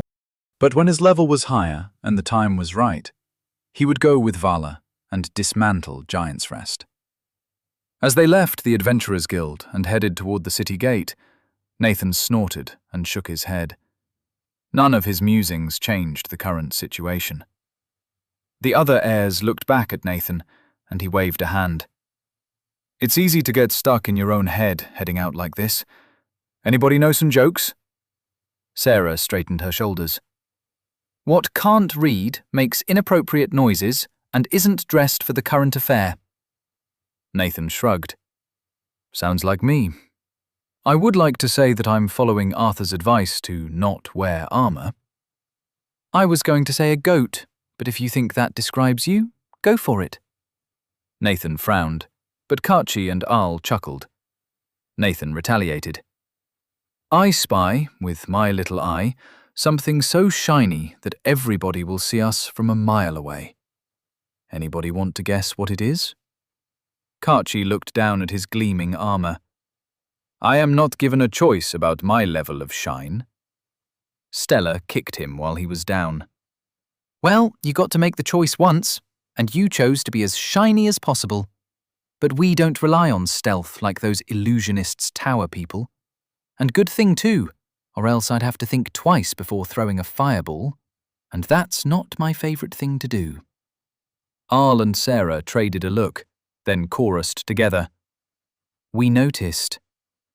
They continued in that vein down to the gate, which was just opening as the sun blossomed overhead. The city was bathed in light, and Nathan turned to take one last look up the hill. Gamor was a pretty city, though by Earth standards it was barely a town. The gate guards waved them through respectfully, a few dipping their heads in faint bows. And with that, they were out of the city. They took the northern road out of the great plaza. Nathan was tentative about stepping onto the magical transit road. But he didn't feel any mana when he stepped into the space distortion effect, and his stamina didn't tick up. There definitely weren't magical glyphs exposed on the surface. Maybe underneath it? Maybe it was a citywide enchantment, buried deep underground. Regardless, his talent didn't mess with the effect. That suggests there's definitely still magic that can hurt me. It's just way beyond anything I've seen living people practicing. He kept an eye peeled for stalkers or other people on the road, but there was nothing. Just Nathan and the heirs striding at incredible speed through an enormous ruined city.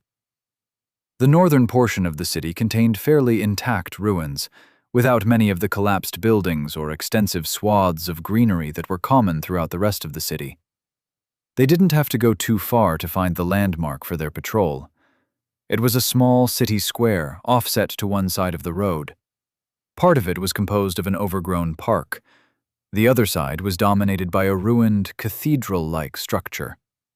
One of the spires had fallen on the vaulted roof, crushing it, but the other stood like a spike of rusted metal thrust into the sky.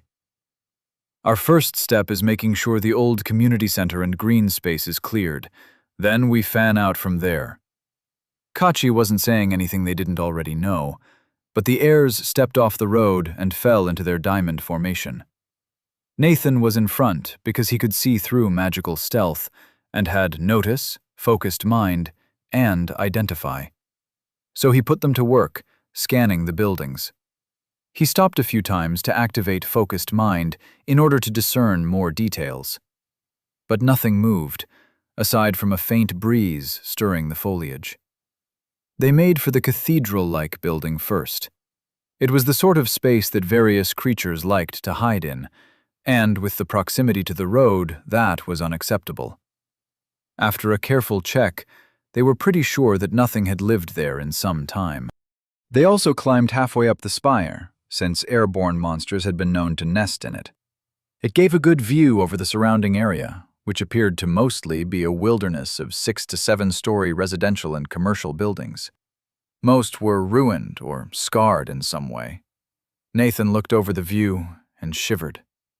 The sun was shining, and the greenery rippled peacefully, but it looked a lot like post-apocalyptic cities he'd seen in Earth fiction. Nathan closed his eyes for a moment and breathed in, then out. He opened his eyes and scanned again. This time, he saw something. About 5 blocks away, something moved inside a building whose shadows seemed just a little too deep. Nathan added some kind of spyglass or binoculars to his wish list and shaded his eyes to look closer, searching for the feeling he'd noticed when piercing the Earthstalker's stealth. He felt it, like tiny threads of magic interfering with his vision. Nathan pointed at the building. Stalkers. Earth, I think. That building with the collapsed roof. Sarah, who was also scanning the horizon, squinted at the building. I can't see them, she shook her head. But I wouldn't. Let's go check it out. I bet I could hit them from here, Stella put in, standing at the edge and coyly looking over her shoulder at the rest of the team. Her smirk belied the statement as a half-joke. And then any survivors would scatter and lay ambushes every chance they'd get, Kachi rumbled, his lips turned down in a frown. It will be cleaner to take them on where we expect them, and not have them trying to pick us off all day. Arl clapped Kachi on the shoulder. And we'll be more useful than nipples on a breastplate. They descended the tower, making for the building where Nathan had spotted the stalkers. A block away, they started moving more quietly and angled their formation towards their supposed targets. Nathan was focused on the building, watching every doorway and broken window. It looked like the bottom floor had been a series of shops, with residential housing above. The upper floors were complete with large windows, none of which had more than a few stray shards of glass remaining. They'd gotten relatively close when Nathan spotted the Earthstalkers taking positions in the windows above them, relying on their magic to hide themselves. The six-legged creatures moved smoothly, their brown scales blending into the stone of the building. Most of them stood at about 4 feet, and their third eye glowed above a snout bristling with fangs. Nathan spoke low but clearly. "We've been spotted. Earthstalkers, waiting to leap." Kachi replied in a tense whisper. "Stella, shield above us on Nathan's word. Prevent any from landing on us. Sarah, don't let any get behind us. Weapons ready but down. We want to draw them in." The team continued walking forward, pivoting to stay pointed at the stalker-infested building.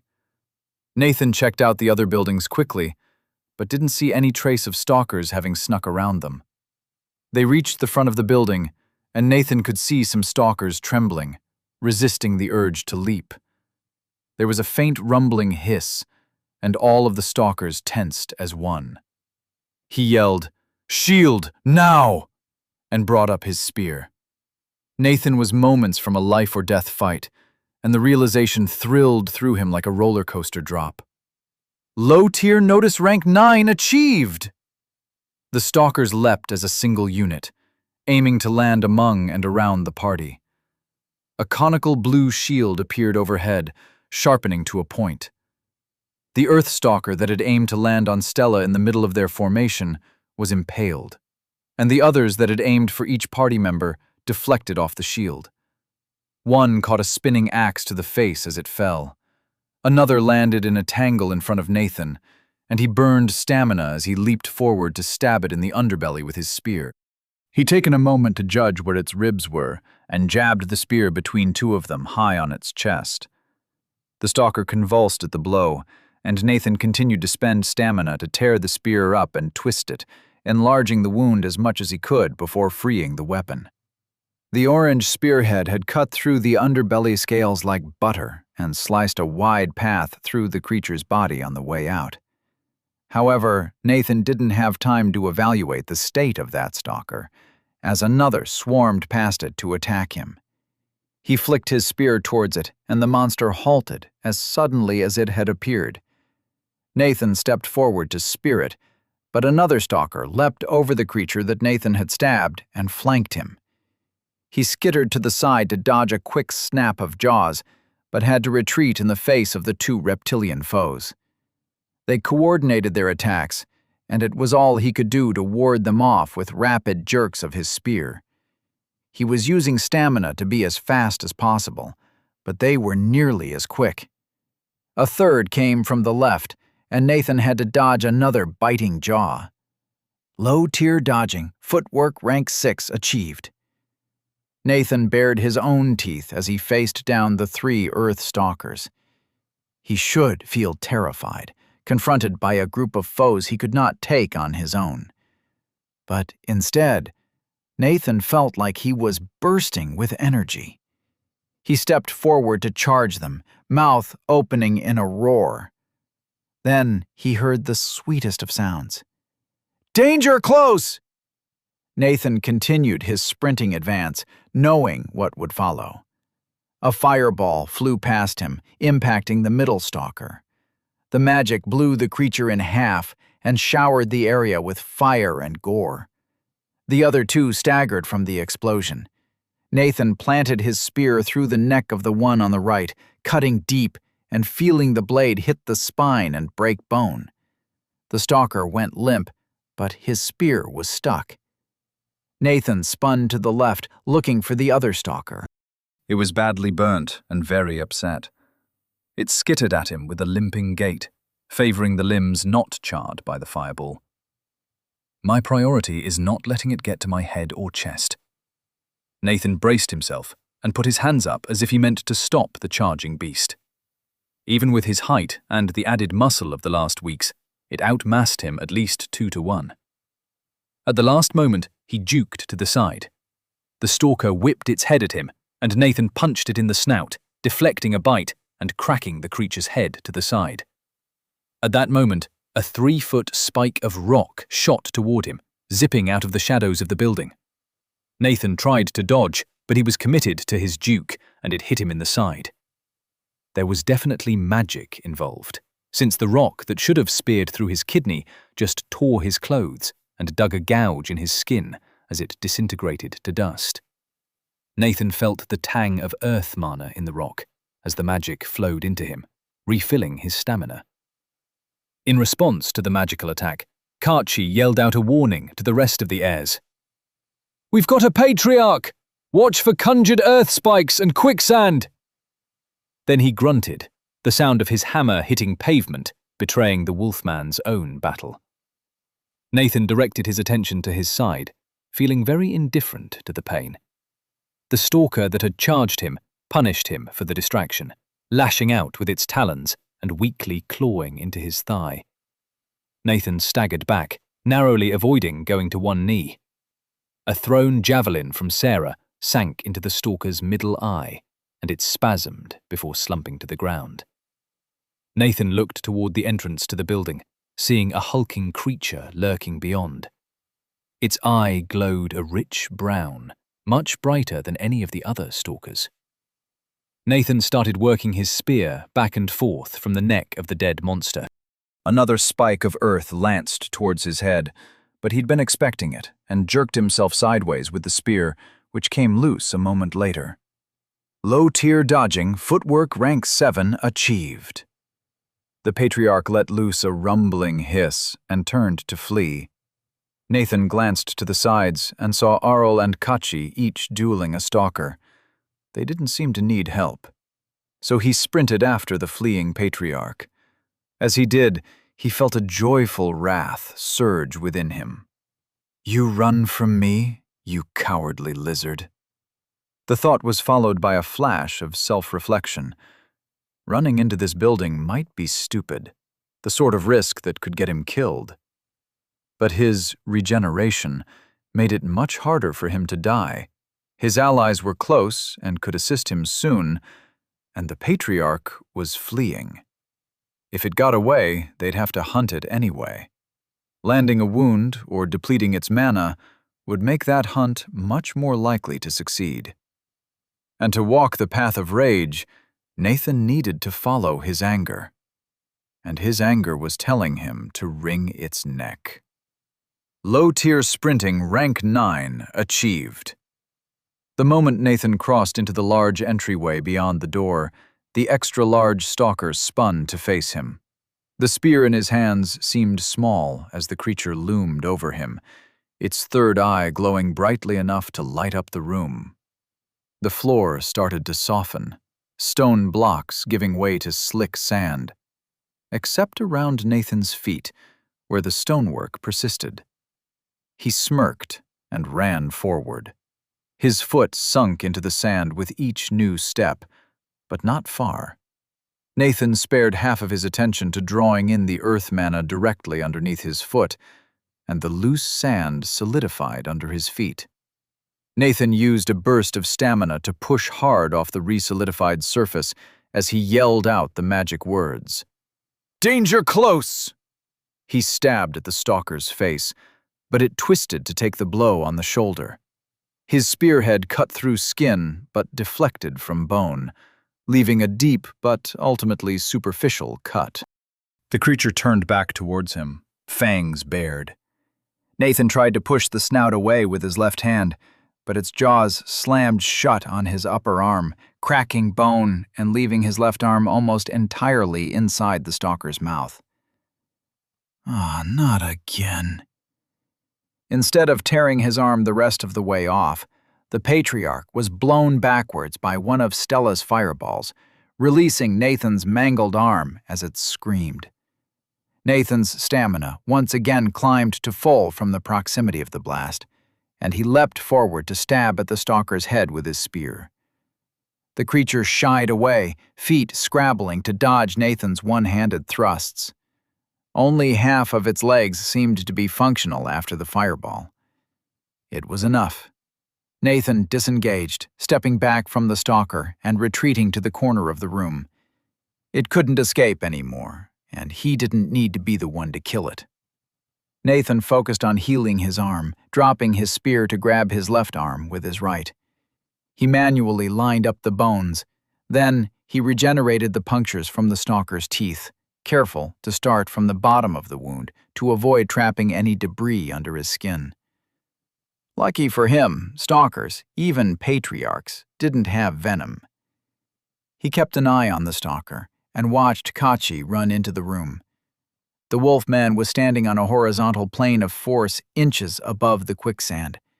His armor flashed, blinding light shooting in every direction. Nathan merely blinked away faint spots in his vision, but the stalker patriarch screamed, its head jerking away. Kachi brought his hammer down on the monster's head, crushing it to the stone floor outside the radius of the quicksand. There was a second of silence, and it seemed the fight was done. "We're done? Got them all?" Nathan's voice was harsher than he meant it to be, but Kachi didn't take it amiss. He gestured them outside, and Nathan followed Kachi out the door into the bloodied street. Nathan was splashed with blood, some of it his own. His shirt was ripped and bloody, and his pants had a few tears. Kachi's hammer was covered in blood, and he had spatters covering much of his armor.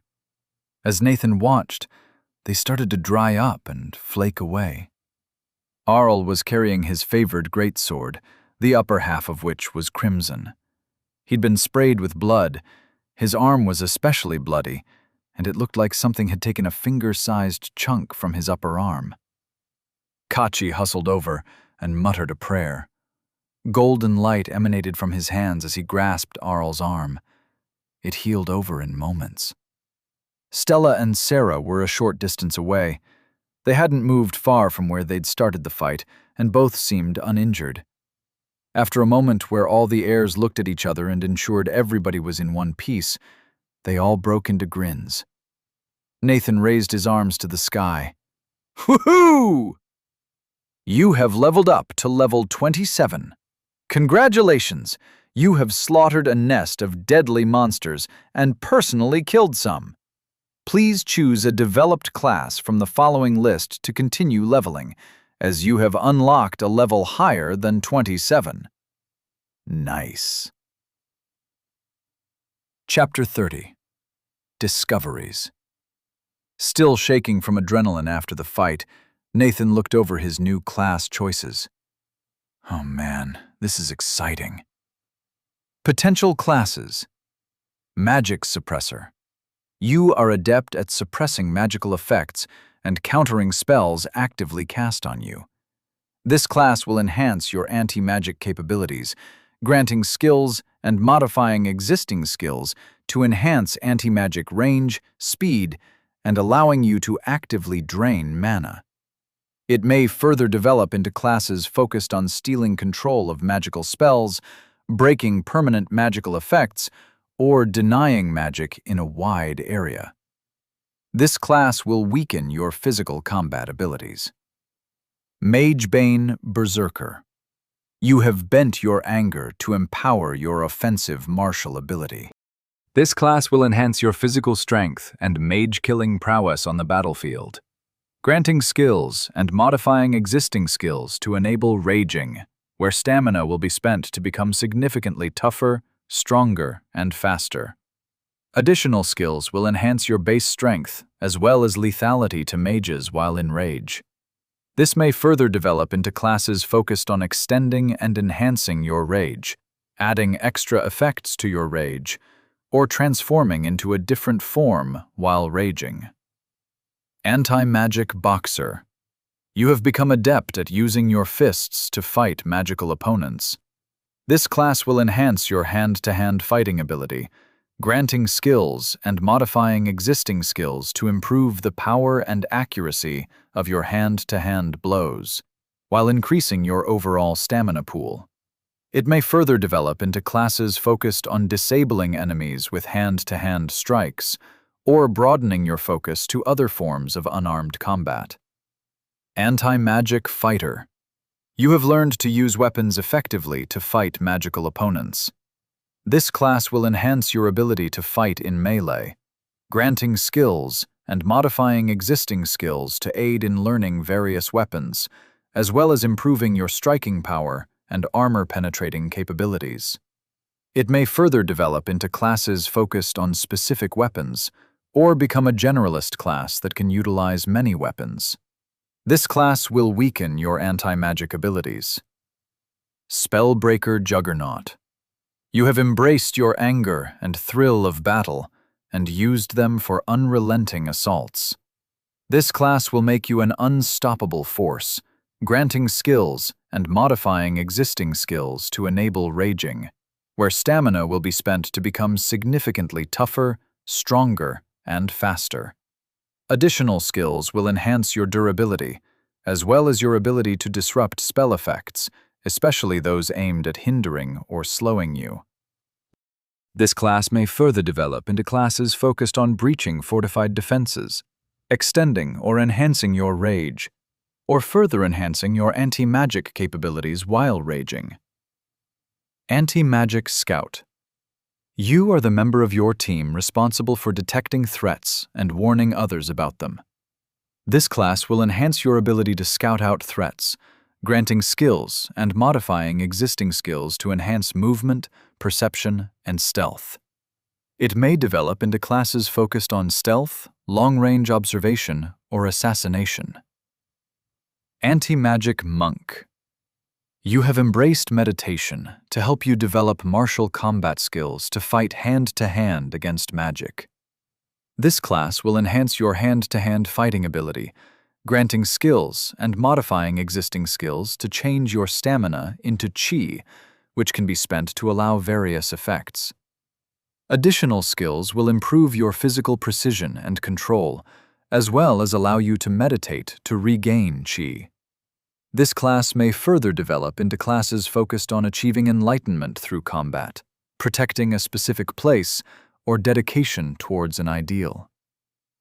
Nathan stood in the street of a ruined city next to his friends and teammates. Surrounding them were the scattered corpses of more than a dozen Earthstalkers. Their blood painted the street red in a wide arc. The bodies were lean and predatory, with 6 heavily muscled legs and smooth scales of a dull brown. Nathan shivered as he looked over the landscape of the fight. He was coming down from the adrenaline high and thrill of battle, and he could retrace the flow of the flight from the bodies and their wounds. There was a clear spot where the heirs had first stood.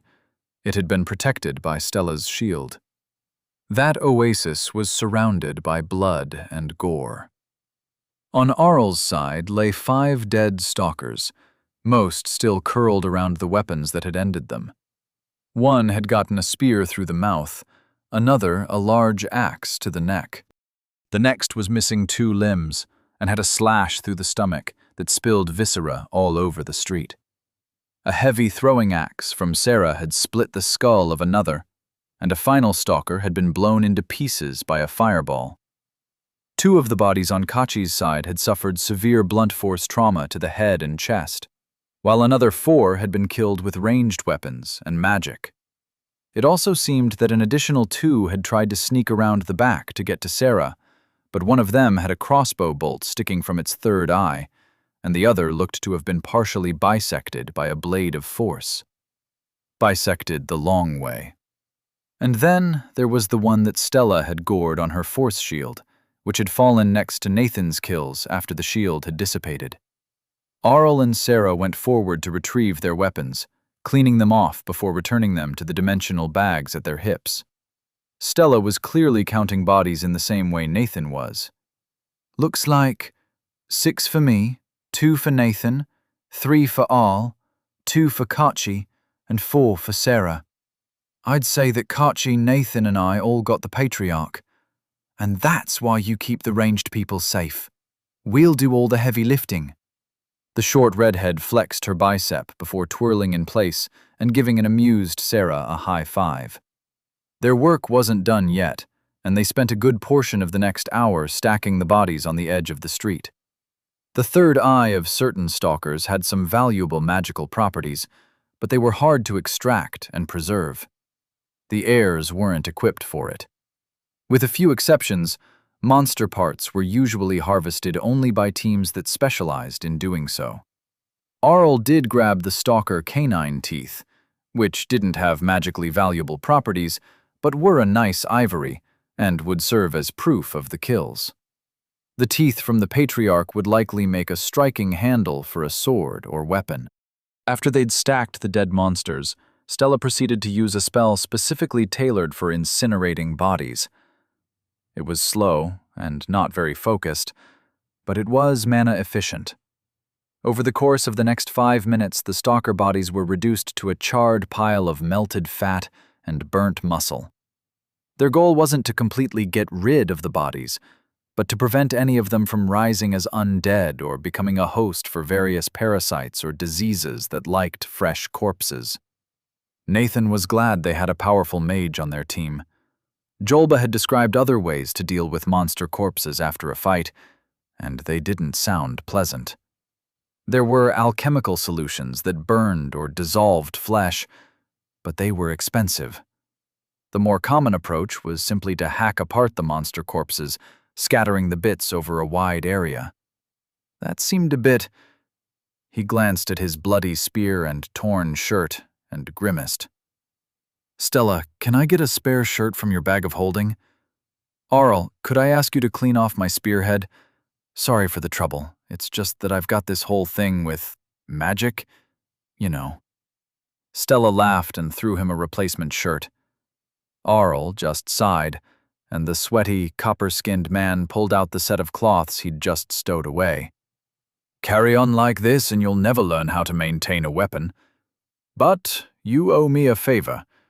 A few years of this and it might even be worth an insight. You seem to have no end of valuable ones." Nathan hummed, a little taken aback by how good Arl looked in that moment. A little sweaty, a bit exasperated. "You know, maybe we should talk later about trading insights. I've got a utility skill that I'm pretty sure makes it easier to figure out other insights. It's a bit of a pain to rank up, though." He was thinking of focused mind, and also wondering if it would be helpful for mages and their spellcasting. Kachi interrupted the conversation. "A good conversation to have. Later. For now, we must resume our patrol. With a nest of stalkers this large, it is unlikely that there is anything else threatening. But we must fulfill our job, and much of the day remains." The party spent a few more minutes resting. Nathan chewed down some of his stored rations, mostly spicy jerky. He'd never been particularly low on stamina during the fight because of what he'd absorbed from Stella's spells, but it didn't hurt to top off. And he was hungry. While he chewed, he considered his new class options again. They were a lot less varied than the options he'd gotten the first time, but that made sense since they were all developments of anti-magic brawler. Nathan was excited to talk to Artha about his choices and speculate on what kinds of new skills he might get. He was also thinking of getting advice from his fellow heirs and maybe their parents. All of that would happen in safety, once they'd returned to Jamor proper. His initial thoughts were that both Magebane Berserker and Spellbreaker Juggernaut were on the path of rage. Artha had been guiding him towards it, so he knew what he was getting into and had a mentor to help him figure out how to use them. Both were likely contenders. His gut pushed him towards Spellbreaker Juggernaut, though Nathan wasn't sure if that was just because the name sounded cooler. Meanwhile, Magic Suppressor went further into anti-magic in a way that appealed to Nathan. Being able to drain mana from people sounded pretty strong. And Anti-Magic Monk could be really strong if Nathan could replicate magical effects with chi while keeping his hand-to-hand combat abilities. Was it a D&D style chi or cultivation style chi?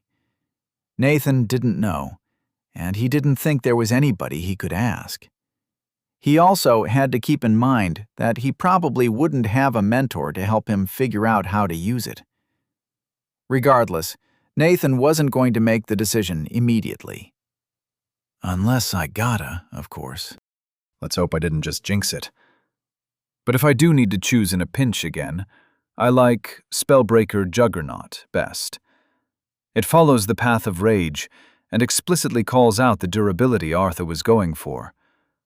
Maybe something else is better, but this is sticking to the plan. They set off once again. There was a lot of ground to cover, and the mostly intact buildings meant that they had to walk down nearly every street. There was little chance of getting lost since they all paid attention to the landmarks they passed. Kachi in particular seemed to have an excellent sense of direction. Nathan stayed on high alert, using notice and focused mind as before. Nothing stood out to him. The city was empty, and they were surrounded by buildings too ruined for anything but demolition. Nothing moved except the occasional bird or small prey animal. Chipmunks were the same no matter where you were. By lunchtime, they'd looped back to the square where the patrol began. The heirs made sure the green space was clear and sat down to have lunch. Stella was proud and a bit embarrassed since her parents had given her enough food for everybody and made her promise to share. The food was still trail food, preserved and prepared to be eaten without cutlery. But the quality was high, with a rich, savory pemmican and honeyed biscuits washed down by sweetened juices. Nathan made sure to be appreciative and to make fun of Stella for being spoiled by her parents. It was all good-natured. Kachi defended her, explaining his mother's idea of trail food. Apparently, Kia thought unflavored jerky, ground oats, and rainwater were perfectly suitable for days on end.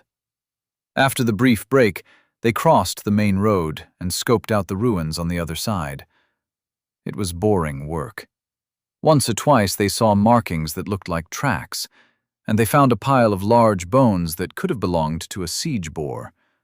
But the bones were old, yellowed, and jumbled together. The tusks were missing, which likely meant a party of adventurers had killed it, or at least found the skeleton.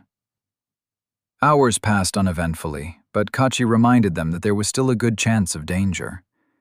The heirs tried not to relax their guard. They'd patrolled in a wide arc away from the road, and the ruins had become more irregular. More of the buildings were collapsed, leaving rubble blocking some of the roads. After a little while, they found another large boulevard that they decided delineated the outer edge of their patrol responsibilities. It didn't mean they were done, but they would walk along it before sweeping back to cover another swath. Once they returned to the transit road, they'd be done. The boulevard was wide and spacious, with scattered islands of greenery breaking through the flagstones in places. It didn't have the space compression magic that increased travel speed, but had clearly been a major thoroughfare. Nathan was on the far right side of the street, looking at the buildings next to him as he led the way. They were all 5 or 6 stories tall, with some having partially collapsed. What do you think these buildings were? They don't look the same as the ones near the community center. Arl was directly behind Nathan, and he answered, I don't know, but I don't think people lived in them. Maybe where people worked? But I don't see shops or anything at the bottom. It's strange. Nathan turned around and saw the rest of the heirs looking up to the right, studying the buildings next to them. His twigged about something, and Nathan was confused. There was nothing to see. The road was boring, nothing moved in the buildings, and his party members were all present. But why are we in a line? We've been in formation all day. All of the heirs had their backs facing the center of the street, intently studying the buildings that Nathan had pointed out. A chill ran down Nathan's neck, and he determinedly spun to face the center of the boulevard. He called out, Arms up! Spread out! Something's funky! Nathan took a few steps forward, studying the street. The stone was smooth and even all the way across, the flagstones looking as if they'd just been laid. Nathan noticed that they weren't even dirty. That's weird. None of these streets have been so pristine. He raised his eyes, looking at the buildings opposite. They were completely normal, nothing unusual with them. Then, Nathan took a deep breath and activated Focused Mind. The buildings were normal, but even with notice, Nathan couldn't see a single identifying detail about them. Literally nothing stood out. He looked away and realized he couldn't recall if the buildings had been tall or short, the shape of their windows. Literally nothing. He searched his mind for invasive magic and felt an amazingly subtle vapor that burned away as he focused on it. Mid-tier Focused Mind rank 9 achieved. Low-tier Notice rank 10 achieved. Congratulations, you have maxed out this skill. It cannot be improved any further. You must achieve insight into this skill to develop it to the next level. Nothing changed, except that Nathan found it easier to look towards the buildings opposite. There'd been a subtle but powerful look-away effect there, maybe combined with something that made you unable to recall what you'd seen. And now that he was able to pick out details, he saw the too clean street wavering faintly, as if hidden by a heat haze. Bet that's an illusion. Low-tier Identify rank 6 achieved. Shit. Illusions. Nathan took a few steps forward, entering the area where the road was clean and feeling it out with his hands. If this was a giant rest ambush, he needed to break their illusions as soon as possible so they could see their foe. His hands stopped, pushing against what felt like a brittle pane of glass. The scene flickered, and Nathan recalled the feeling of shadow mana he'd felt when practicing with Wiam. This was like that, but much more complicated. The spell work was made of more than shadow, with at least 2 other types of mana layered together. Light and something new. Something that felt like the softest touch of warm fabric. Dream mana? Nathan ripped with his hands, shredding the illusion and absorbing it into himself. A few things changed. The building across the way was revealed to be a squat, blocky thing, about 30 feet tall. The windows were high up and barred, the walls around them made of enormous blocks of well-fitted stone. There was a metal door fit for a nuclear shelter sealing the entrance. Short bunkers flanked the building on both sides. Each one had a turret on top, which were aimed at the heirs. A half-dozen floodlight-like constructs decorated the front of each bunker, also aimed in their direction. Even worse, the previously empty road was no longer empty. 8 spindly metal constructs had been slowly advancing across the road. But when Nathan broke the barrier, they shifted into a run. The street they charged across was dotted with corpses. Corpses in armor. The corpses of adventurers. Chapter 31. Repercussions. A lot of things happened very quickly. The turrets on top of the bunkers fired with a faint woof, and a projectile blurred in Nathan's direction. He dodged to the side, but it had been aimed at his center mass and was moving fast. The spike of metal impacted the right side of his chest and went through his entire body, snapping ribs and coring a lung before hitting the street behind him.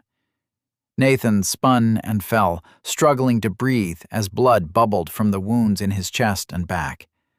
Stella cried out in pain behind him. Nathan looked back for a second and saw her sprawled against a wall, another bolt sticking out of her chest. Kachi moved to cover her with his big shield, but Nathan was exposed, the constructs fast approaching. The sound of metal on stone grew louder, and Nathan pushed himself up. He grit his teeth and focused on the lung wound, burning stamina to heal his lungs before too much air escaped into his chest cavity. My regeneration needs to be faster. My lung will collapse at this rate, and I don't know if regeneration can fix that. He advanced towards the metal constructs as they skittered across the street. They were tall, with 4 thin metal legs holding a central body about 5 feet in the air. A tube-like head was fused to the top of the body, and they were all pointed towards Nathan. More concerning were the two arms protruding up from the central body, tipped with long cutting blades. Overall, they looked like bugs from the movie Starship Troopers, but in steel and chrome. That movie was good satire, but bad at engaging with Heinlein's original. Nathan shook the distraction aside and snarled as he ran forward. He could feel his lungs starting to operate again, his ribs re-knitting. What the hell was going on here? The classes in the Adventurers Guild had never described whatever the fuck these foes were. Low-tier sprinting, rank 10 achieved. Congratulations, you have maxed out this skill. It cannot be improved any further. You must achieve insight into this skill to develop it to the next level. As they closed in on him, the bug construct's heads split open to reveal cannon-like barrels. Magic kindled, and varied spells began flying from the constructs. Two of the barrels sparked with lightning that struck out at Nathan instantaneously. Two more volleyed small bolts of fire at him like machine guns. Another two shot out blades of force, one at chest level and another at thigh level. The final two fired sprays of acid. Nathan didn't try to dodge any of it. His clothes were charred, sliced, and dissolved in an instant. One of the blades of force cut his spear shaft clean through, and the remaining pieces of wood started to bubble and liquefy under the acid. Nathan discarded the ruined weapon. That's really not how acid works. Magic. Nathan himself was relatively unharmed. He had light cuts from the blades of force, and the acid burned his eyes and made his skin itch. The lightning had barely registered, and the fire was doing nothing. It took a bare moment's attention to heal the cuts and soothe the inflammation. Mid-tier regeneration rank 10 achieved. Congratulations, you have maxed out this talent. It cannot be improved any further. You must achieve insight into this talent to develop it to the next level.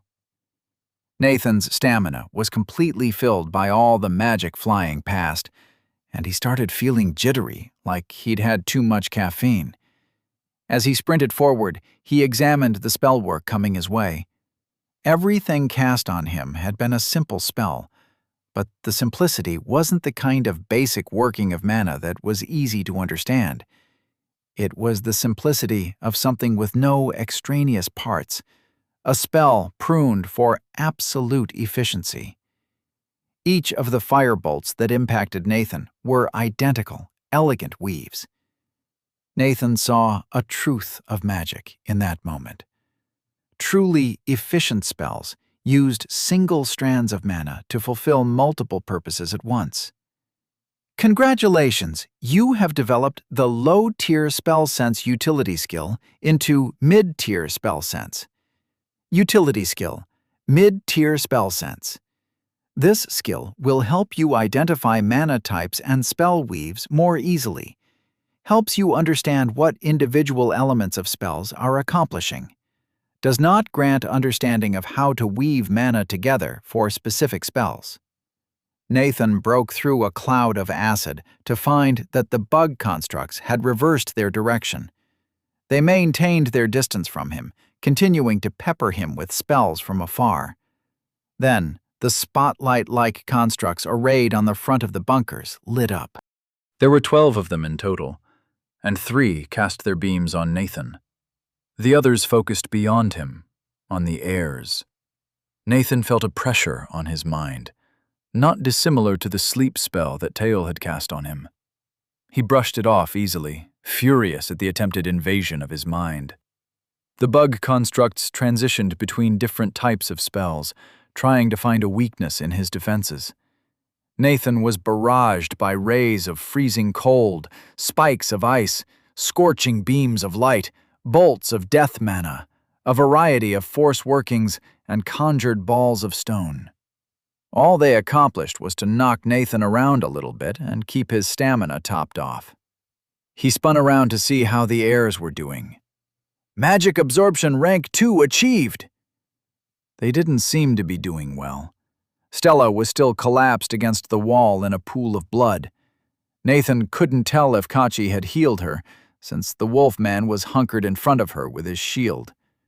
Several bolts were stuck through the shield, and Nathan saw red dripping to the cobbles from Kachi's kneeling form.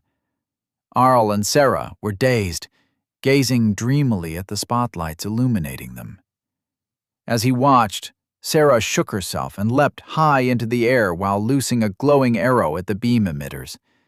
The arrow sped through the air before exploding against a previously invisible magical shield that protected the bunker. The beams refocused on Sarah in midair, and she froze. She'd been aiming for a window on the second story of the building. Instead of a smooth landing, she cracked her legs against the windowsill and fell to the street with a crunch. Fuck. Those beams need to go down now. And I think I'm the only one for the job. Nathan spun again, facing the squat building with its deadly bunkers and construct guardians. The metal bugs had stopped firing spells at him. Nathan raged at the way the ambush had played out so far.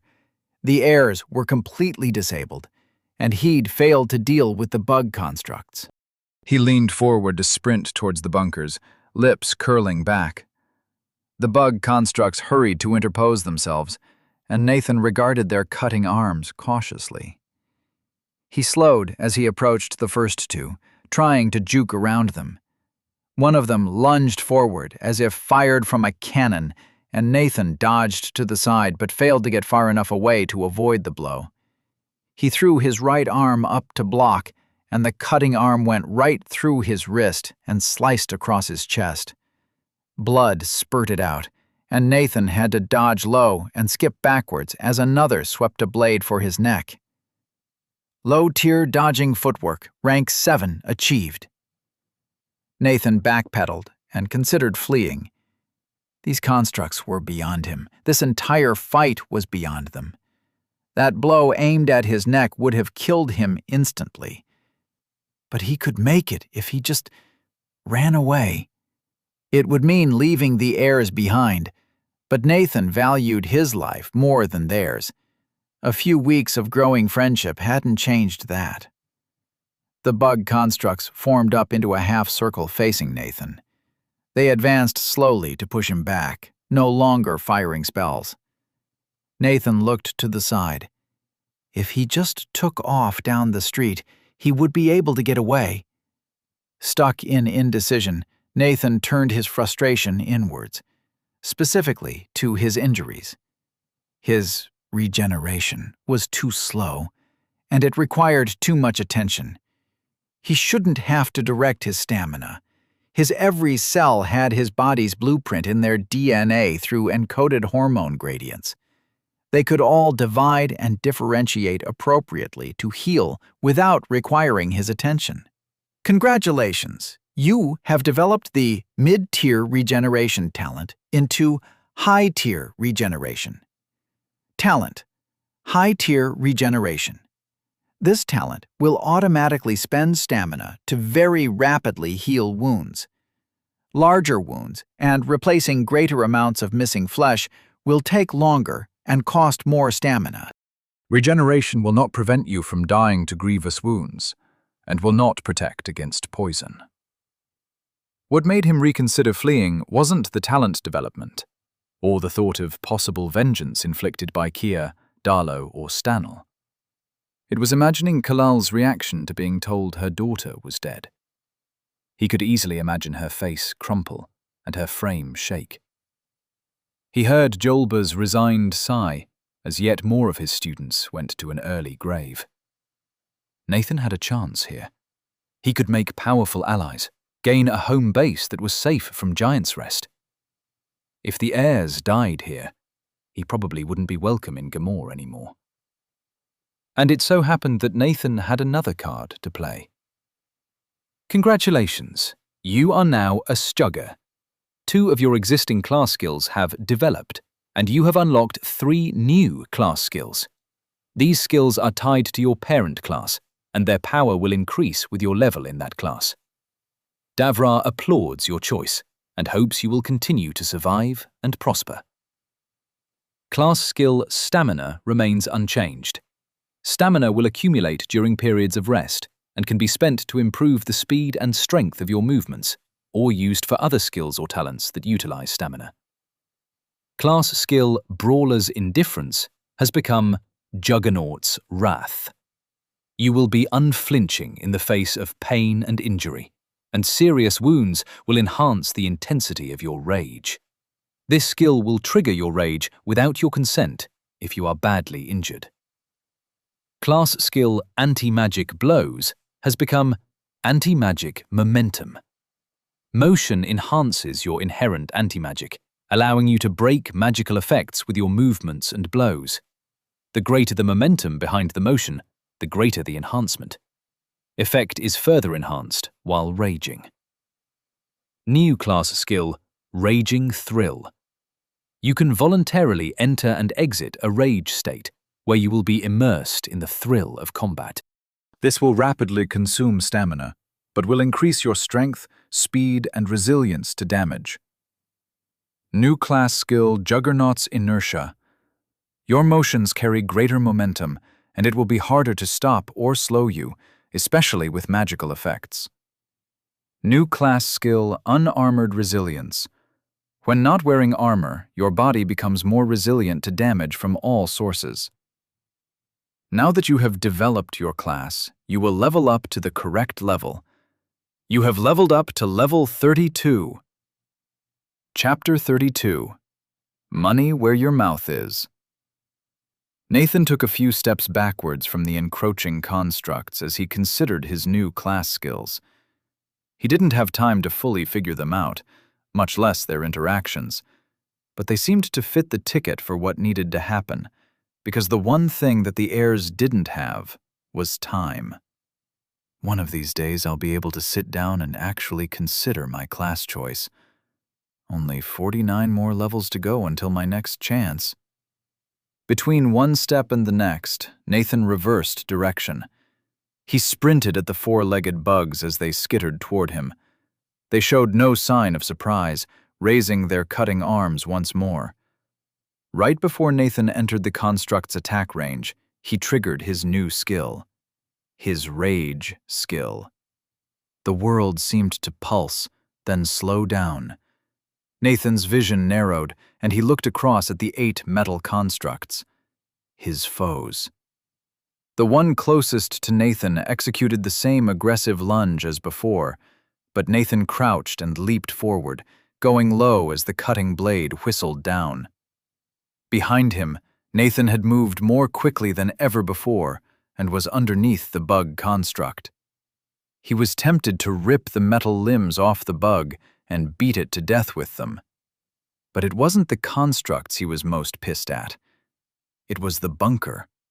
Just sitting there, with magical beams that could stun people from 100 feet away. The bug reacted quickly, striking out with its back legs as Nathan ran out from underneath it. Each of the construct's limbs were serrated on the inside surface, and one of those vicious cutting edges struck Nathan across the back of his left leg. But a blow that moments ago would have torn his leg off only left a deep cut. And instead of being knocked down, Nathan just staggered for a few steps and kept running. Another bug lunged at him from behind, the tip of its cutting blade slicing across Nathan's back. It caught on bone and jerked him sideways, but failed to cut through his spinal cord. Ha! I've got 2 different resilience buffs right now. Eat my dust, bugs. Nathan jumped over an adventurer corpse and kept running. His thrill and fury had only intensified with each injury, and he felt like he was in a tunnel, with only the bunkers present at the other end. The pounding of metal on stone came from behind him as the constructs gave chase. Nathan focused on the bunkers and the street he needed to cross to get there. His chest came up, arms driving down. He flexed his feet with each step, propelling him forward with stamina and all of the enhanced strength his rage provided. For the second time, he was in a race against constructs trying to kill him, and he was winning. Congratulations! You have developed the low-tier sprinting utility skill into mid-tier sprinting. Utility skill: mid-tier sprinting. This skill will help you run very quickly in the future, will not allow you to run in circumstances where you couldn't otherwise. His gait had started uneven due to the leg wound, but it smoothed out as the cut healed. His hand was mostly regenerated too, but the combined costs of his rapid healing, rage, and use of stamina to empower his movements took its toll. His stamina flickered down. Stamina: 105/420. High-tier regeneration. Rank 2 achieved. There wasn't much he could do about it, except eat the invisible barrier that had blocked Sarah's arrow. Nathan noticed the turrets aligning themselves in his direction. He started dodging and weaving, not expecting much warning before a metal bolt shot past Nathan as he juked. The one from the other turret hit him in the right shoulder. It pierced skin and sunk into bone, the tip barely emerging from his back. Nathan's vision tinged red for a moment, but he kept running. He grabbed the 2-foot projectile in his left hand and yanked it free with a grunt. His stamina briefly stopped plummeting as the glowing swirls engraved into the bolt flickered and dimmed. Low tier, dodging footwork, rank 8 achieved. Everything here is magic. Speaking of, Nathan impacted the barrier of force in front of the building. It was thick, with multiple strands of force mana layered on top of each other. But Nathan had practiced against Stella's force mana a lot. He moved at a speed enhanced by everything stamina, raging thrill, and mid-tier sprinting could provide. And all that speed was fueling Juggernaut's inertia and anti-magic momentum. Mid-tier sprinting, rank 2, achieved. The barrier shattered into pieces, and Nathan greedily sucked in all the force mana he could. Then he hit a second barrier, which suffered the same fate. The third slowed him down such that he didn't slam into the bunker. Instead, he plunged his fists into the spotlight-like magical constructs powering the stupefaction beams that were suppressing the airs. There were crystals of some kind inside, and Nathan yanked them out. The beam emitters were arranged in 3 rows of 2, about 5 feet between each horizontal row. He leapt and clambered up the device framework to reach the rest of the magical constructs, ripping their innards out as he went. A quiet whine pulled Nathan's attention to the right, where the turret atop the other bunker was tracking him. He jumped up, pulling with his hands as he pushed with his feet. The bolt that had been aimed at his head passed just in front of his knees, skittering off the bunker's metallic surface. Wow. I can really jump with this. Let's crush some uppity magical constructs. Nathan felt exhilarated as he landed directly in front of the other turret. It also began to whine as it charged to fire.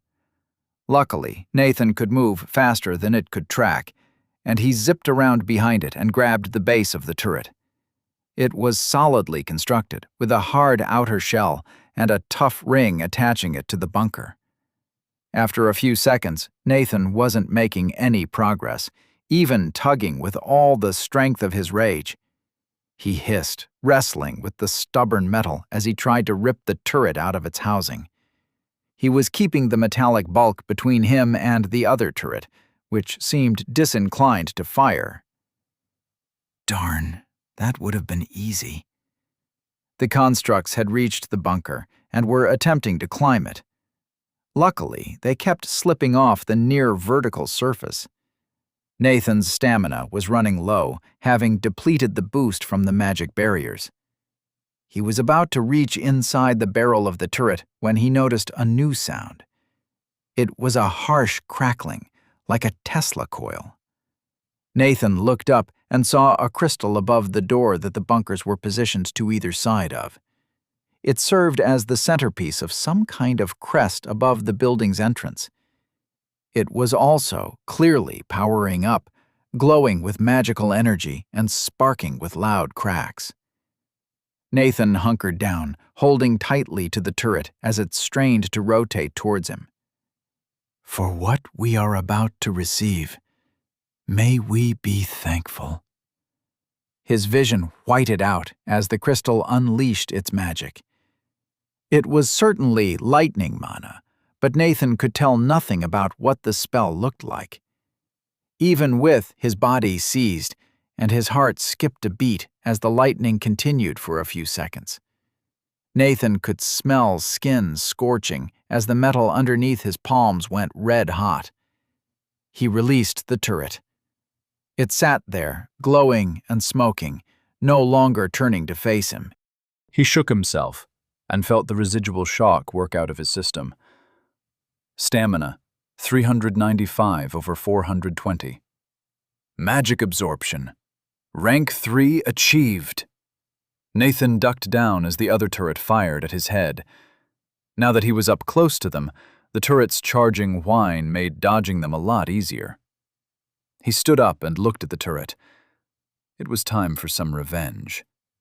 He took a few steps backwards for a run-up, then leapt from one bunker to the other, laughing maniacally as he flew across the 20-foot gap. He didn't quite make it, but caught the edge of the bunker with his fingers and hauled himself up. Once again, he skipped around the turret before it could reload and draw a bead on him. He looked up at the lightning crystal, but it wasn't charging up again. No such luck. So, Nathan did the only thing that occurred to his rage-addled brain. He stuck his hand into the barrel of the turret and felt around. He scratched his hand on the tip of the loaded bolt, then found a small metal tab on the side of the barrel. He grabbed and yanked, tearing out a thin, enchanted piece of metal. The turret jerked erratically and spun upwards to face the sky. It loosed a wild bolt high into the air, aimed at nothing. Satisfied it was out of commission, Nathan looked down from the top of the second bunker. The emitters for the remaining stupefaction beams were below him, still focused on the airs. Surrounding him on every other side were the 8 bug-like constructs that had harried him in the street.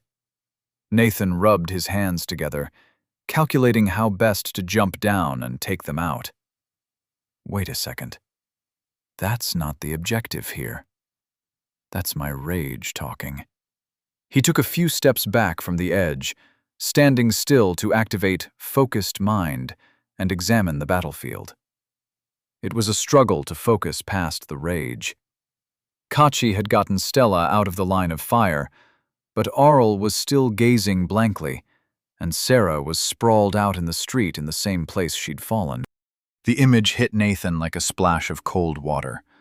He almost let go of his rage, before clenching his fists and springing to action. He jumped off the bunker and landed on top of the 2 stupefaction beam emitters below him, striking with his heels as he landed. The metal frames warped and deformed under his feet. Nathan's plan had been to repeat the motion, crushing all 6 of the magical devices as he descended the bunker. Unfortunately, the buckling metal robbed him of his balance, and he tumbled, scrabbling for a handhold. He found one, grabbing onto the base of one of the beam emitters farther down with his left hand. It bent down towards him as his weight overwhelmed whatever mechanism it used to aim. Nathan pulled on the handhold to swing himself up and punched his right hand into the adjacent magical spotlight. As he did so, one of the bug constructs leapt and slashed, grazing Nathan's butt. I think it'll take all of my stamina and a little while to regrow a single limb, so let's try not to get dismembered. But I need to get rid of these beams.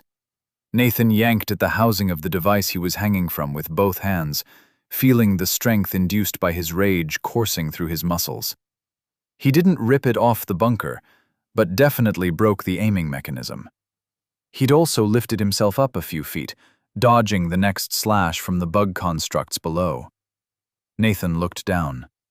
2 more magical spotlights were aimed out at the airs. Below them, 8 chrome and steel constructs waited with readied blades. Nathan's lips peeled back in a rictus grin. This is better than anything I've ever felt before. I've trashed whatever this place was, and here I am, about to leap into the jaws of shiny death for my friends. Who wouldn't dream of such a thing? What a rush. Then, Nathan jumped. He slammed his feet into the beam emitters, hearing a satisfying crunch as his full weight bore down on them. He didn't try for a clean jump this time, instead toppling forward towards the nearest of the bug constructs. It swung both bladed arms up. Nathan caught them on the outside of his forearms, roaring in challenge. The blades didn't cut his arms off, but they sliced to the bone. Nathan landed atop the central body of the bug. It staggered under his weight, almost collapsing to the ground. Nathan dodged preemptively, not needing to look for incoming attacks to know they were coming. He rolled to the side, falling toward the ground. All of his attention was focused on landing on his feet. Going down here meant death. Another cutting blade hit him in the ribs, carving a deep gouge and slapping him into the side of the construct he'd just rolled off. One of his feet landed on a metallic leg of that construct, which buckled under him. It upset his landing. Nathan landed awkwardly on one leg, already falling to the side. He tucked and rolled under another construct. There was a rush of wind as more blades whizzed over him. Ha! Invincibility frames. Can't hit me when I'm rolling. Pending utility skill. Low tier, tumbling. You have used acrobatic tricks to dodge blows from dangerous opponents. This skill will help you use unorthodox movements involving rolls and handsprings to avoid blows in the future. Nathan was on his feet again, standing just behind a construct. It reared up to strike with its back legs, but he didn't care. It was behind him and couldn't stop him now. There was one more construct blocking his path, and Nathan took 3 steps and slammed his fist into the spot where the legs connected to the body. He put his full body into the motion, pushing with his legs and bringing his hips up into the blow. The constructs were quite sturdy. The legs spasmed at Nathan's blow, but nothing obvious broke except some of his knuckles. All 4 of the construct's legs left the ground as the metallic bug lurched into the air. Nathan ran forward, meaning to take advantage of the opening. Then, a blade hit him in the side of the head from behind. He staggered, almost going down from the blow. Only his single-minded goal kept him moving past the burst of pain and confusion. And nausea. Couldn't forget the nausea. Gotta escape. Not dying here. Giant's Rest will hear from me again. Nathan wavered and wobbled, picking up speed as he ran. Blood coursed down from his head wound. All of his attention was focused on the building the heirs had retreated into. It slid back and forth across his vision, and Nathan's balance was shot.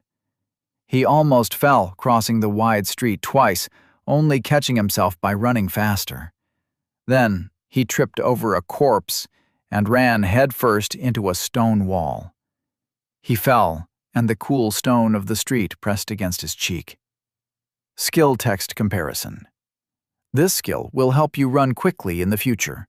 Will not allow you to run in circumstances where you couldn't otherwise. This skill will help you run very quickly in the future. Will not allow you to run in circumstances where you couldn't otherwise. Chapter 33. The Payoff of Risk. Nathan lost a moment, stunned from yet another blow to the head. He became aware of movement, of hands grabbing him. Don't lose the plot now. He settled into focused mind and tried to direct his regeneration to his head. He pictured the proper layout of the brain and meninges, but Nathan couldn't fully hold the image. He squeezed his eyes closed, concentrating on staying conscious. Moment by moment, his mind felt clearer and more focused. Then, the process stopped. Stamina, 0/420. Mid-tier focused mind rank 10 achieved. Congratulations, you have maxed out this skill. It cannot be improved any further. You must achieve insight into this skill to develop it to the next level. Nathan's eyes cracked open. Arl was carrying him through a ruined building.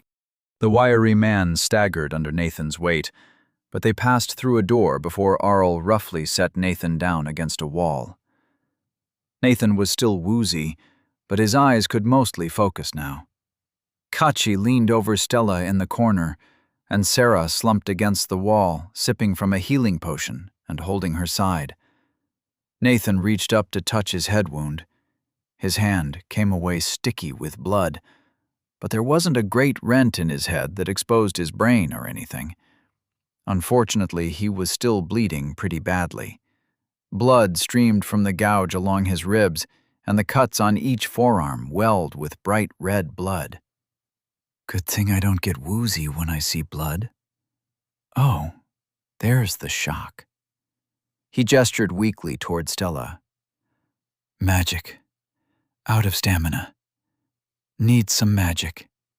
They had extra healing potions, but when he'd tested them during training, they just tasted bad. Apparently, alchemy was magical enough that Nathan was immune. It wasn't all negative. That result meant he would likely be immune to magical poisons. Stella laughed weakly, coughing. Still need me, I guess? Come over here. She waved Nathan over with a feeble motion. Nathan got up, nearly overbalancing. Arl grabbed him under the shoulder and helped Nathan across the room. His footsteps left blotches of blood on the floor. Stella wasn't doing much better. It looked like she'd taken a bolt from one of the turrets to the chest. Her enchanted robes seemed to have slowed the bolt enough that it hadn't gone through her like the one that had speared Nathan. Kachi had removed the bolt and was continuing to heal her, chanting quiet prayers over her supine body. Kachi's legs were wet with his own blood, but he paid his own wounds no mind as he chanted over his friend. By the valor of Damon, let these wounds be healed. Taken in righteous battle, this injury will not fell a valiant warrior. I ask you, Damon, stem the flow of blood and mend this wound, that Stella Caxel may fight virtuously another day. Nathan collapsed to the ground next to Stella. Her hand flopped to the ground next to him, palm lit with fire. Nathan took her clean hand with his bloody ones, cupping the fire like it was his only source of warmth in a blizzard. Stella laughed at that, her cough a little stronger this time. Then the fire increased in size, growing larger and larger, until it would have touched the ceiling without Nathan absorbing the mana. It wasn't a complicated spell, just a larger but less disciplined derivative of the blowtorch spell that they'd fought over on the first day. This time, Nathan wasn't trying to disrupt the spell. He was trying to suck as much stamina as he could from it, and then feed it to his injuries in order of priority. It was a surprisingly intimate moment, with Nathan and Stella softly chuckling at the ridiculousness of the situation. She was healing him from life-threatening wounds by setting him on fire, while she was also being treated for a deadly injury. Sarah called over after a minute, her voice tinged with pain. If you are enjoying yourselves so much, can I get Kachi over here? I need a bit of divine love on my ribs. Kachi ignored her, finishing his prayer. Continue to be your faithful servant in righteous battle. Praise to Damon. May his grace be granted. He released Stella, who was looking much healthier. Then he rose and walked over to Sarah. Nathan looked around for Kachi's shield and hammer. They'd been discarded in the corner of the room. The shield had 2 bolts sticking all the way through the heavy metal. The tips were red with the wolfman's blood. Arl came back into the room. The sentry constructs are keeping their distance for now. They don't seem to want to go too far from that building they're guarding. They seem uncertain now that their support fire is offline. He threw an acknowledging hand gesture towards Nathan. Nathan hadn't noticed Arl leave, but he was glad that somebody was maintaining their situational awareness. Sarah spoke through gritted teeth as Kachi poked at her ribcage. Then they will be easy targets from here. Stella and I can take them apart from inside the building. Those constructs are too large to fit into these hallways. Nathan was uneasy. In his mind, the correct thing to do was run the hell away. Stella spoke next. I want to take my pride from their carcasses. Nathan, you good? You're having a little problem with, clothes. Nathan was much better. He wasn't exactly full of stamina, but all his wounds were healed. He looked down at himself. He was also mostly naked, with his underwear hanging off one leg. However, that was somewhat less remarkable than the fact that he was almost entirely covered with blood, all of it his own. High-tier regeneration rank 3 achieved. Nonetheless, he answered, yeah, I'm better. Can I get some pants? And food? I think we should get back to Jamor right now and report this. Kachi rose, pulling Sarah up. I am running a bit low on faith and still need to finish healing myself, but it seems that we are able to fight. This is a threat we encountered on our patrol, and we would be remiss to leave it behind. I agree with Sarah and Stella.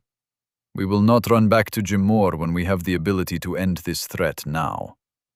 He started chanting again, this time with his hands crossed across his chest. Stella had dug into her dimensional bag and handed Nathan a pair of short pants, a rag, and some pastries.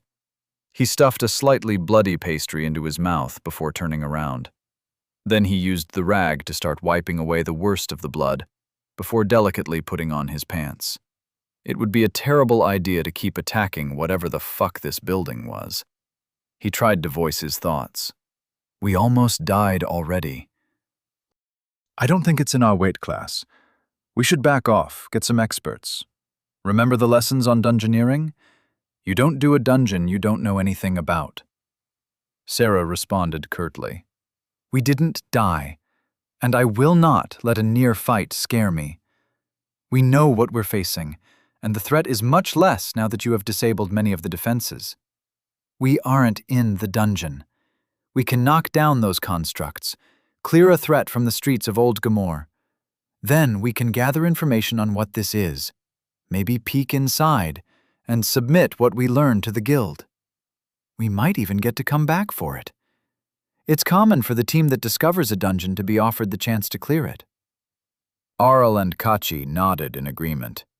But Nathan was growing even more convinced this was a bad idea. The outermost defenses almost handed our ass to us. I don't want to assume it's out of tricks. And there's something else bothering me. Nathan asked about what was concerning him. Guys, why haven't we leveled? Is the fight still happening? Arl, didn't you say the constructs were backing off? Kachi frowned. That is somewhat odd. Davrar must believe the fight is not over.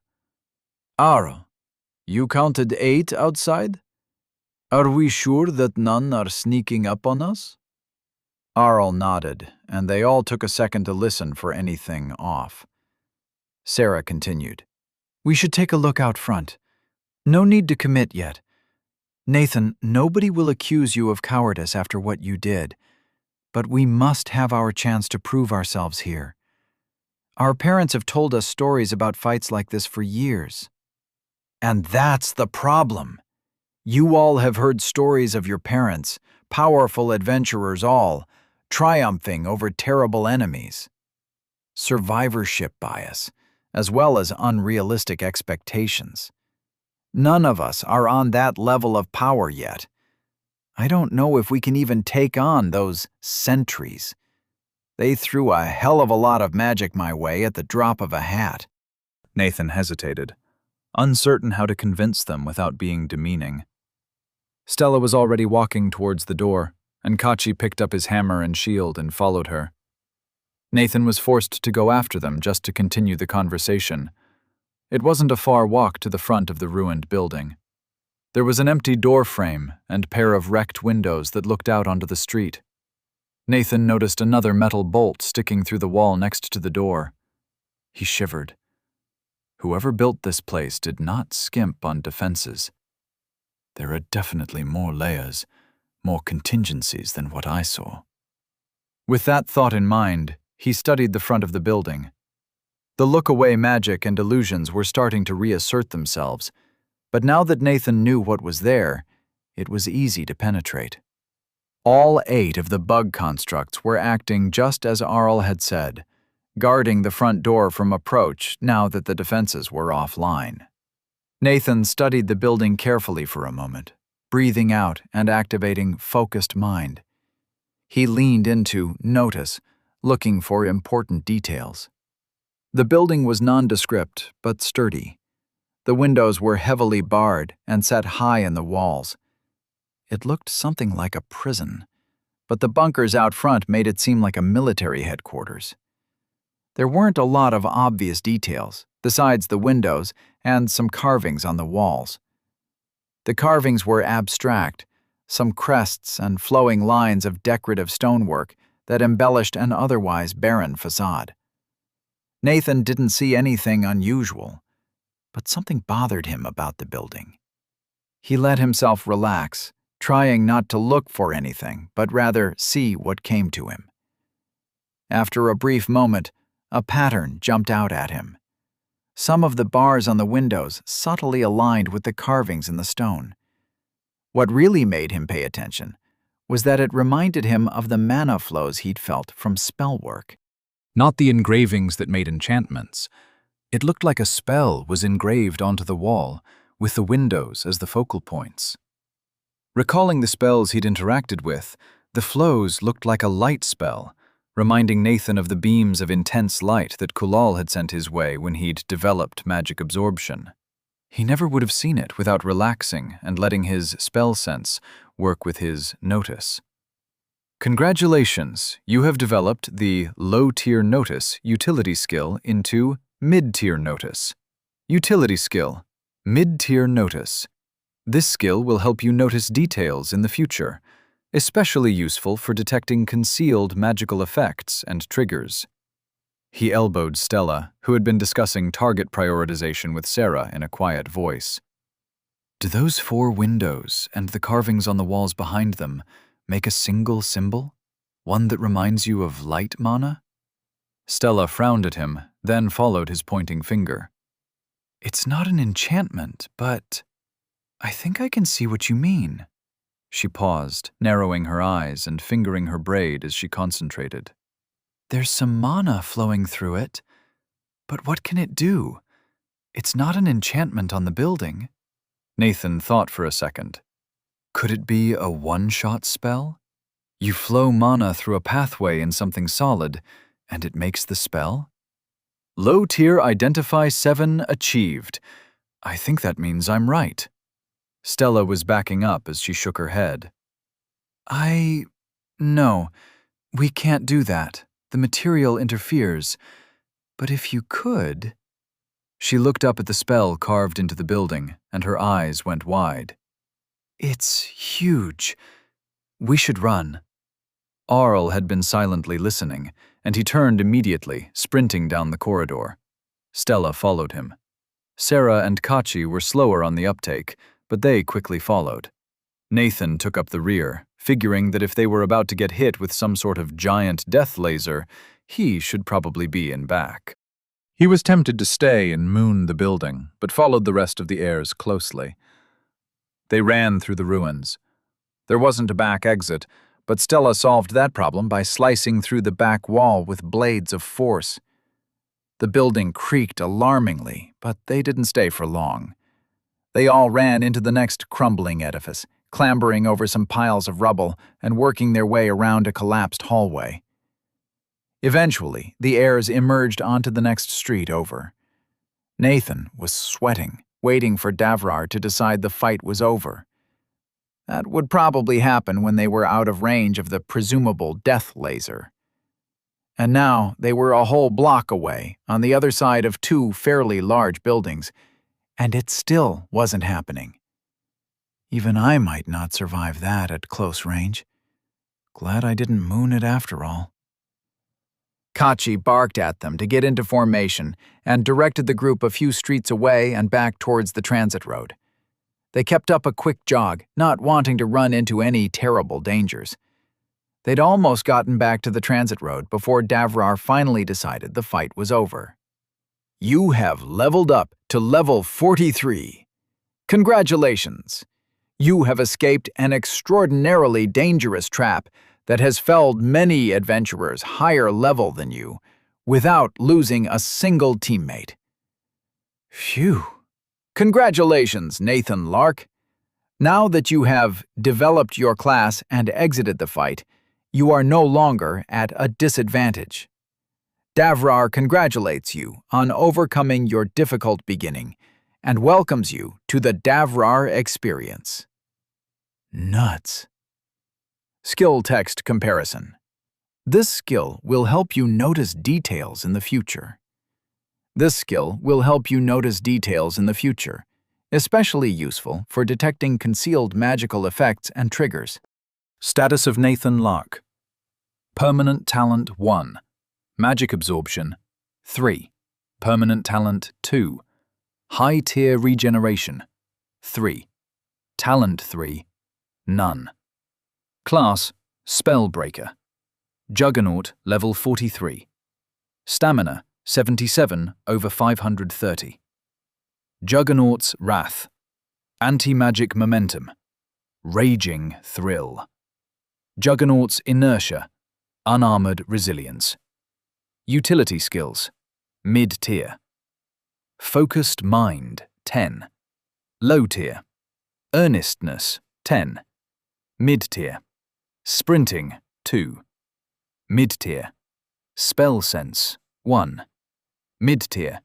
Notice 1. Low tier. Identify 7. Low tier. Dodging Footwork 8. Mid-tier. Enhanced Memory 2. Pending Low tier. Tumbling. Chapter 34. Return to Safety. They moved quickly back to Jamor, traveling along the space-distorting transit road. At a jog, it took only minutes, and Nathan marveled for what must have been the third time at the incredible enchanted road. He once again hoped his still somewhat bloody feet weren't causing problems for its magic. His stamina wasn't ticking up from magic absorption, so that meant something. The guards at the gate raised weapons as the heirs approached. Their rapid advance, combined with the blood and torn clothes, was probably pretty alarming. Or lack of clothes, in Nathan's case. The guards were interested in what had happened, but didn't want to hold the heirs up for a full accounting. After a quick aura scan and cross-check that everybody could answer basic questions and account for each other, they asked every member of the heirs to vouch that Nathan hadn't been replaced by anything that could duplicate his total lack of a magical aura. They admitted that they'd lost sight of him for some time during the fight, and that caused the woman commanding the guards to sigh. She asked some more questions about the fight, her eyebrows climbing as Arl recounted a very short version of what he'd seen. She shot a look at Nathan. "He's got good protection from mind magic?" Every single one of the heirs nodded enthusiastically. "If it was in the middle of a fight against constructs, there's probably not much chance of a soul eater. But we'll keep a note that there's a risk here. Sorry, we'll have to keep an eye on you, and somebody'll check in with you in a few days. Protocol." She shrugged. Nathan wasn't sure why she was so apologetic. He'd heard of some of the insidious parasites or magics that could infect people here. Some merely took a little while to trigger a psychopathic break, sending the infected into a killing frenzy. The worst, like the Soul Eater, could spread themselves to others if given time, Invasion of the Body Snatchers style. Nathan would put up with a lot of inconvenience if it meant they had better protection against something like that. He wasn't sure how magical that process was, or if he was immune or not. And he never wanted to find out. Just watch. Now I'm gonna find out. I think Devrar's making me fatalistic. After being waved through the city gates, they made a beeline to the Adventurers Guild. People stepped out of their way on the streets, and a hush descended in the main hall as they entered. Nathan saw people inside counting them, checking to see if all of the heirs had returned. He supposed that seeing somebody covered in blood tended to do that, though none of them were pristine. Kachi went straight to the counter, where an unfamiliar clerk turned to greet him. A heavy tread approached, and a hand clapped Nathan on the shoulder. Given how hard it hit him, Nathan knew who it was before he turned around. "What's happened with you, my friend Nathan Lark? You look like you got chewed up by a castle bear and came out the other end. Here's hoping you didn't find a few stalkers to be too much." Nathan looked down at Eldred Vanguard, assessing the man's shiny bald head and enchanted armor. He was very slightly tempted to see if his new Rage class could best Eldred in the ring, but he was almost certain it wouldn't. Eldred was high level and had beaten Artha. Furthermore, it would serve no point and might make him an enemy. Instead, he answered politely. "Had no problems with some stalkers, actually. But I think we found a new dungeon, hidden under a nasty illusion that covered a bunch of adventurer corpses. Wonder if that's why the North Road has been so dangerous." Eldred withdrew his hand, squinting at Nathan. "Huh, that's so. A new dungeon inside Old Jamor? Big deal, if that's what it is." He eyed Nathan slyly. "Buy you a drink if you got any more details to share." Arl stepped up beside Nathan. "We think it prudent to let the guild mistress decide what to do here. Debrief comes first." Eldred sighed, then walked away, waving a hand scornfully. "You're being the guild mistress's pets now, hiding things from those who have need to know. But I'll not argue." Kachi returned and eyed Nathan. "I think we're going up to see the guild mistress in a minute. Shame that we can't hit you with a cleaning spell, Nathan. Do we have any more spare rags?" Nathan spent the next couple of minutes wiping away excess blood. His hair was a sticky mess that was going to require a bath, and his pair of pants would require some advanced cleaning magic to get all the blood stains out. At least now he wasn't going to leave smears on any surfaces. They were interrupted by the front doors slamming open. Nathan caught a brown furred blur before Kulal had wrapped Stella in a smothering hug. Damn. I'm pretty sure that's the fastest I've seen anybody move since the Guardians of Jamor swooped in to take out the grave tangle. "Oh, thank the divine that you're alive. We heard you'd been wounded and I just couldn't stop myself. What was this about a new dungeon on the North Road? We should never have let you go out that way. But you're okay now, yes?" She patted Stella all over, fingering the tear in her robe and the replacement shirt that Stella had thrown on underneath it. "You got hurt? How? What could have gone through this enchantment?" Dallo walked through the doors a moment later, looking worried. His clothes were notably mussed. "I couldn't stop her from flying here the moment she heard. Dear, leave them alone. I think they're about to go up and talk to Sudrael. We can ask them what happened later. After all, they're adventurers now. They need to follow the rules. We'll just wait here. It will be good to remember all the time we sat in this room. It's been years. Let's plan a close call party after this." He collected Kulal, who only released Stella with reluctance. She looked at Nathan and gasped. "Nathan, what happened to you? Is that all yours? I haven't seen anybody that bloody and still standing since Stanel. Well, we'll hear your story later. It seems the heirs have teeth after all." She flashed a smile with nearly as many teeth as Kachi, then spun and joined her husband. Nathan noticed that most of the adventurers shot Dallo and Kulal wary looks, giving them a wide berth.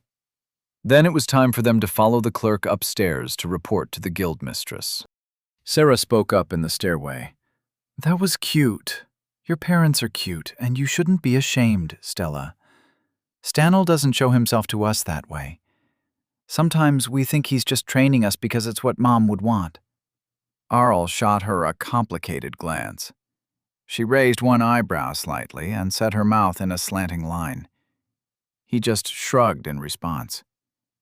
Twins, right. Not surprising they can communicate well. Stella seemed more embarrassed now that Sarah had called it out, flushing pink. My mom is great, but she is too loving sometimes. I know she cares so much, but it seems impossible to take risks sometimes without getting scolded for it. Stella waved her hand back down the stairs, recalling her mother's unstoppable tirade. And I want to be an adventurer. I want to make things explode, use magic to blow up things I don't like. Kachi chuckled. Well, we certainly took a risk today. Remember that your mother let you take this risk and wasn't hovering high in the sky to watch over us. Good thing, too. We wouldn't have gotten any levels at all. I was a bit worried about that, but now I've got the levels to prove that they weren't protecting us. Nathan was feeling around for new scars as they climbed. He'd been cut a lot today. There were lines in his skin where he'd suffered the deepest wounds. They looked like faint, decade-old scars, but they were there. I wonder if I'll be covered in those in a few years. I could probably figure out how to control it with regeneration at the next development. Something to think over later. Nathan shook his head, looking up to join the conversation. I don't think I would have minded having a little bit of support for that dungeon. We were fine with the stalkers, but that fight was nasty. I had to take my level 27 development in the middle of the fight. The heirs all grew quiet, glancing around at each other. They seemed to elect Arl. He had a thoughtful look on his face as he spoke. I noticed you had some new capabilities. They seemed powerful. I hope you took a class that suits you, and not something that cripples you or goes against your nature. We would be filled with sadness if you jeopardized your future to save us. Nathan thought about that for a moment. The clerk was definitely listening in, and they were almost at the top of the stairs. No, I don't think it did. I wish I'd gotten the chance to discuss with Arthur, but I think I made the best choice. Definitely don't want to continue making those decisions in the middle of fights. Twice is enough for me. Stella looked down at him, her face concerned before it morphed to contentment. I finally hit level 27 after that fight, too. Today was my first time fighting without my parents around. Guess Davrar decided it was enough to finally push me over the edge, huh? What? Stella hadn't hit her class development? Jesus Christ. I'd assumed with her firepower she was over level 27. What now, she starts shooting lightning bolts from her eyes? Then they were at the top of the stairs, the door into the guild mistress's office already open. Standing next to it and waving them in was the same Nuld with purple robes who had been here the first time Nathan had visited. They all trooped into the office and sat in the chairs before the broad desk. Sudrail raised her head from some kind of written report, looking past the heirs. Siltal, sit. If they've discovered a dungeon, then you'll need all the details as well. The Nuld secretary stepped forward, grabbing the spare chair and setting it against the wall before sitting. He gazed unsettlingly at each of the heirs with his glowing, white-irised eyes as he brought out a fine slate to take notes. Chapter 35. A Violent Debrief. Sudrail waited a moment, then waved a wrinkled hand and prompted them kindly. Well then, Hisla told me what you told her downstairs. Can you give a more detailed report? Kachi, start from the beginning. Kachi was clearly intimidated by the guild mistress, but after wetting his lips, he spoke. Yes, apologies. We departed on our blooding patrol early this morning, then reached our patrol area quickly. We surveyed the area and spotted signs of a stalker nest. Kachi nodded his head towards Nathan. Then we proceeded towards it, ready for their ambush. There were 17 stalkers and the patriarch in that nest, but we triumphed with no great risk and no expenditure of permanent resources. He paused for a moment to see if there were any questions. The Nold, whose name was apparently Siltul, spoke for the first time. His voice was high-pitched, dry, and clipped. 3 questions. Where was the nest? Were the bodies disposed of? Did you harvest anything? Kachi continued the report. It was located about 5 city blocks west-southwest from the old community hall. Ruined residential building, nothing notable about it. Stella Caxol incinerated the bodies to an acceptable level after the fighting. We harvested a few teeth, especially from the patriarch. Arl brought out the 2 large canines. Nathan shivered at the sight of the foot-long pieces of sharpened ivory. They disturbed him more now as trophies than when they were in the mouth of the thing trying to eat him. Go figure. Siltul made some notes on his slate, speaking as he did so. Commendable for a first patrol, both in execution and cleanup. Please continue. After a deep breath, Kachi continued. After that, we proceeded to finish the patrol. We surveyed both sides of the transit road over the course of several hours. We encountered the new dungeon at maximum patrol distance to the east of the North Transit Road, on a secondary boulevard. I would be able to mark it on a map. As for the dungeon itself, it was hidden by magic, very well hidden. There were illusions and mental magic involved, and I'll let Nathan Lark describe what happened. He got the best look past all of that. Most of us were disabled.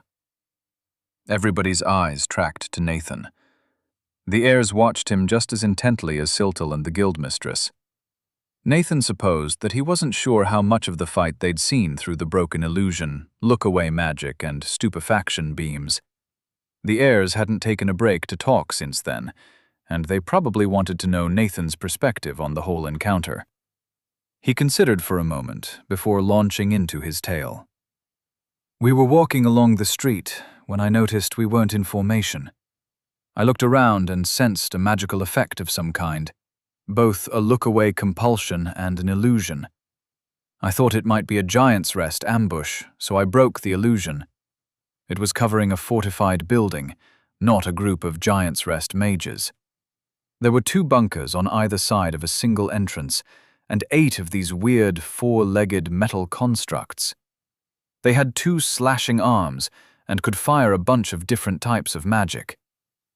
Sarah broke in. Sentry constructs of old Jamor. Stanel described them to us once. She swallowed, as if just recalling something. And told us to hope we never ran into any. There was a moment of silence. Siltul's chalk made a few brief, hesitant marks. He looked uncertainly at Sudrail. The guildmistress looked thunderously upset. Describe their magic and attacks in detail. Nathan thought back, making use of his enhanced memory, to replay the frantic seconds where the constructs had attacked him with magic. They started by hitting me with small bolts of fire, blades of force, lightning, and acid. When that didn't work, they shifted to other attacks. I remember spikes of ice, a spell of pure cold, some bolts of death mana.